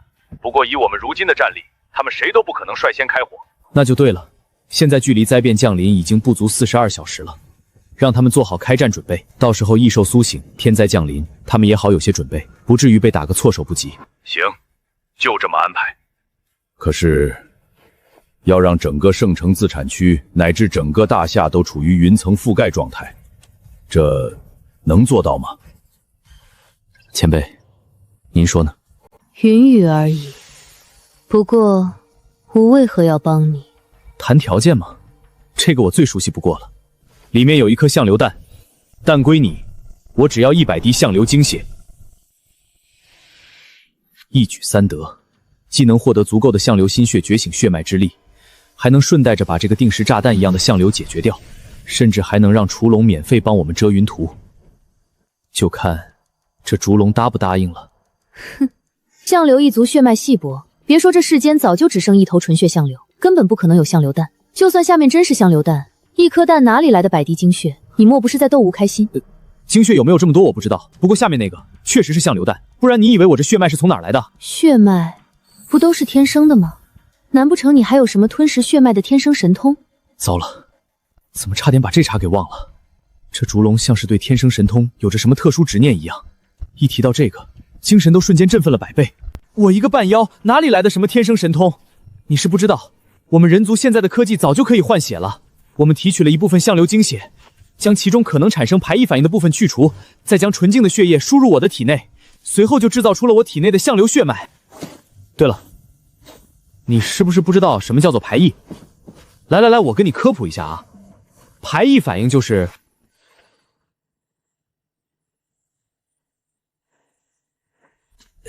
来，那相柳蛋就在里面，我带你看看。其实你不用解释这么多，有天生神通也不是什么罪过，我也不会对你做什么。只是你身上的天赋与神通，也确实是杂了些。啥？烛龙前辈，你这说啥呢？我咋听不太懂？肥夷一族的神通荒芜，吞云蛟一族的神通吞血，这2种天赋神通实属罕见。出现在你这半妖身上也确实极为稀有。可既然天地都重启了，有一些天才现世也是正常，你也不用这么紧张。我还不至于为了这2个天赋神通就对你出手。看出来了，但没完全看出来。他不仅没看出我的卜卦之能，还把吞天当成了什么吞云蛟的吞血。是，要不说您老人家慧眼独注呢，真是什么都瞒不过您的眼睛。不过，你为啥不早说？我这一路上跟你讲下来，你也不嫌烦？不烦。他一直在学，他通过我说的那些话，再结合我的精神波动进行对照，竟然在这么短的时间里就学会了大夏语。愣着作甚？不是要看你说的相流蛋吗？马上。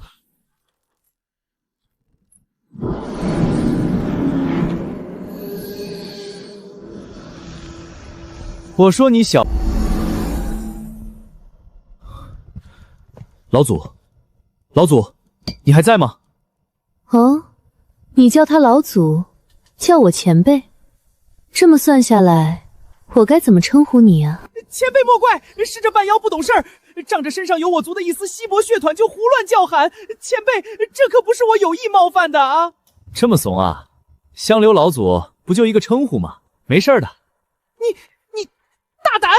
先别管他大不大胆了，你先说说你是怎么回事。前辈，此事乃是我族秘稀，所以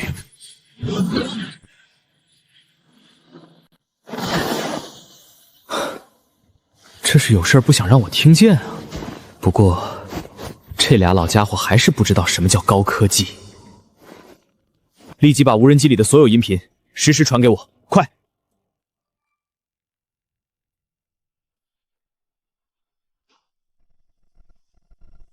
所以，你的意思是，那位主动出手将万妖回溯的？回溯万妖，从成长体的状态强行回溯到了蛋的状态，并且一直封存到天地重启的时候，在排除相流哄骗出笼的情况下，也就是说，有这么一位存在，可以出手将上万头上古异兽全部进行时间回溯，这得是什么级别的能力啊？是啊，前辈，除了我之外，还有许多妖族都在等着天地重启。我倒是知道1-2个妖族潜藏的位置。既然您在天地重启之前就已经苏醒，要不试着去争一争那个位置？我到时候肯定是8个脑袋都支持您的呀！怎么成8个了？纯血相流不应当是9手吗？一个讨厌的人族斩了我1个头，不过现在应该已经化作飞灰了。前辈啊，您看我的提议如何？不如何。既然你不该在这里，之后我让那半妖送你出去。不过代价嘛，他要你100滴精血。既然你是被那位回溯成如今模样的，数万载的积累应该够给吧？哪里够啊！前辈，您是不知道啊，那半妖身上一定还有氏族血脉，在您开口之前，他就已经讹了我51滴精血了。虽说我还剩有一些精血，可那都是留着天地重启之后加快成长的，不然多半是烛龙动怒了，这相流也是欺软怕硬的货色。成，前辈，100滴就100滴，我咬咬牙也是可以的。放心，我也不会让你白做。待我与那小子的约定完成，我会赐你1滴我的精血，到时候你替我去找一个妖族，他应当也在那回溯的万妖之中。是，多谢前辈厚赐。一滴相流精血等于20年寿元，若是能搞到1滴烛龙精血，怕是100滴相流精血都不换。就是不知道到时候用20滴相流精血跟相流换，他愿不愿意？来，这是在换我过去了，可我又不会飞，这100里距离说来就来啊！取血，100滴精血，加上那些云雨，换你一个东西。什么东西？你体内的百鬼内丹。你体内还有百鬼内丹？我是吃过白血内丹，不过好像都已经消化了的样子。前辈，你又是怎么知道的？若是你没睡在那上面，我还真不一定能知道。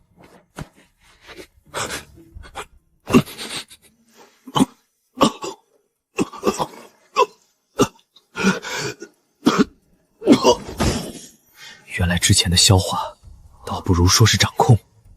只是因为百鬼内丹被我用吞天吞下，才转化成了我水火不侵的能力而已。东西出来了，交易还是不交易？可以，不过你得先告诉我，你拿百鬼内丹有什么用？这玩意儿不就只能水火不侵吗？普通的百鬼内丹是只能水火不侵，普通的百鬼内丹是只能水火不侵。不过，这10万年的白玉内丹还有遮蔽天机的功效，你个小崽子拿着又没用，不如……开玩笑，遮蔽天机，这东西对我而言可是保命的玩意儿。有了它，以后我再卜卦，就再也不用担心被那些上古大能察觉到了。至于和烛龙的交易，山人自有妙计。哎，你干嘛？当然是保证交易顺利了。你想，我要是现在将百鬼内丹给了你，你屏蔽天机跑了，我上哪儿找你去？我这还得靠您对付亚羽呢。交易咱们继续，你先将相流精血给我，再布下云雨，等杀了亚羽，我再把内丹给您。反正我也跑不出您的手掌心，不是？随你。赖账，必须赖账。反正到时候我都要被那些上古大妖追杀了，多一个烛龙也不多。总之，先搞定这2件事再说。区区一个半妖而已，还能掀起什么风浪不成？等斩杀了亚羽，有的是办法让他乖乖把内丹交出来。那就麻烦前辈了。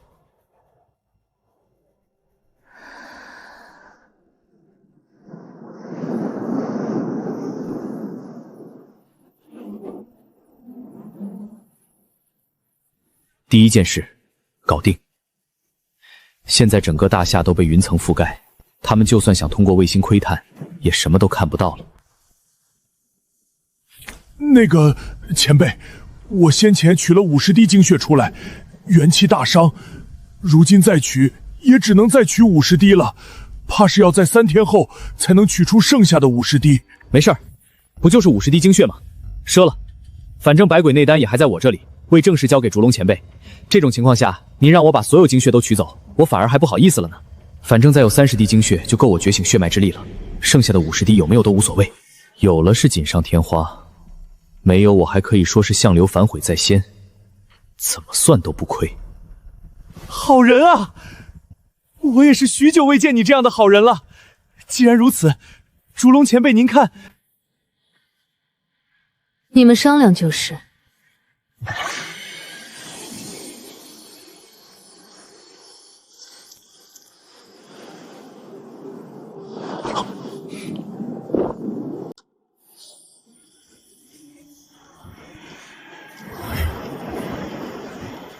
寿元加600年，成功获得相流血脉传承，觉醒史诗阶异能9手。原来如此，这8个触角代表着我能同时操控8具没有灵魂的无主之身，等级没有上限，操控距离视我的灵魂强度而正。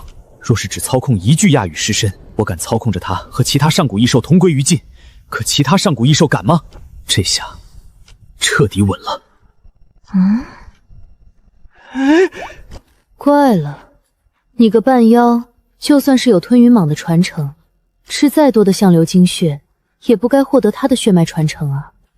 不该吗？有没有可能，我体内本身也有一部分相流血脉呢？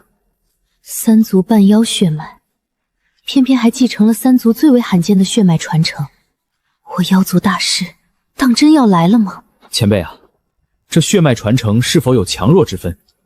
除了你说的吞云蟒一族的天赋较弱之外，好像我的其他2族天赋都是相同强度啊。可照理来说，相流不是应该比肥夷更强吗？正常，妖族天赋依靠血脉传承，血脉之中拥有的天赋大多都不止一种。以象两一族为例，除了你获得的九首之外，还有毒物、泽国、天撼等其他天赋。不过那些都只是普通天赋，而九首则是神通。神通只会有一头象王继承，除非上一头继承了九首的象王死亡，否则绝不会有第二头象王拥有。只有拥有九首，才能被真正称为象王，其他的都是杂血。哎，不对，这不对！你不是说世上还有一头纯血相流吗？应该就是这玩意儿了吧？那他岂不是也拥有九首？这不应该啊！应该的，一个讨厌人族斩了我一个头，现在我只有8首，神通早就消散了。所以，现在我才是纯血相流，而你成串了。那，前辈，我现在又算是什么？纯血相流，同时也是半妖。这个我也不知，亘古至今，从未出现过你这样的存在。至于你说的神通强弱一事，天赋生来便定下来，无法改变，而神通能不同。除了极个别神通之外，其余神通最初的威能都差不多，在掌握修炼之法后，则是可以逐步提升的。就拿你吞云蟒一族的吞血来说，现在你能吞下相流精血化作自身助力，可始终只能增长肉身力量而已，与其他2族神通相比还是弱了许多。可若是传说中的七彩吞天蟒一族的神通吞天，那可就不同了。那吞天又如何？吞天可吞食他族血脉，不仅能熔炼其他种族的血脉之力化为己用，还能将血脉之力炼化为寿元，修炼至高深境界，甚至能一口吞掉大道法则。这么恐怖？那像我这样拥有2种神通的半妖，岂不是他的美餐？就你还不配。七彩吞天蟒乃是洪荒大妖，先天生灵，早在不知多少年前就销声匿迹了，不然怎么叫传说中？那可是连我都没见过的存在，你小子遇不到的。可偏偏就遇见了啊！不仅遇见了，还被咱吞了神通，你敢信？所以，前辈，你先前是纯血相流，一定拥有9首的修炼之法，对吧？要不，你把修炼之法给我，就当是抵扣剩下那50滴精血了，行不？行了，你不是要找亚宇吗？还不快去！说的也是，这种事也急不来，只要相流弹还在我手里，就还有转机。前辈，还请随我来。找亚宇？你往这里面走干嘛？这大铁盒子里还能有亚宇不成？大铁盒子里没有，不过他能带我们去找亚宇。这可是人族制造出来的新鲜玩意儿，能在天上飞，比走路快多了。前辈不来试试？来就来。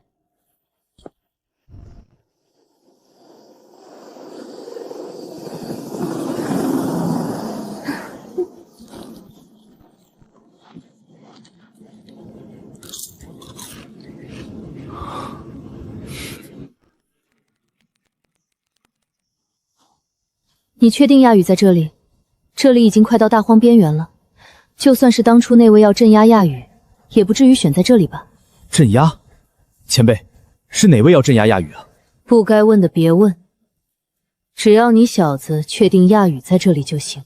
那肯定啊，前辈刚刚可体验过人族智慧了，难道还信不过不成？站住！什么人？不知道这是什么地方吗？赶紧退回去，老老实实参加撤离。边境还有人，当时不是让萧云天把所有人都撤走吗？这不是拿人命开玩笑吗？你们是哪个部队的？直属长官是谁？不是让你们全部撤离吗？怎么还在这里？是胡首长吗？是我，下来回答我的问题。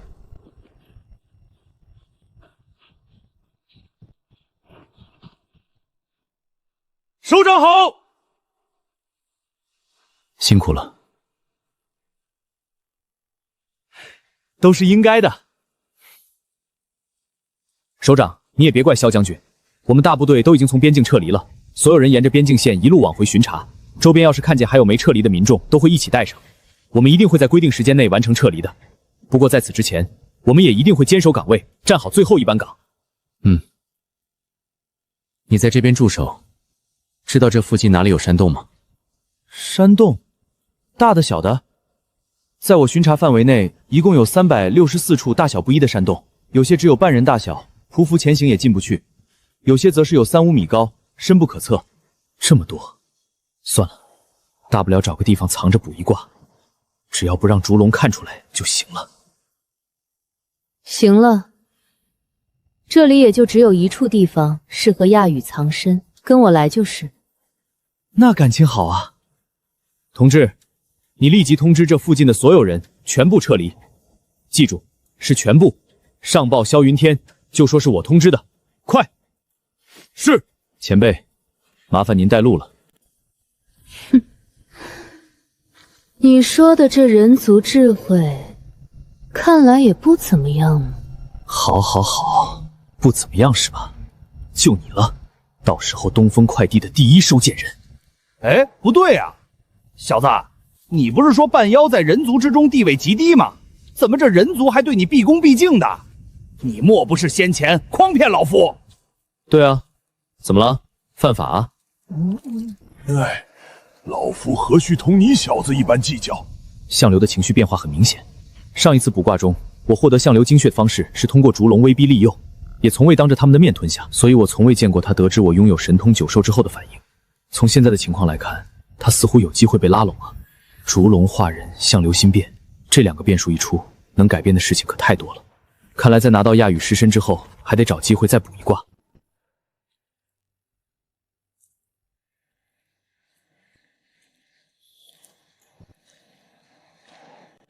这是血石的气息，可亚羽被封印在这山洞深处，哪里来的这么多血石？卦象只能显示画面和对话，可没办法传递气味。这股气息比我想象中要恐怖得多。快到了，小子，你还要继续跟进去吗？我虽答应过你诛杀亚羽，却没说过要在过程中护你周全。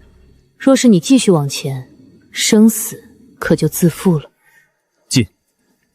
哼，先前的卜算结果显示，我跟着烛龙进入山洞1万多次，死亡次数却只有50多次，死亡率只有5%。如果不进去，亚羽妖刀有95%的可能性会被烛龙夺走。当初交易时，我只说了要亚羽尸身，根本不知道还有妖刀这东西。为了后续能用亚羽尸身镇压异兽，我必须搏一把。好。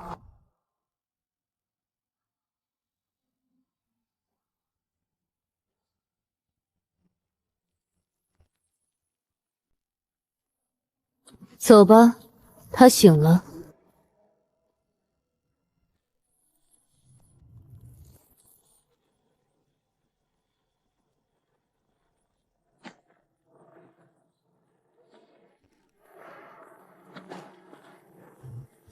这就是亚羽。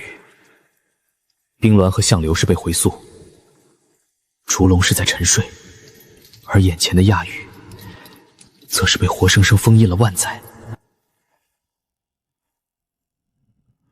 不对啊，那些卦象之中，烛龙都是化作本体，直接上前将石像压碎的。可现在他都化作人形了，这又该怎么下手？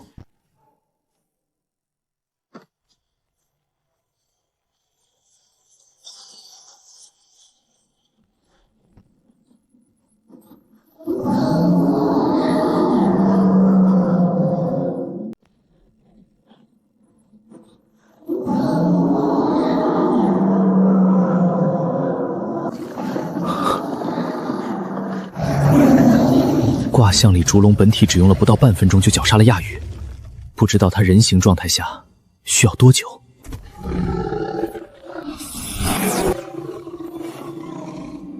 死。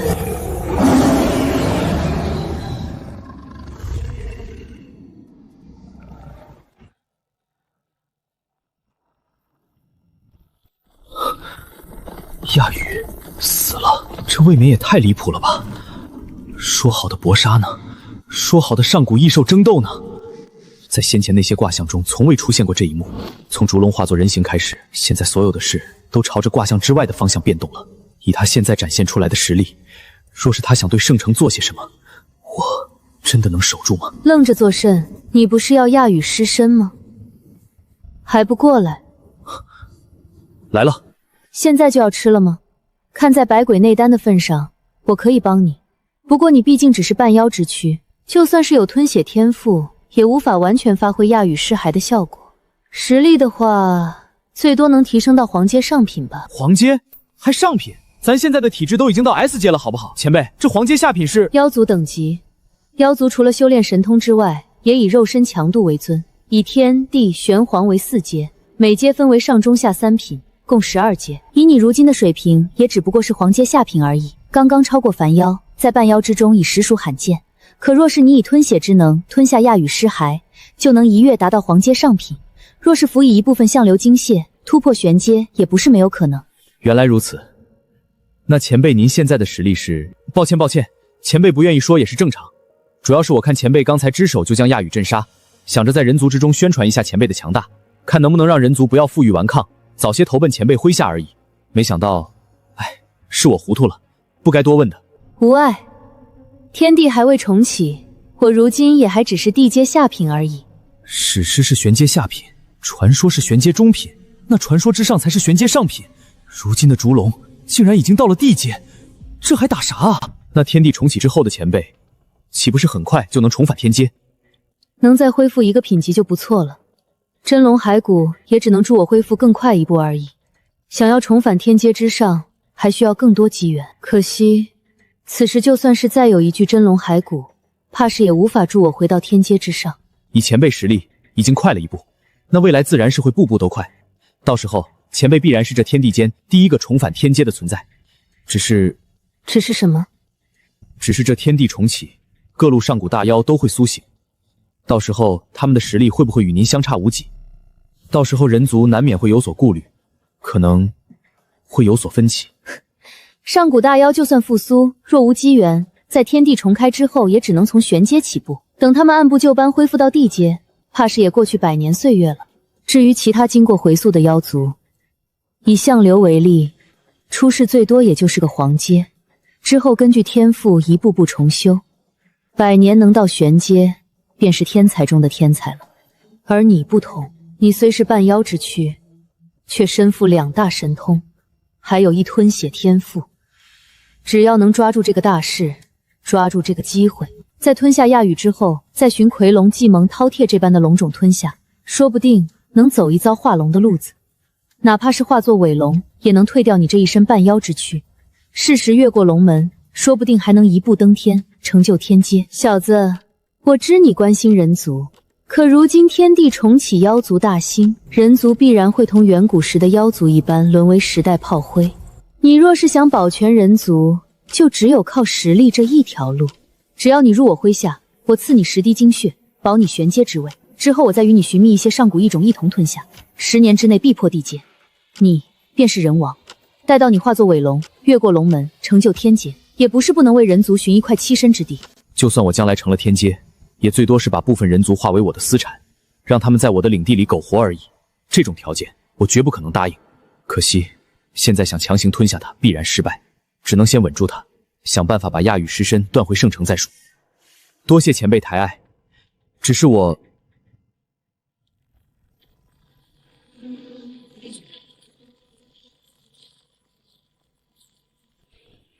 你在拒绝我？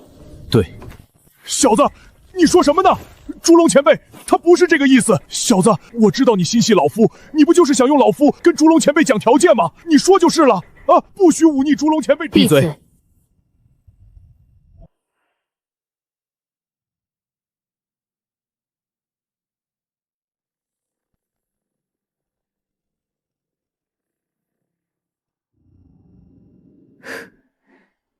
有趣。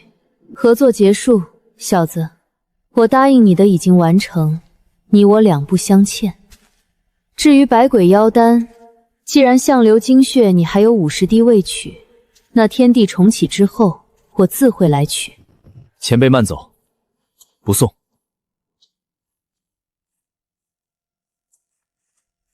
终于走了。虽然先前的卦象中，烛龙从未有对我出手的情况，可如今变数实在太多，谁也不知道他会做些什么。正好，如今趁着烛龙已经离开，也是时候补一卦，看看未来到底都发生了什么变化。喂，小子，怎么了？你到底还有什么天赋？前辈，你说这话是什么意思？我能有什么天赋，不都被烛龙前辈看出来了吗？难不成你怀疑烛龙前辈的眼光？前辈的眼光我自是不会怀疑的，不过别忘了，你身上的相流血脉是我给的，我族精血确实能让半妖获得些许血脉，吸收多了还能排斥人族血统，转化为纯粹妖族。可这样的妖族也只是杂血而已，根本不可能觉醒我族血脉传承，更别说觉醒神通了。这么说，你能明白吗？哦，前辈你想说什么不如直说，毕竟我现在也是纯血相流了，咱们都是一家人，有什么都是可以聊的嘛。所以，你其实还拥有另一种天赋，可以将吞下去的精血转化为血脉，甚至是从中获得血脉传承，是吧？算是。那好，那你想不想吞一滴烛龙精血？烛龙有多强大，你刚刚也看见了。若是你能获得烛龙精血，从中获得部分传承，那你就有可能在天地重启之前镇杀前代烛龙，到时候配合我族神通九首，有亚与烛龙两具尸骸。别说什么人王妖帝了，这天下万灵谁敢不服？这家伙的胆子是真大啊！吞烛龙精血，再夺烛龙神通，甚至还要赶在天地重启之前。现在还有30多小时，这任务根本就不可能完成。不过补算一下也不是不行。卦来。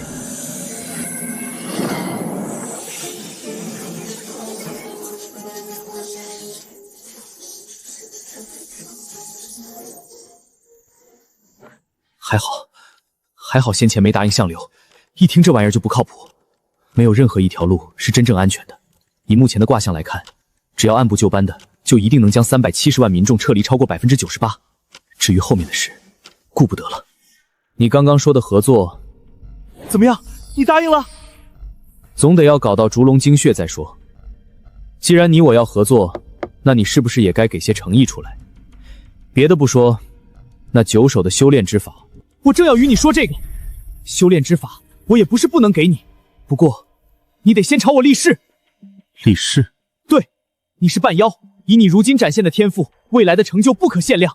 取一个纯血妖族，那是轻而易举的事。你要修炼之法，那就必须在我面前立誓。未来如果能取纯血妖族，必须要优先去争取真龙一族的血脉。到时候诞下的子嗣，若是有继承9首神通的，你就立即送来我这里，我送他一场大机缘。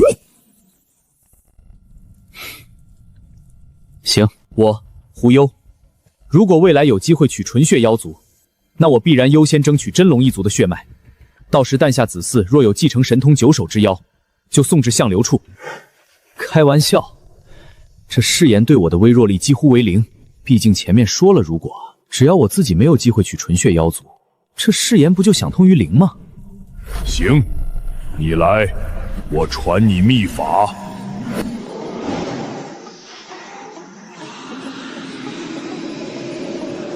将分支出去的灵魂不断延伸出去，并同时淬炼灵魂韧性以及强度，从而不断强化9首。这就是9首的修炼之法，未免也太恐怖了一些吧。初阶的9首只有玄阶下品，最多只能操控尸骸而已。可若是按照这上面的方法修炼，若提升至天阶，甚至可以将8种生灵的灵魂、肉身直接融于自身的8枚头颅之中，完全纳为己用。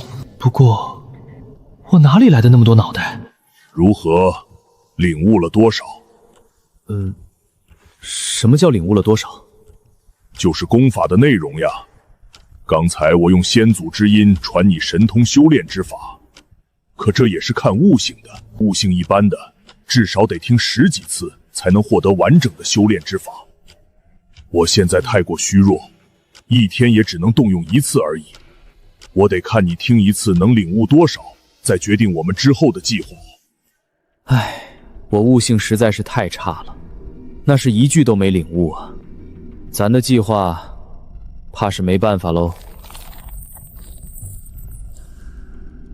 唉，那你如今打算如何？前辈啊，就算我领悟不了9手，也不代表我没办法同时操控亚羽和烛龙2具尸骸吧？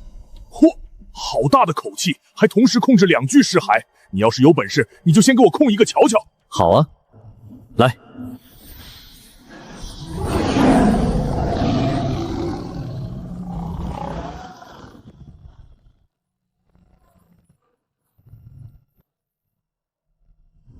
看吧，我说没问题的吧？你小子，虽说你没办法获得修炼之法，不过若你能一直操控这具亚羽尸骸，也会对你的灵魂有所裨益。放心，这我还能不知道吗？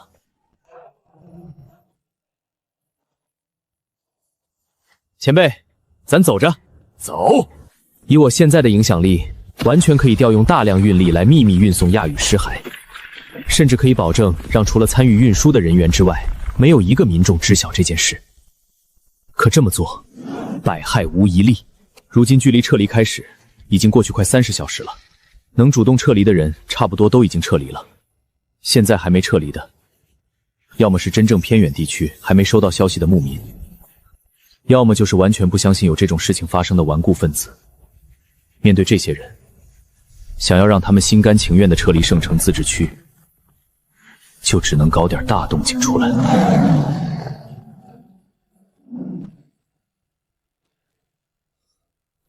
虽然这一幕我先前也曾见过，可此刻亲身再经历一次，也不由感到无比震撼。你走这么慢做甚？下面有人，也有牛羊，我这一脚下去，他们就没了。你倒是谨慎，我要的是撤离，不是屠城。前辈，亚羽体内这股血气到底从何而来？看不出来吗？忘了，你只是半妖，这种上古隐秘，你确实未必知道。亚羽曾死过一次，是皇帝给他求来不死药，才让他复活。如今他体内的磅礴血气，便是那株不死药所化。不死药？若世间真有不死药，那上古时期的人族会不会也还有活着的？比如昆仑山或者火云洞？这我不知道，别想这些了，抓紧去找下一头上古大妖。这不是按您的吩咐锻炼灵魂吗？至于其他上古大妖，您太看得起我了，我总不能什么都知道吧？哦，是吗？当然，难道我在您心中就是如此没有诚信可言的人？你觉得呢？是，我确实知道其他上古大妖在哪儿，也确实打算好好收拾他们一下。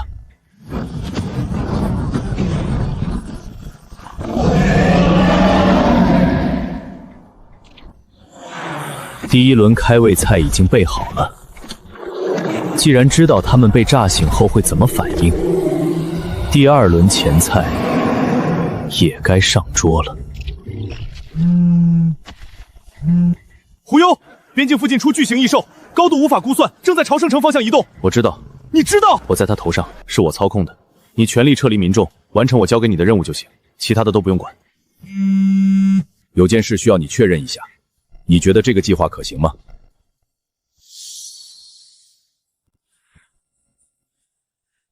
上古大妖太多了，计划虽然难以成功，但还是要做的，至少能拖住这些上古异兽3天时间。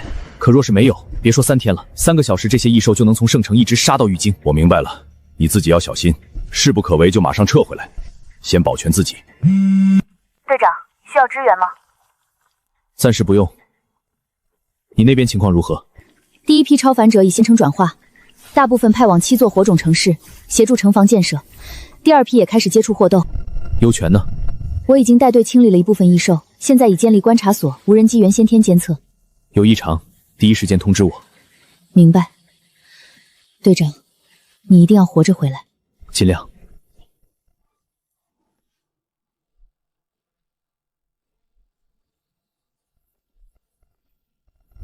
刚刚那些人，你不是说你这个半妖在人族之中地位低微，只能看人脸色过活吗？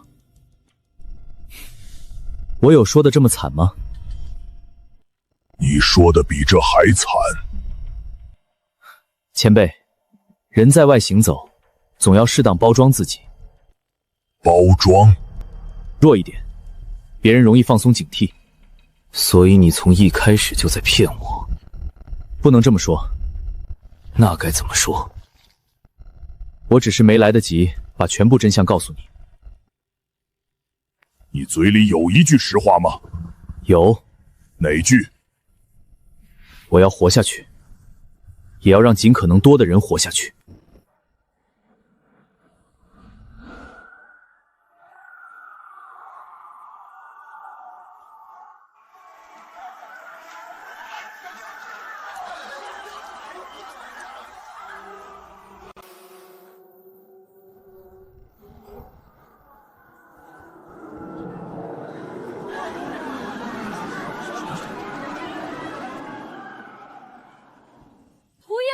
忽悠！忽悠！忽悠！忽悠！忽悠！忽悠！忽悠！民心、威望、成就感，这些东西，我其实都不在意。灾变之前，若我想要这些，也能轻易得到。可我想要的，是人间烟火。人间烟火，总得有足够多的人，才能构筑出整个人间。诸君，身死不足惜，念存魂仍在。若我身死，还望各位坚守。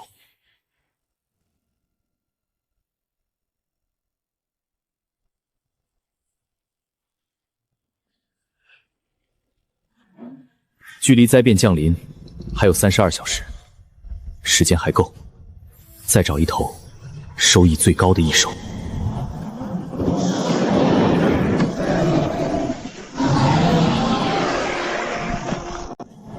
能吞的不够强，强吞的风险太高，找得到的未必划算，找不到的更浪费时间。只要碰高阶龙种，就会被雏龙感知，这就是它的底线。找到了。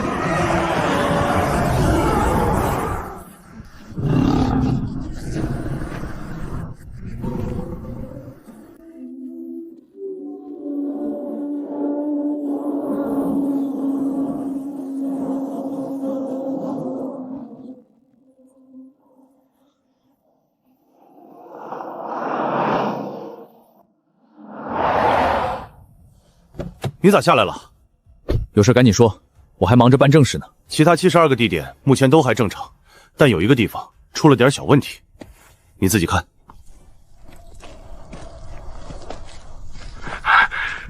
这里不让进去。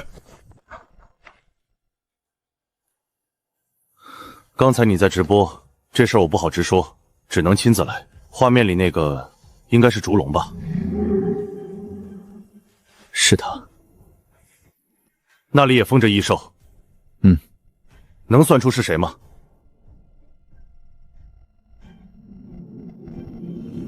计谋。计谋。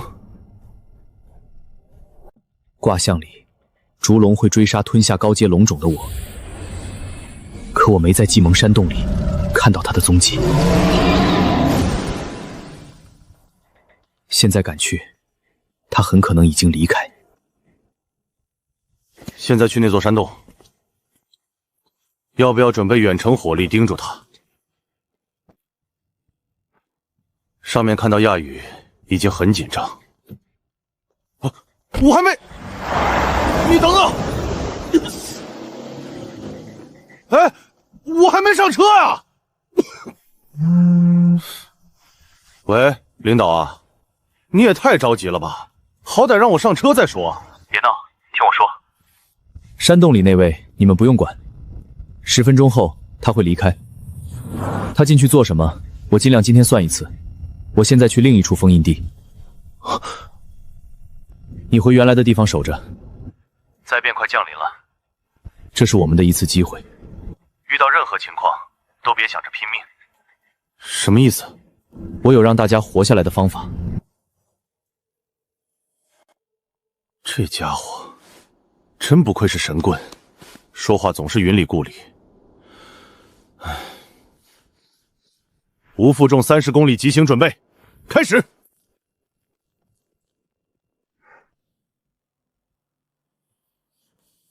小子，你不去找烛龙前辈，找他干嘛？你就不想知道他去找季蒙做什么？听这意思，你知道？也不算知道，只是猜测而已。说条件。这么直接？你既然开口，就一定想要东西。亚羽精血，我大致猜到了。你是想利用亚羽尸骸替这里的人族争取撤离时间。既然如此，那亚羽精血对你用处也不大，倒不如给我一些。1滴。10滴。1滴。亚羽体内血气那么充足，又吃过不死药，至少也有1000滴以上，你就给我1滴，至少5滴。否则免谈。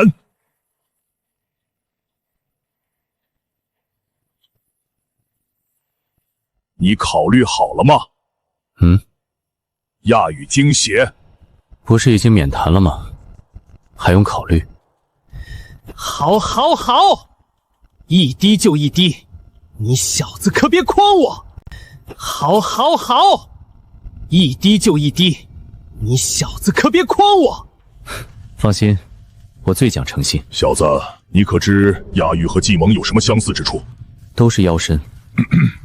不，他们都是神。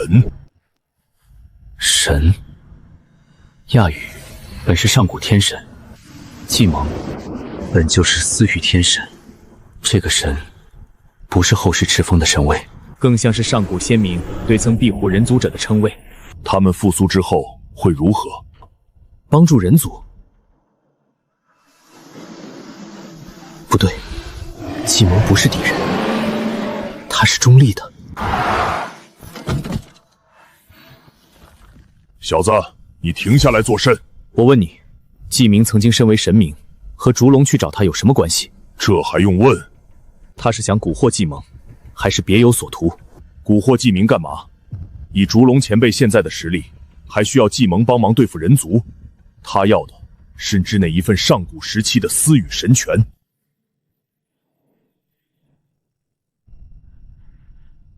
难怪我吞下季蒙，获得司雨之后，烛龙会追杀我。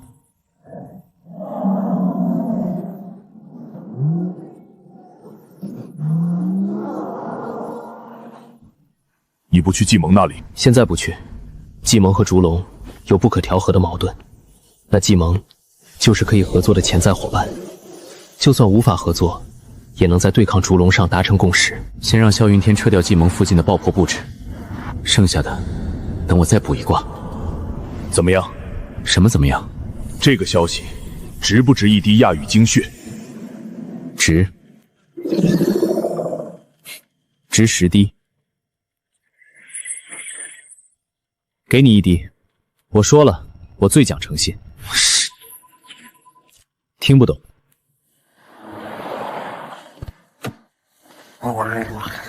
长城计划已经开始铺开了。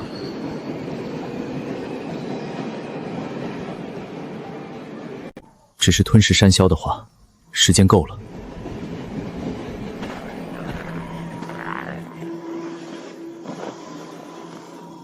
第4卦，卜算烛龙与季蒙。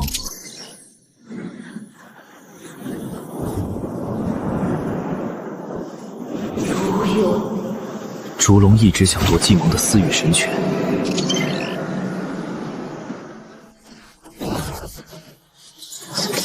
可奇怪的是，他从未尝试击杀季蒙，强夺司雨权柄。难道季蒙一死，司雨神权也会消散？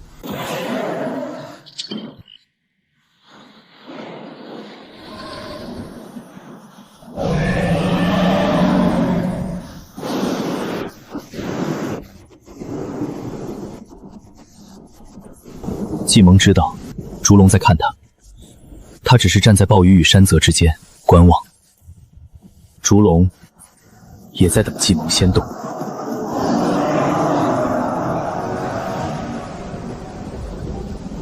这不是敌友，这是博弈。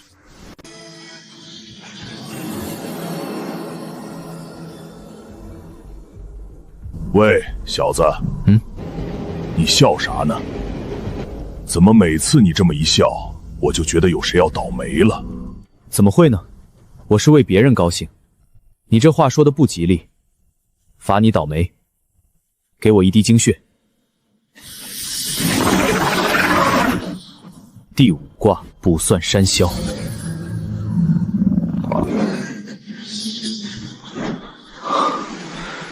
这么顺？谁？这里不是追星的地方，赶紧撤！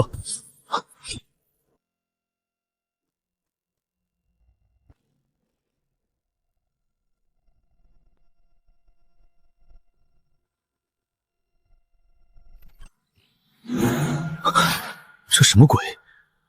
未知黑影能直接打晕现在的我。距离灾变降临还有25小时，大荒附近已经有这种强度的异兽了。难道是未知的上古大妖？不对，如果是上古大妖出手，直接杀了不是更省事？黑影只是未来可能出现的一环，只要吞下山魈后立刻离开，未必会出事。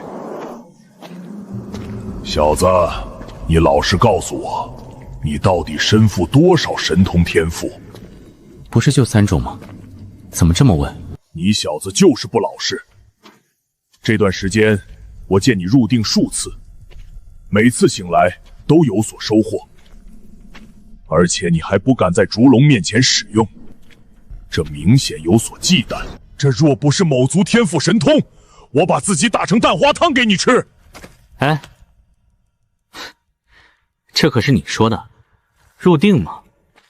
难道人族就不能入定？非得是妖族神通？相刘前辈，你这是当局者迷。待会儿起锅烧水，要不要配葱花香菜？是吗？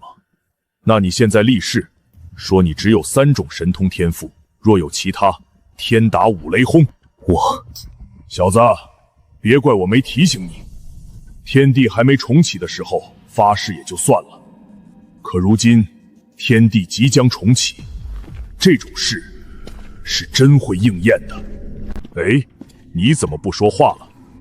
不是要发誓吗？不发了，我还以为你小子的嘴有多硬，现在就软下来了。快，跟老祖说说，你还有什么惊世神通？你说，我现在的实力，就算不发誓，是不是也能把你打成蛋花汤？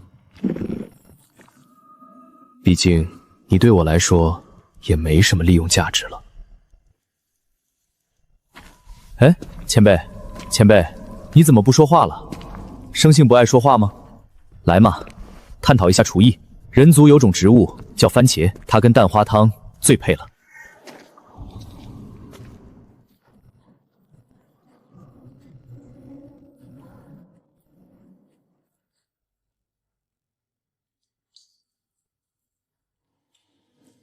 这就是山魈。山魈？这都快到大荒边缘了，怎么会有山魈？山魈不也是上古大妖吗？在大荒里，很奇怪，特别奇怪。小子，你记住，大妖与妖族也是不同的。妖族以实力为尊，肉身达到地阶以上才称大妖，地阶之下只是普通妖族，不到黄阶的连真正妖族都不算，最多算妖兽。至于山魈这一族，先天不足，实力最多玄阶上品，地位也不高，就这，绝对称不上大妖。道理我都懂，可一个最高玄阶上品的妖族，也能像雏龙那些上古大妖一样，被封存至今吗？这我就不知道了，或许真有问题。如果山魈只是普通妖族，那他为什么能被封存到现在？难道他是某位大能饲养的宠兽？我吞出山魈，就触动了那位大能的利益。这么说，人族也有大能在沉睡。不管了，就算真是这样，这山魈我也吃定了。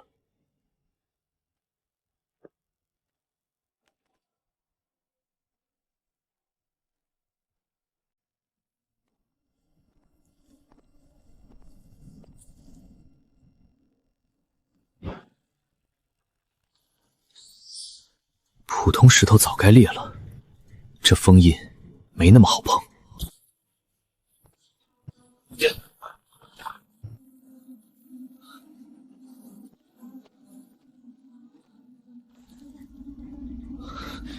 有了！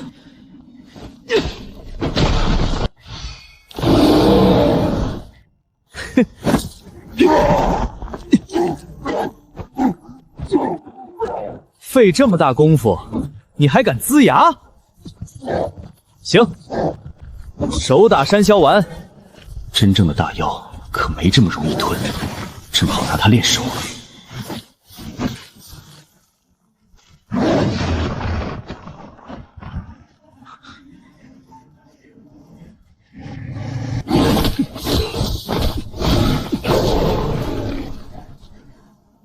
这东西恢复得很快。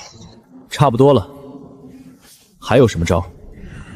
没有的话，我可开饭了。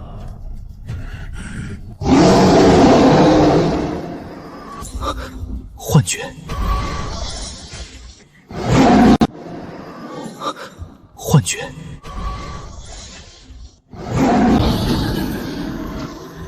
吞天，开！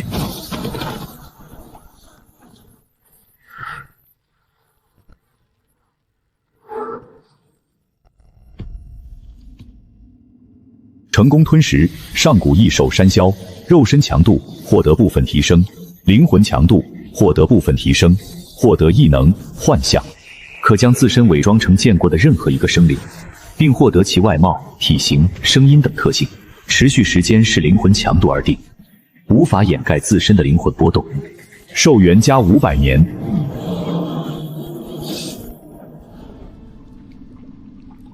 成了，幻想。能伪装成见过的任何生灵，外貌、体型、声音都能模拟，只是无法掩盖灵魂波动。我要的就是这个天赋，对即将被诸多上古大妖追杀的我来说，它甚至比私语更好用，至少足够我逃到白泽洞府。搞定，时间比卦象里还早。不过为了避开那黑影，先溜为妙。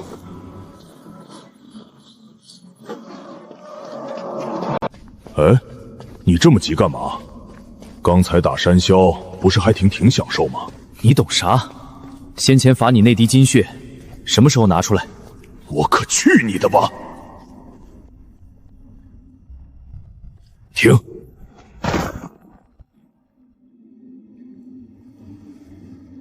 怎么？小心些！山洞外面好像有什么东西进来了，我探不清对方虚实，有机会就赶紧跑。还用你说？这深山老林，深更半夜，外面的东西不可能是普通人，难道是那个黑影？这时候你还玩这个发光盒子，赶紧躲起来啊！躲什么？先前你不是瞧不起人族智慧吗？正好让你开开眼。人族智慧，你也得有人族在这里才行啊！那家伙已经发现你了，再不走你可就……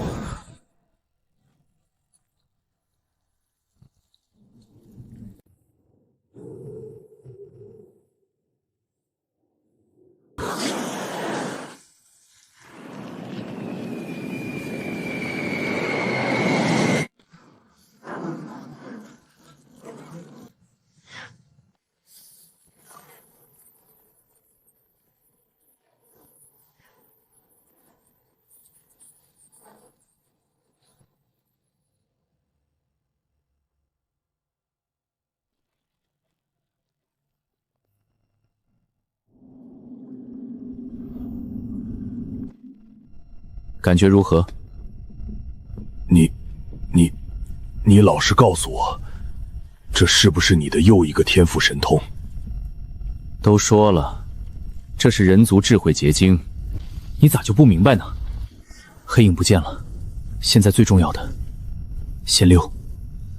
车没了，只能腿着走。来的路上，我记住了几个临时转移点，那里还有备用车辆，只要撤到那里，就算安全。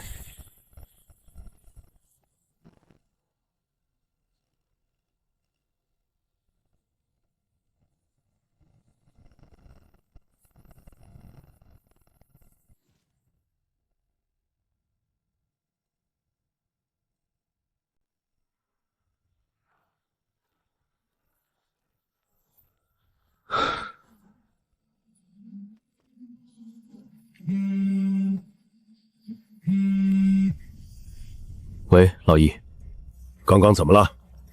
你动用本土轰炸权限了？对，情况复杂，一时半会儿解释不清楚。我已经到达2361号临时转移点了，目前没有危险。现在圣城和其他地方的民众都转移的怎么样了？圣城作为重点转移区域，目前已经转移超过80%的民众，还剩下20%也在转移过程中。进度比我们预想中要快，预估24小时后能完成超过90%以上的民众撤离。应当是亚语现世，还有先前在错那湖的举动，加速了民众撤离。这倒是个好消息。按照这个进度，异兽苏醒之前，应该能完成95%以上的撤离。至于剩下5%，看着少，却也是接近20万人。到时候只能硬扛了。至于其他地区，35分钟之前，除圣城外的最后一批民众已经完成撤离，并入8座火种城市之中。换句话说，大夏694个地级市、县级市及其辖区内的所有民众都已经转移至8座火种城市之中，另有72座次火种城市已经在开发之中。每座火种城市周边都将选取9座次火种城市作为目标，预计在灾变开始后进行开发。这些事情就只能先交给你们了。放心。好。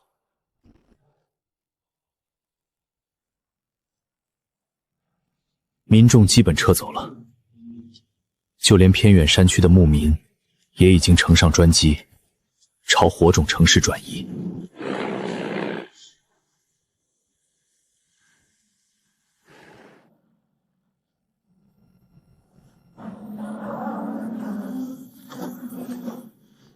烛龙，他来做什么？烛龙，他来做什么？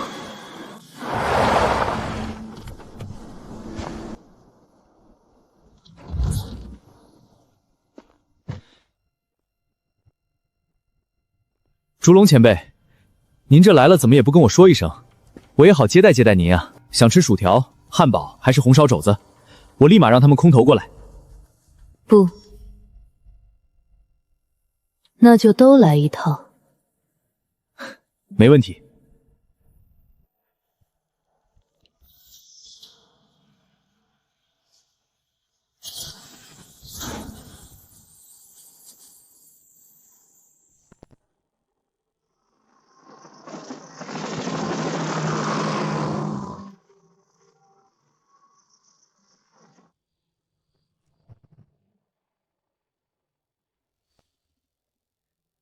我们的交易也该继续了。交易？哦，你是说百鬼妖丹吧？是你来，还是我来？先不急。是你来，还是我来？烛龙前辈，我想你可能误会了，这个交易继续不了。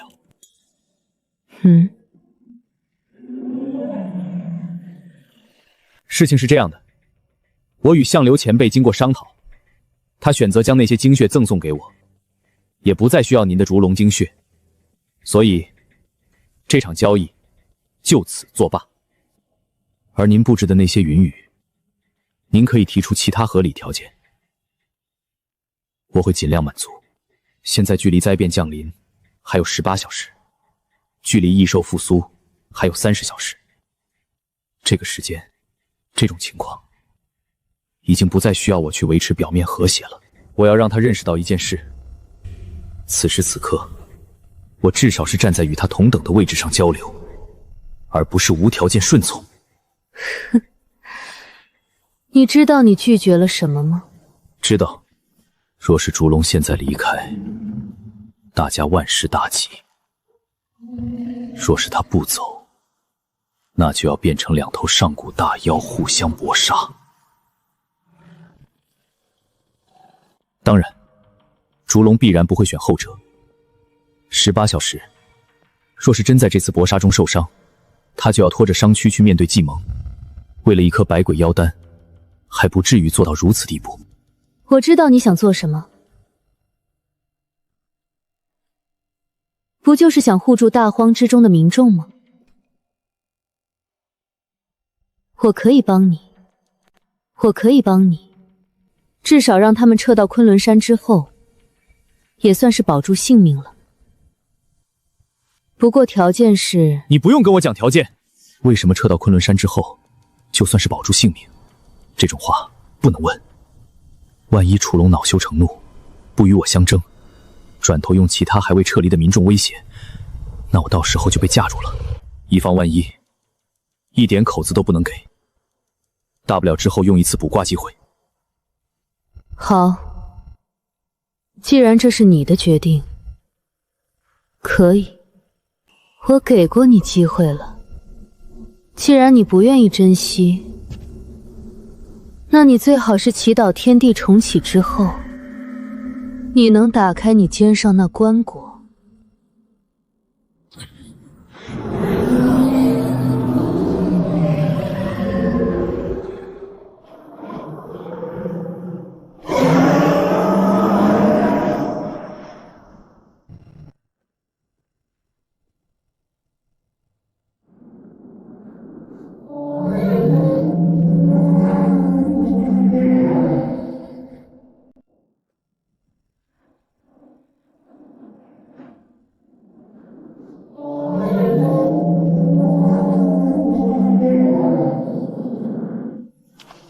听烛龙的意思，如果我能打开扶桑木棺，甚至有可能在大汪里横着走。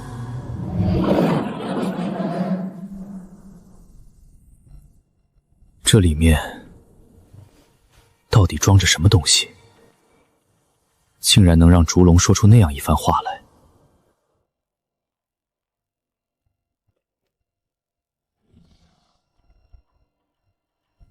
我说，天地就要重启了，你招惹烛龙干嘛？你不想活，我还想活呢。瞧你，说这话干啥？马上天地就要重启了，你也要孵化了。现在烛龙走了，就我在这里，你不好好讨我开心，还骂我，怎么？已经选好是红烧还是清蒸了？这，你看你就是不经斗，我这不是为你着想的吗？你还要吃我？嘘。吃是肯定要吃的，只是看怎么吃，何时吃，才能将利益最大化。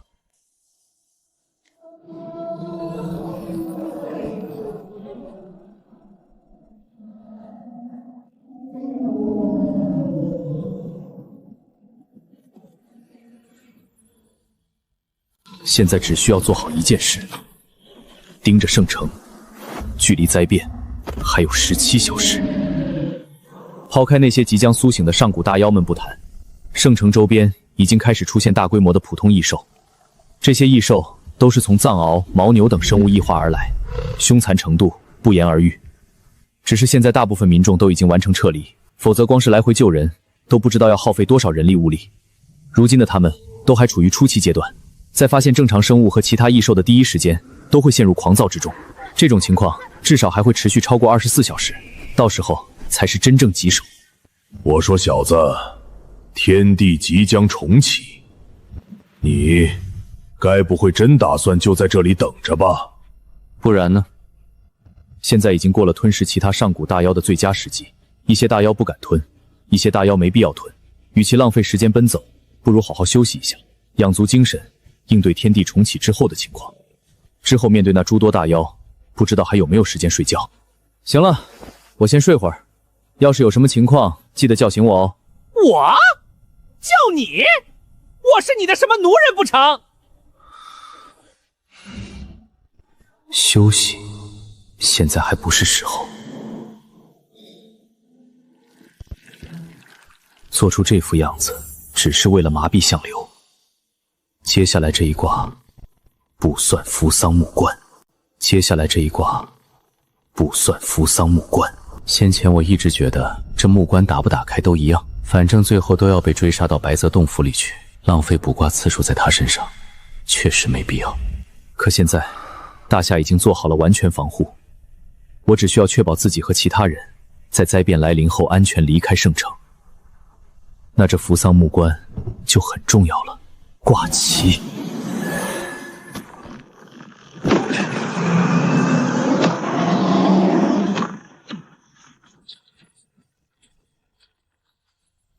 绝大多数卦象里，全都打不开。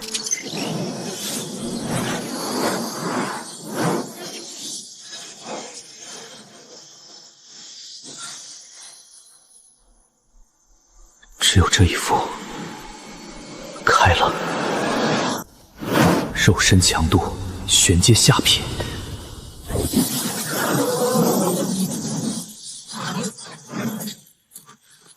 所有办法尽数耗尽，这是最后的希望。有反应了，多么想他！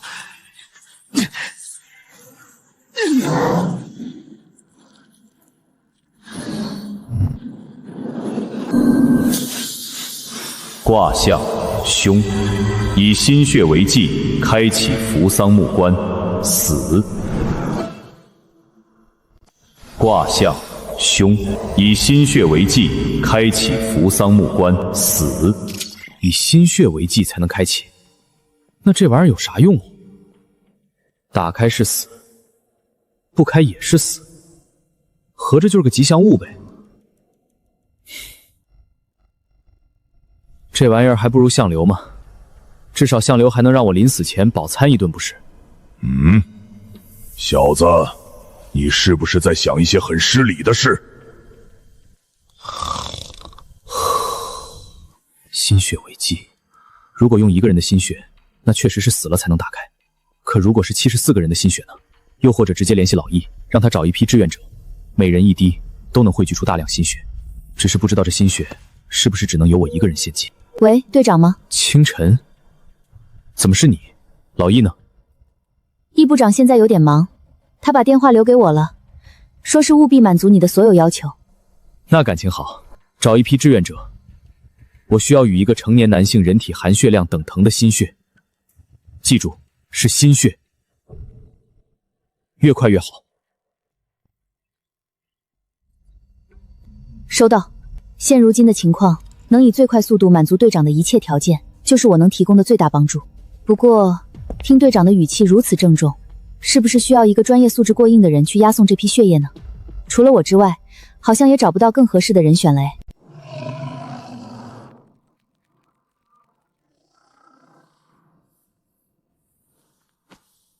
这天地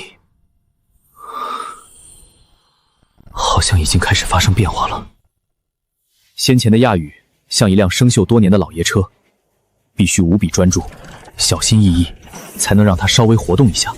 可现在，它像是经过精心保养的跑车，一脚油门下去，就是无比畅快的疾驰。感觉到了，天地已经开始重启了。这天地重启到底意味着什么？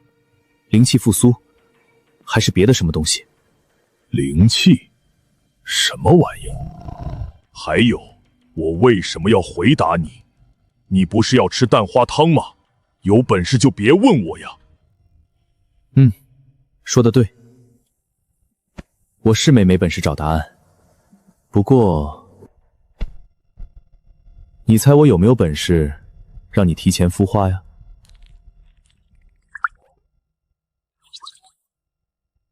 你看你，又急，你说的灵气是什么？我是真不知道。不过你说的，如果是现在天地间多出来的那部分，我们一般称之为道。道。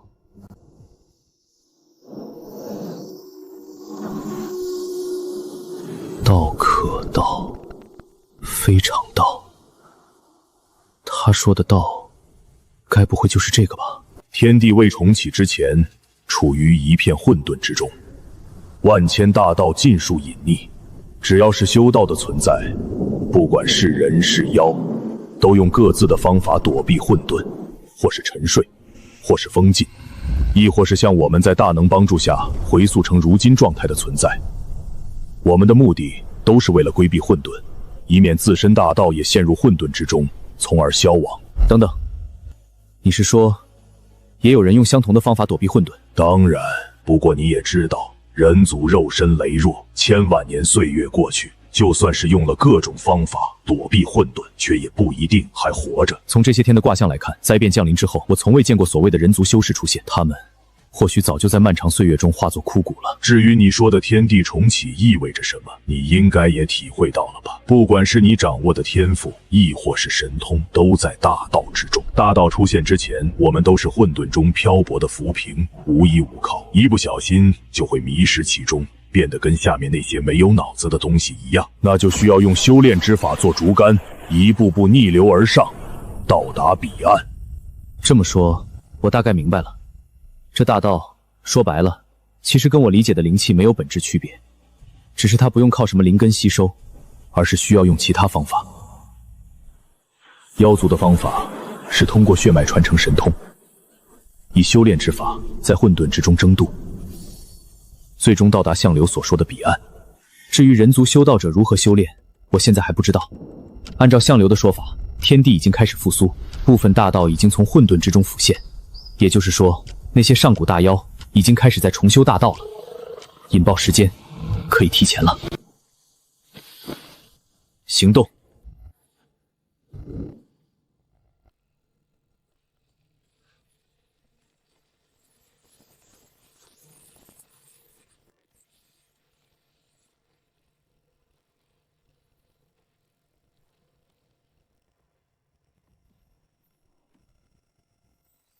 我靠！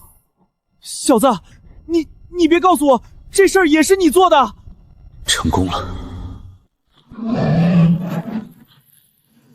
那73人能获得多少好处还不知道，可这些上古大妖的损失一定不会少。再加上现在天地还未完全重启，他们有足够时间撤退，甚至直接退出圣城自治区，也不是没有可能。有这73人在，长城计划说不定还能再延长一段时间。当然，现在得给他们足够多的时间吸收血气。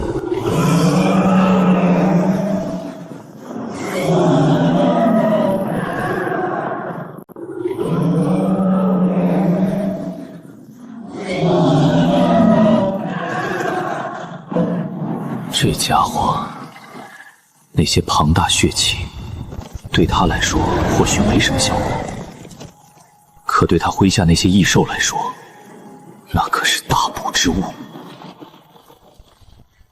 他这是要……正好，烛龙不是要占便宜吗？那把这口大锅丢给他就好了。撤退，朝着萧云天所在集合，同时大喊：“烛龙前辈救我！”小子，你可真是坏得流黑水啊！多谢夸奖。按照原本计划，73人应该留在原地，引导这些上古大妖互相争斗，再争取1个小时撤离时间。可现在烛龙出手，撤离时间也变得富裕，这个计划自然可以改一改。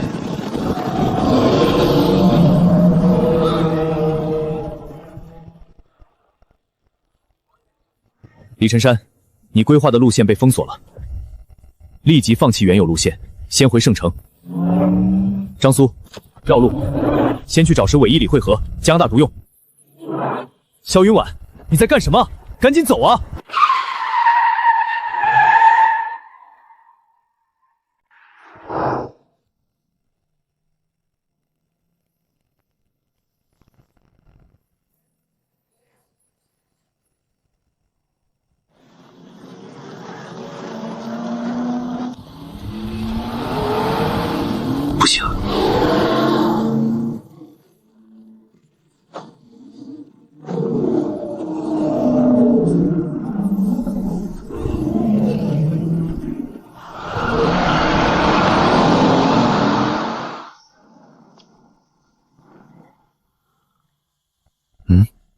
是我的错觉吗？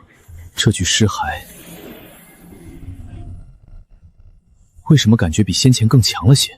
正常，先前你操控的亚羽虽是尸体，却依旧处于自我封印的状态，自身大道都还在封存之中。现在天地渐渐复苏，其体内的大道也在解封，你再用9手操控，肯定感觉不同。要我说，你还不如赶紧把亚羽吃下去，离开大荒算了。就你现在的灵魂强度，等到天地完全复苏之后，最多也就是找头大妖极限1换1，这又是何苦呢？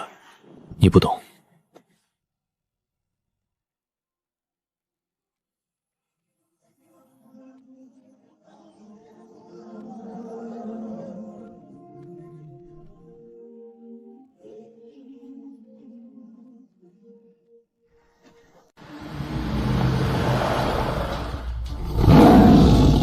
好，很好。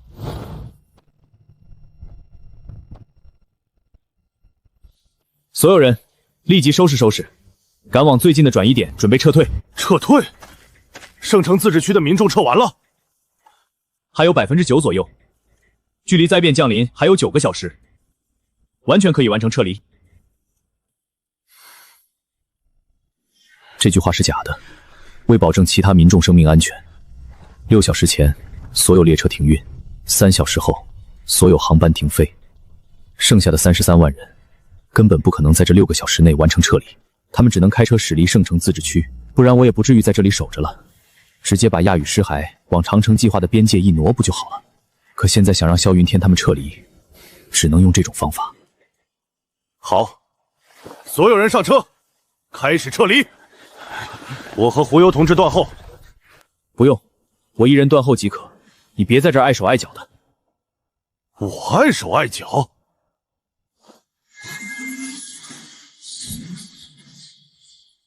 这噬风和吞天有些类似，都是通过不断吃东西进行成长的，只是吞天吃的东西很多，提升的方面也更全面，而噬风则是不断需要血气滋养，越是浓郁醇厚的血气，给噬风带来的成长也就越高。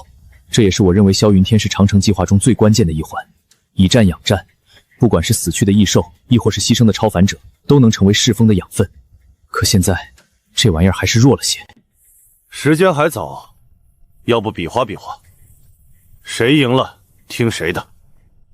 先说好，不带用异兽的。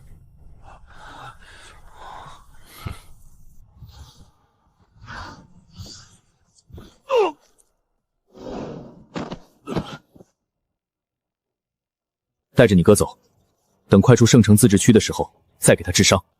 是。还愣着干嘛？走啊！等着我请你们呢。再不走，一人一拳。反正有个奶妈在，不用白不用。当我说话是放屁呢？来，谁不信邪，先上来试试，我来称量称量你们这些超凡到底有多拽，连我的话都不听了。就你是吧？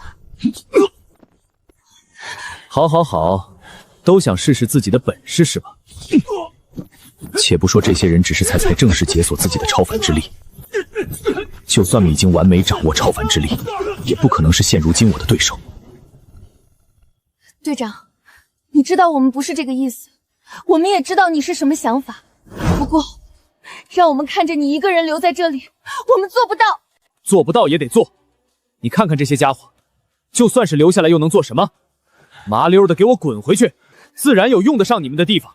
到时候管你们是为国捐躯还是英勇就义，只要别让我看见，随你们怎么办？愣着干嘛？我再重复一遍，这是命令。萧云婉，你到底懂不懂什么叫做命令？是。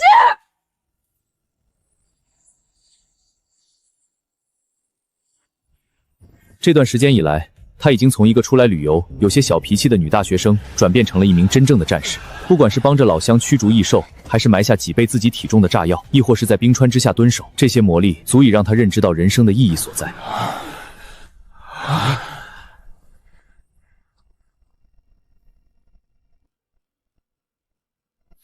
等等，队长，先别揍我了，我走。队长，保重。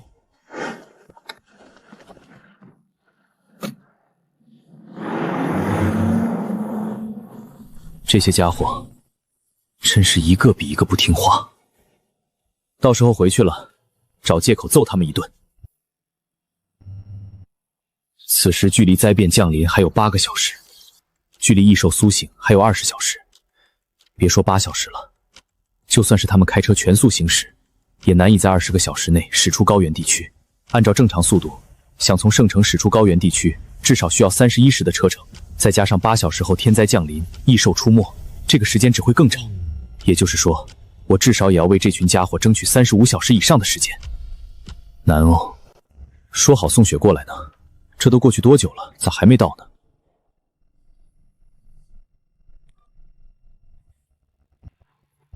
这声音有些像是大型无人机啊。喂，队长，有什么指示啊？你在哪儿呢？别告诉我你在来圣城的路上。当然没有，我是在来圣城的天上。有什么区别吗？给我回去！现在！来不及了，这血液重要程度极高。5000个志愿者报名，各取了1毫升心血才收集出来。8小时内可没办法再复刻出1份，所以才由我亲自押送的。您放心，等我到了圣城，把东西交到你手上，我就立刻撤离，一点都不带耽误的。最好是这样。你现在在什么位置？需要多久能到？我现在已经驶出属地领空，现在在圣城自治区和昆仑省的交界处，预计1小时30分后到达。好，注意安全。是，请队长放心，我一定。清晨，你怎么了？回答我！不对劲，洛清晨不会在这种时候开这种玩笑。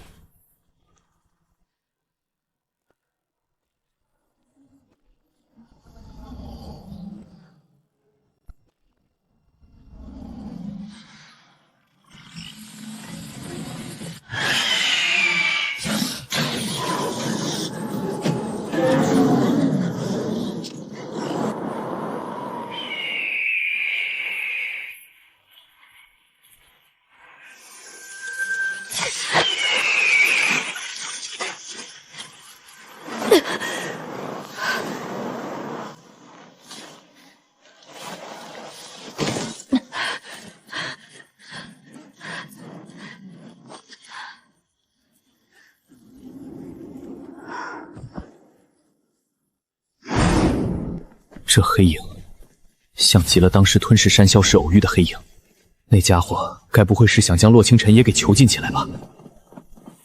这是什么情况？我卜算了这么久，可从未见过类似的情况出现，多半是在那黑影手里得了什么好处。这算什么？咱被黑影抓走，那就是强制囚禁；洛清晨被抓走，反而得了一番机缘。这玩意儿还看人下菜碟的。卦象大吉，难不成昆仑省之中也有什么屏蔽天机的存在，所以才导致我的卜算出现了迷雾？算了，现在也不是想这些的时候。刚刚卦象突然中断，代表洛清晨总也得在7天之后才能从那个地方里出来。期间虽然没什么危险，可这段时间就只能靠我自己撑下去了。超过94%的民众都已经完成撤离，还有6%，也就是22万人还在撤离途中。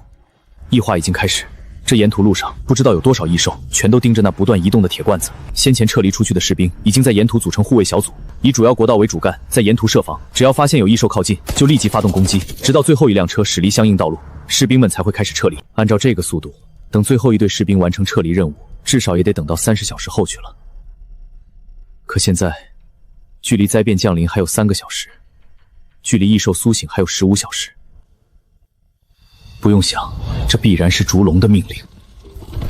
这些异兽灵智已开，自然能感知到天地之间的变化。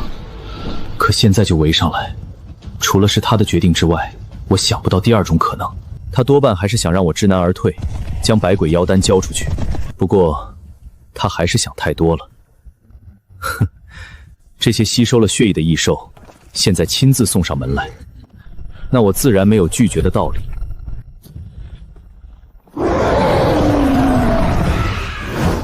这都不怕，那看来确实是烛龙指使了。不过他为什么要让这些异兽来送死？难道他不知道亚羽尸骸的实力？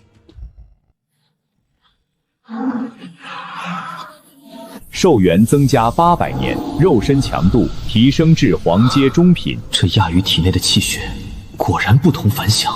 刚才那一轮器械最多只占据了其体内1%左右，再加上那些异兽的器械，竟然能让我从黄阶下品直接晋升到黄阶中品。这要是全部吞下，不行，现在亚羽尸骸还有用，不能吞。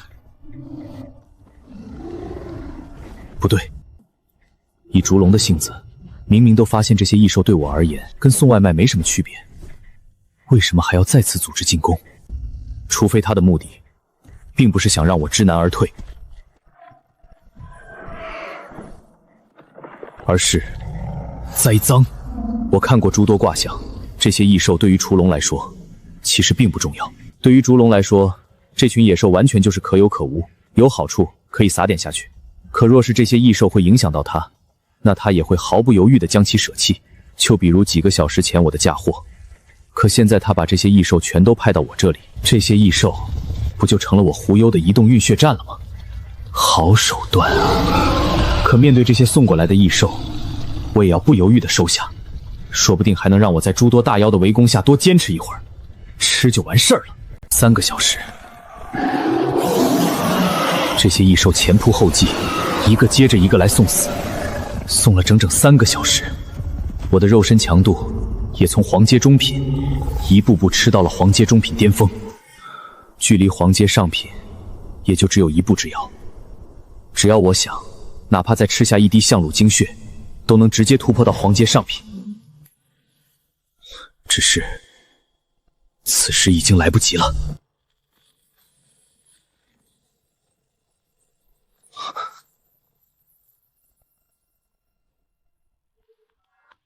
喂，小虎，有什么需要帮助的吗？灾变开始了。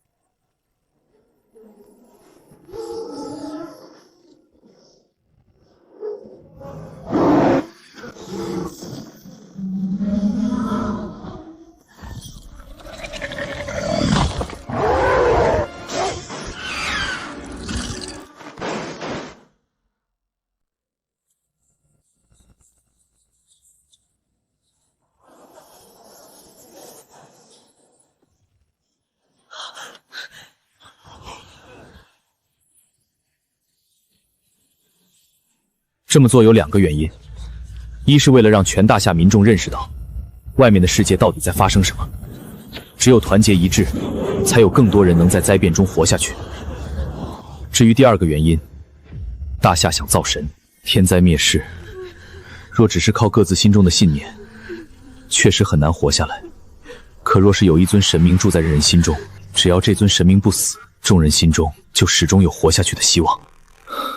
若是我能活着出来，所有大夏民众面对灾变之时，都会挺起脊梁，如我一般去争取哪怕只有1线的生机。退一步说，就算我不幸牺牲，我所做的一切也会刻在民众脑海之中。那些超凡者也会如我一般，竭尽所能去保护他们身后的民众。这也是我能为大夏做的最后一件事了。自灾变开始，那颗卫星就会一直悬在我头顶，去记录我面对的一切，直到我从圣城自治区中走出来，或是陨落。这是我和义军商量好的安排。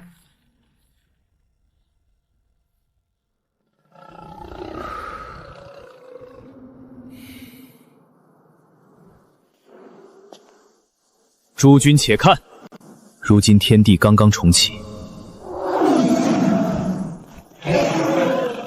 这些大妖虽然都已经苏醒，却还在适应如今的天地，实力都还没有完全恢复，正处于真空期之中。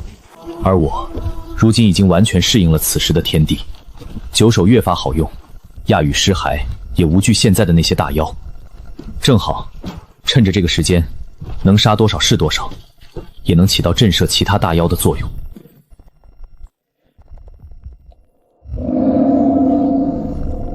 这妖名唤扶离，上古大妖之一，通体雪白，毛发坚韧，可做刀剑。发怒时可以调用浑身毛发做剑羽。肉质鲜美，炖汤、烤肉都是极佳选择。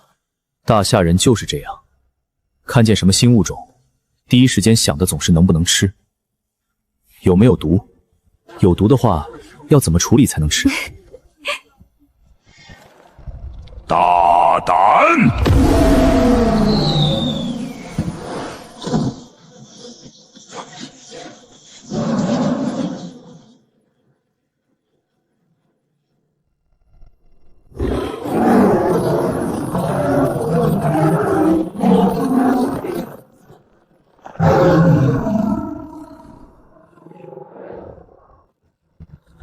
这棺椁哪怕没打开，好像也不是完全没用，用来当盾牌倒是刚刚好。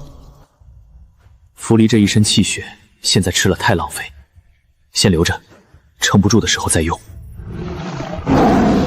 距离那些上古大妖苏醒还有12小时，这段时间自然是能多囤一些大妖试一些，否则等到时候面对那些真正恐怖的存在，还不知道能坚持多久呢。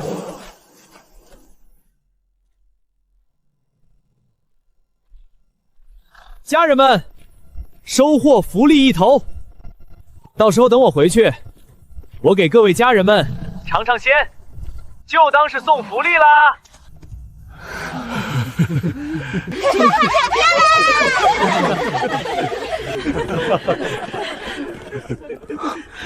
回来，真的还能回来吗？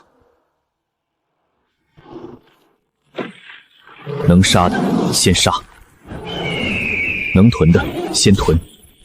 这些还没完全苏醒的家伙，对亚羽来说不够看，先把能收的全都收了。囤的差不多了，先吞掉，补一补。吞天，开！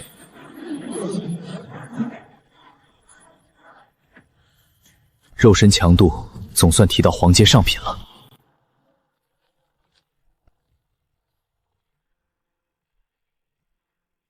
我们已经撤离到林芝附近，前方不远就是最后一批撤离的民众，距离穿过高原还有24小时的路程。这已经很快了。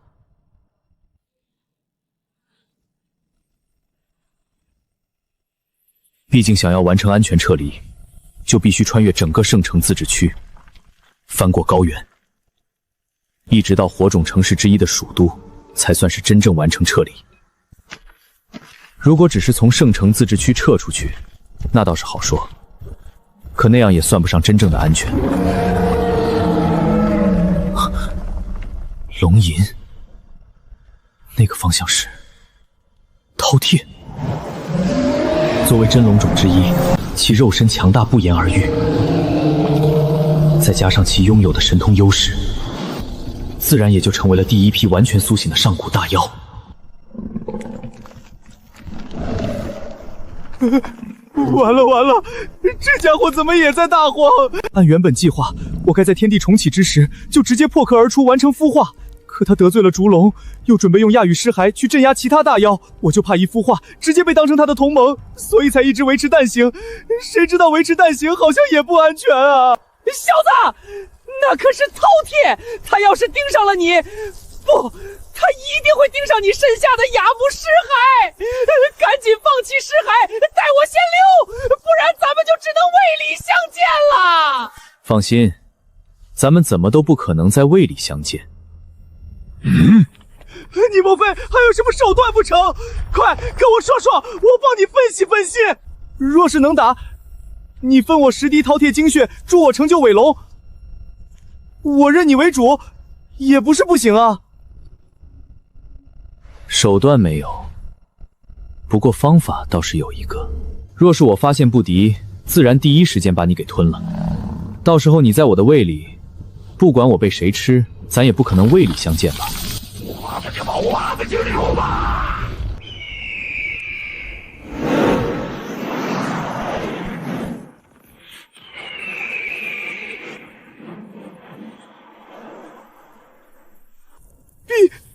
毕方，这玩意儿怎么还活着？不行了，小子，快走！我没跟你开玩笑。就这？我说，当初你到底混得有多差呀？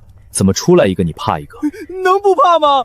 这一个真龙之种，一个上古妖禽，哪一个都能把我当儿子一样打，你说我怕不怕？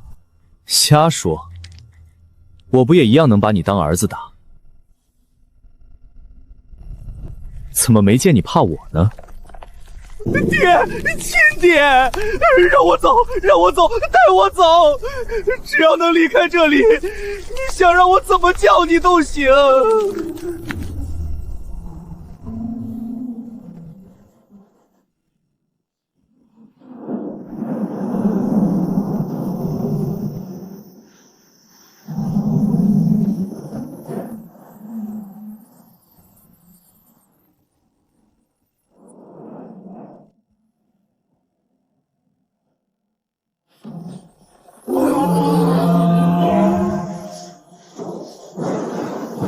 夔龙虽然身负龙名，可它本体其实蕴含一部分雷牛血脉。它和饕餮一类的真龙种不同，只能算是伪龙种而已。要不是忌惮烛龙，我吞下山魈之后的第一目标就是这头夔龙。待会儿若是有机会，看能不能啃上这家伙一口。提前了，这一次大妖们苏醒的时间提前了快9个小时。虽说只有一小部分大妖提前苏醒，可这些家伙也是一个比一个难对付。不过还好，夔龙已经跑路了，计谋还在和烛龙对峙，现阶段也只用对付饕餮和毕方就好。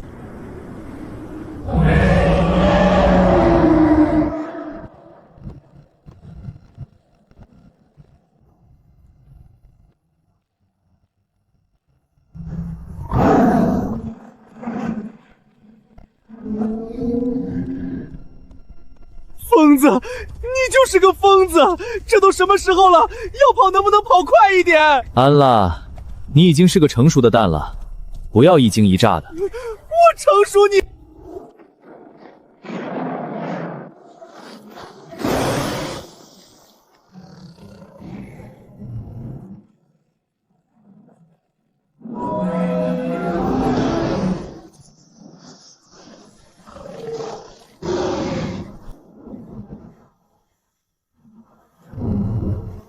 我操，朝风也在这里！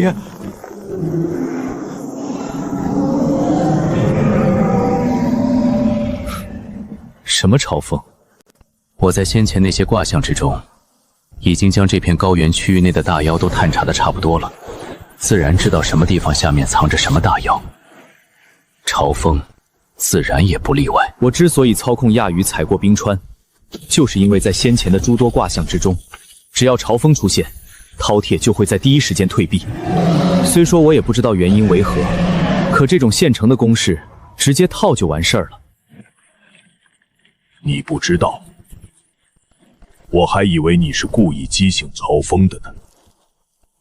哼，这朝风和饕餮都是真龙种之一，不过饕餮是曾经的真龙种，后因性情顽劣被驱逐出了龙族之名。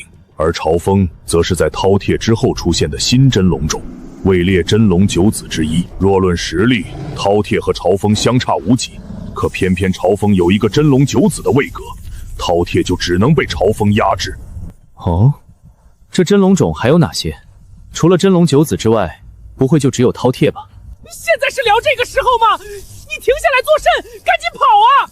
跑？往哪儿跑？当然是……这哪里是什么大荒？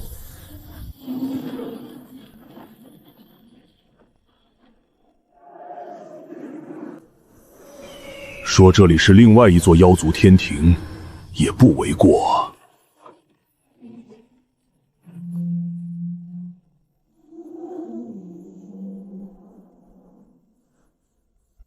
更何况，我现在也还没打算跑。小子，你可别做傻事，咱努力，说不定还是能活下来的呢。苟活而已，有何意义？各位酣睡良久，想来应该不知如今是何规矩，无妨。我与诸位简单说两句。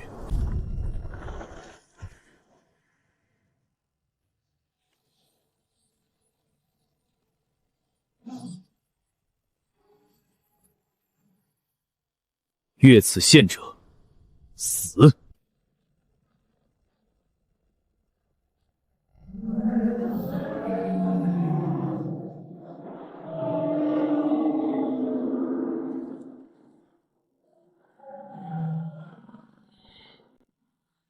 眼前的大妖太多太多，我只有以死换伤的打法，才能让他们忌惮。若无大妖尝试越线，那大家即可相安无事。相反，若是现在再有哪头大妖不长眼，尝试越线，那我就算拼得生死，也要将其重伤。从先前卦象来看，这一步有80%概率引来奎龙、太妃、征章等之一的袭击。狂妄！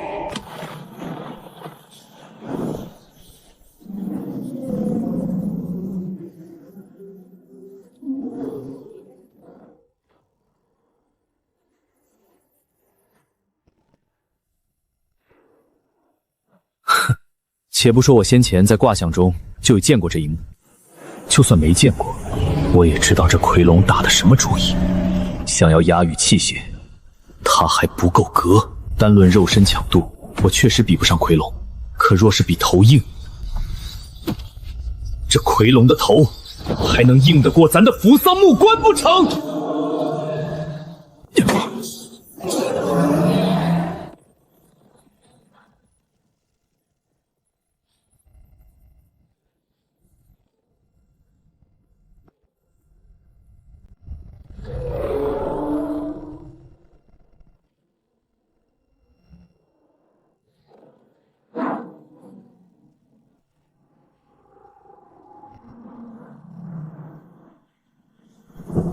怎么不笑了？九手，开！吞天，开！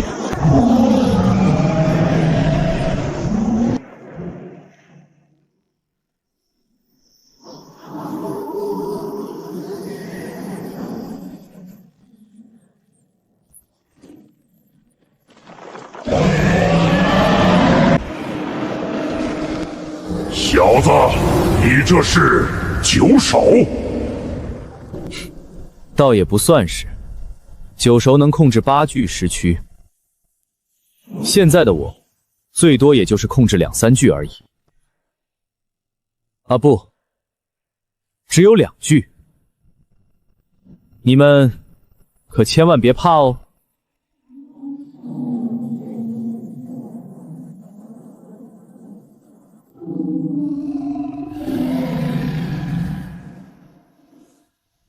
这饕餮自然是留不得的。作为4凶之一的真龙种，哪怕不吞下朝餮血肉，只要能得到它的尸骸，也能用九兽强行操控，其威势绝不会弱于亚羽尸骸。可惜现阶段能控制的尸骸数量也就只有2具，否则我完全可以再挑选6个幸运儿，直接朝饕餮发难。到时候诛杀饕餮，大不了换掉其中1具尸骸。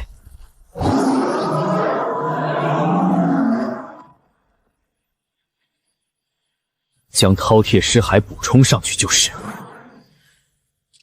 待到那时，别说是祭文、逐龙了，就算是将藏在高原之下的那尊大恐怖一起斩杀，也不是不可能。当然，这一切只能是美梦。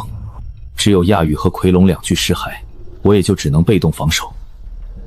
一旦主动出击，就会成为其余大妖狩猎的目标，到时候反倒会偷鸡不成蚀把米。还不快走！又收获了1头奎龙尸骸，这已经够本了。要是再待下去，最多3天，不2天，就有大妖恢复到玄阶以上的实力。到时候你以为你还能扛得住？还笑？小子，我知道你在想什么，不就是想护住你身后的那些人族吗？现在走，这些大妖就算是想以人族血肉快速果腹，也必然会忌惮你的存在。哪怕是死一些人，也不会太多。可若是你死了，你想想看，那些人族身前可就没人了。到时候不还是被这些大妖捏扁拿圆吗？怎么样，是不是觉得我说的很有道理？有个屁！没人能决定谁该死，谁不该死。我能做的，是护住每一个我身后的人族。至于其他的，我想不了那么多。你榆木脑袋！一旦孵化，那可就坐实了我是护幽同盟的事。到时候就只有3种情况：第一种，护幽一死，我也会被万妖清算；第二种，若是狐幽重伤，说不定会保留雅雨和奎龙，到时候把孵化后的我吞下，既能补充体力，还有可能强化9手。最后一种可能，狐幽活着逃离大荒，我也就能苟活下来，继续用先祖之音，让狐幽去领悟9手的修炼之法。这种概率小得可怜。行了，别嘟囔了，只要你听话，待我活着逃离大荒，到时候必然会有你好处的。毕竟从某种角度来讲，咱们可是同族。谁跟你同族啊？你这半妖，窃取我相流一族血脉传承不说，还敢冒充我族血脉，我看你真是活腻歪了。诸位妖友，还请速速救我逃离魔爪，到时候我相流一族必有后报。到时候我相流一族必有后报。还相流，连种族神通都没了，也敢自称相流？一颗不敢孵化的蛋，也配谈后报？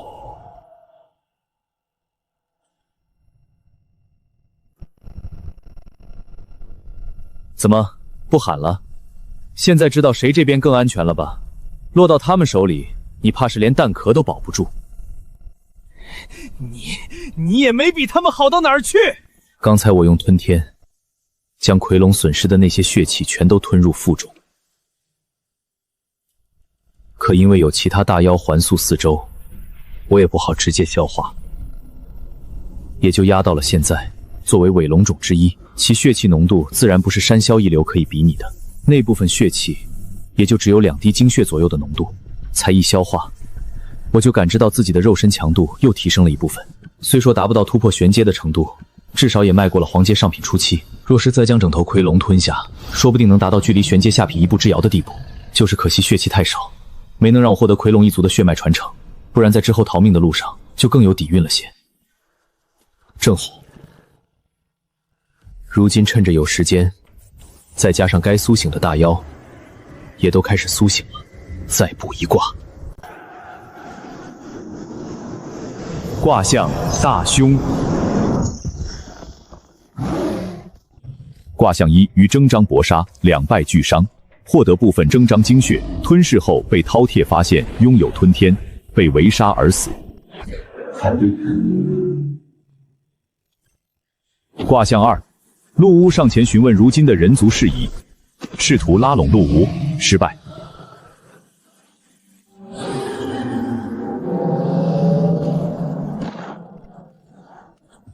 卦象3：被诸多大妖围杀，重伤。面对烛龙抛出的邀请，再次拒绝，被烛龙震伤。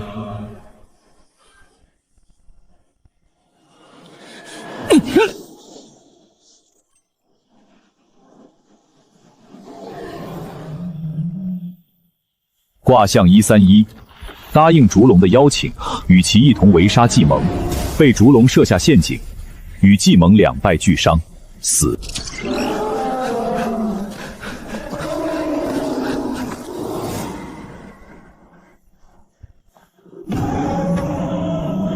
卦象1213：被饕餮追杀，烛龙围堵，死。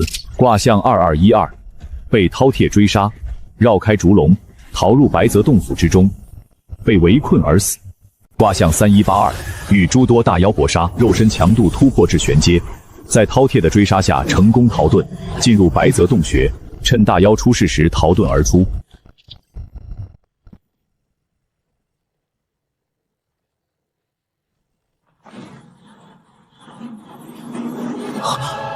整片大荒都被遮住了，最后出现的到底是什么？算了，不想这个了。只要我能在和诸多大妖的征战之中，将肉身强度提升到玄阶以上，就能在饕餮的追杀下，逃入白泽洞府之中。到时候，也就能趁着那未知大妖出世之时，趁机逃出。这就是我唯一的生机。至于7天之后，到底会如何，还是走一步看一步吧。从卦象来看，最重要的不是什么争斗，而是我必须将肉身强度突破到玄阶之上。就算直接将那些大妖残躯吞下，也能突破。与那些大妖搏杀，其实并没有什么实际益处。所以，就算有搏杀，也没有获得什么实质好处。唯有这头征章，与他搏杀的后果不小，可收获也很明显，至少能收获一个征章一族的传承天赋。若是凑巧获得征章一族的神通，那就直接赚麻了。所以，与其和那些没什么好处的大妖搏杀，还不如挑征章出来。毕竟现在的征章实力还未完全恢复。喂，你干嘛？别告诉我你又要搞事儿！我跟你说，现大家都心照不宣的处于恢复状态，没空理你。你要是再闹幺蛾子出来，可说不清楚了啊！万一大家觉得你有威胁，直接围杀你，你是完全跑不掉的，知道吧？知道，知道你还下来？你每次一闭眼一失神，就会搞出事情来。这次肯定也不例外。我下来逛逛不行啊？行，可太行了！你反正也带我下来了，不如找个地方把我一丢，直接埋下去好了。你也懒得听我嘟囔你了，不是？这怎么可以呢？你我可是手足兄弟，挚爱亲朋啊！我怎么可能对你做出这样的事儿？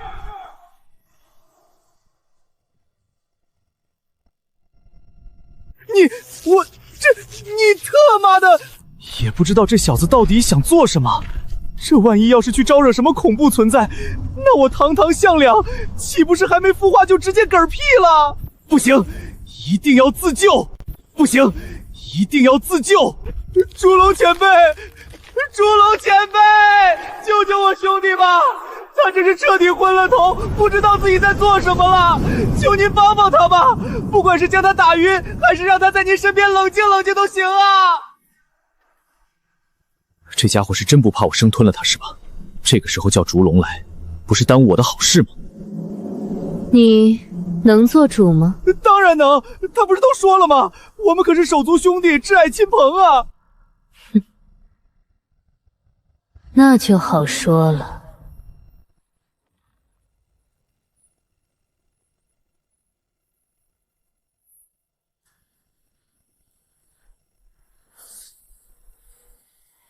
不行，恐怕要坏事。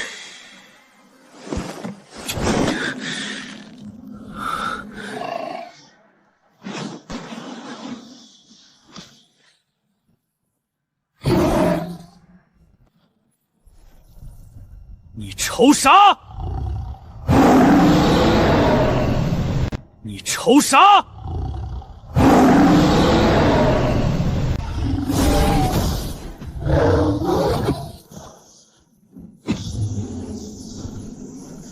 叫！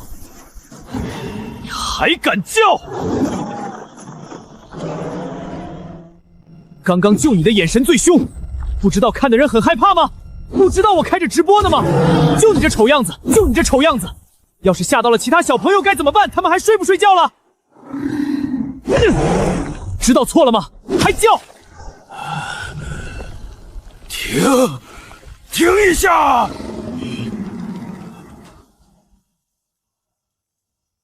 半妖，半个锤子！还叫半妖？不知道我是谁召的吗？那可是烛龙！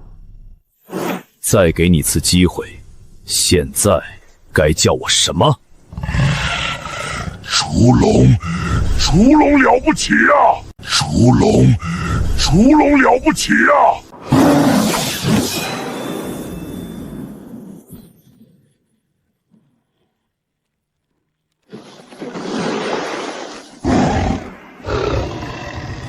烛龙大人，您是前辈，照理来说，我该给您个面子。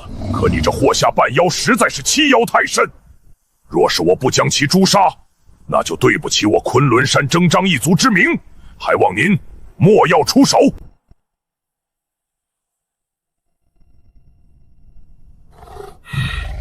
多谢前辈，小子，想证明自己的血统是吧？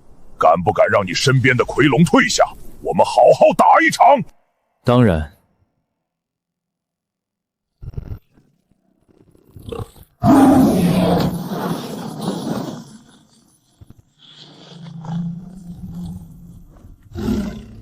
不敢。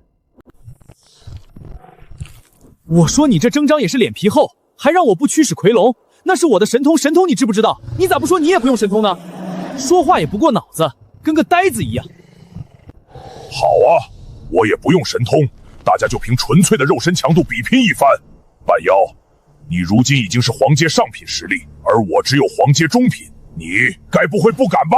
好，不用神通就不用神通。这家伙该不会又要下套吧？人族的套路实在太多了，一不小心就会中招。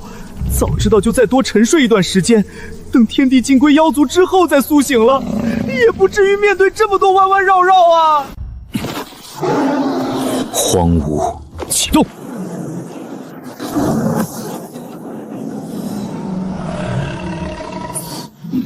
说了不用神通，可没说不能动用天赋。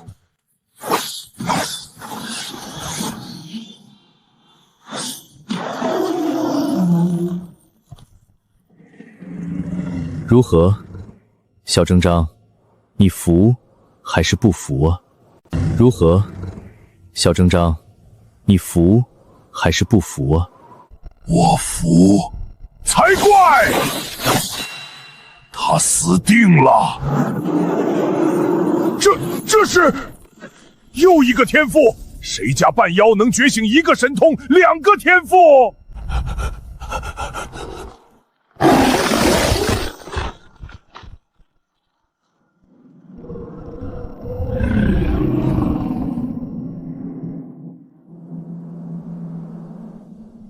吞天一旦结束，吞下去的东西就会立刻消化，然后反哺给我的身体。只要我一直维持吞天开启，刚刚吞进去的5根征章尖尾就不会被消化。只是这种状态不好维持。喂，小子，你可别对我做什么！刚刚不还说我们是手足兄弟吗？咱们妖族可最忌讳手足相残，你可别冒天下之大不韪啊！是吗？可我是半妖哎，也需要遵循妖族的规矩吗？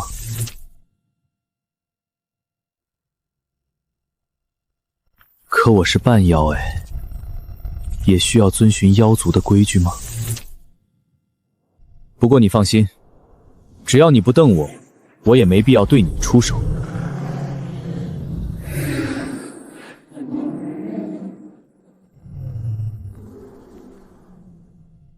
你说是吧，兄弟？小聪明而已，还不值得我现在下场。我若动，其他家伙也会动。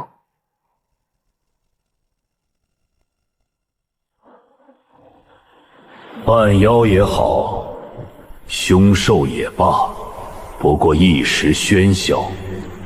先恢复地阶者，才有资格吞下大荒。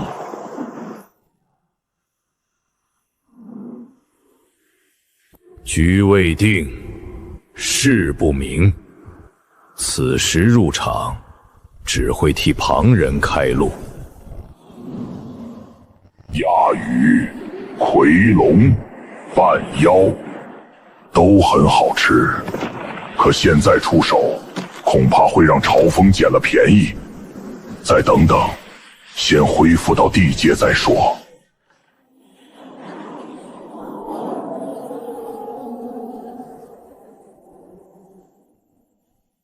别的我不管，盯好饕餮就行了。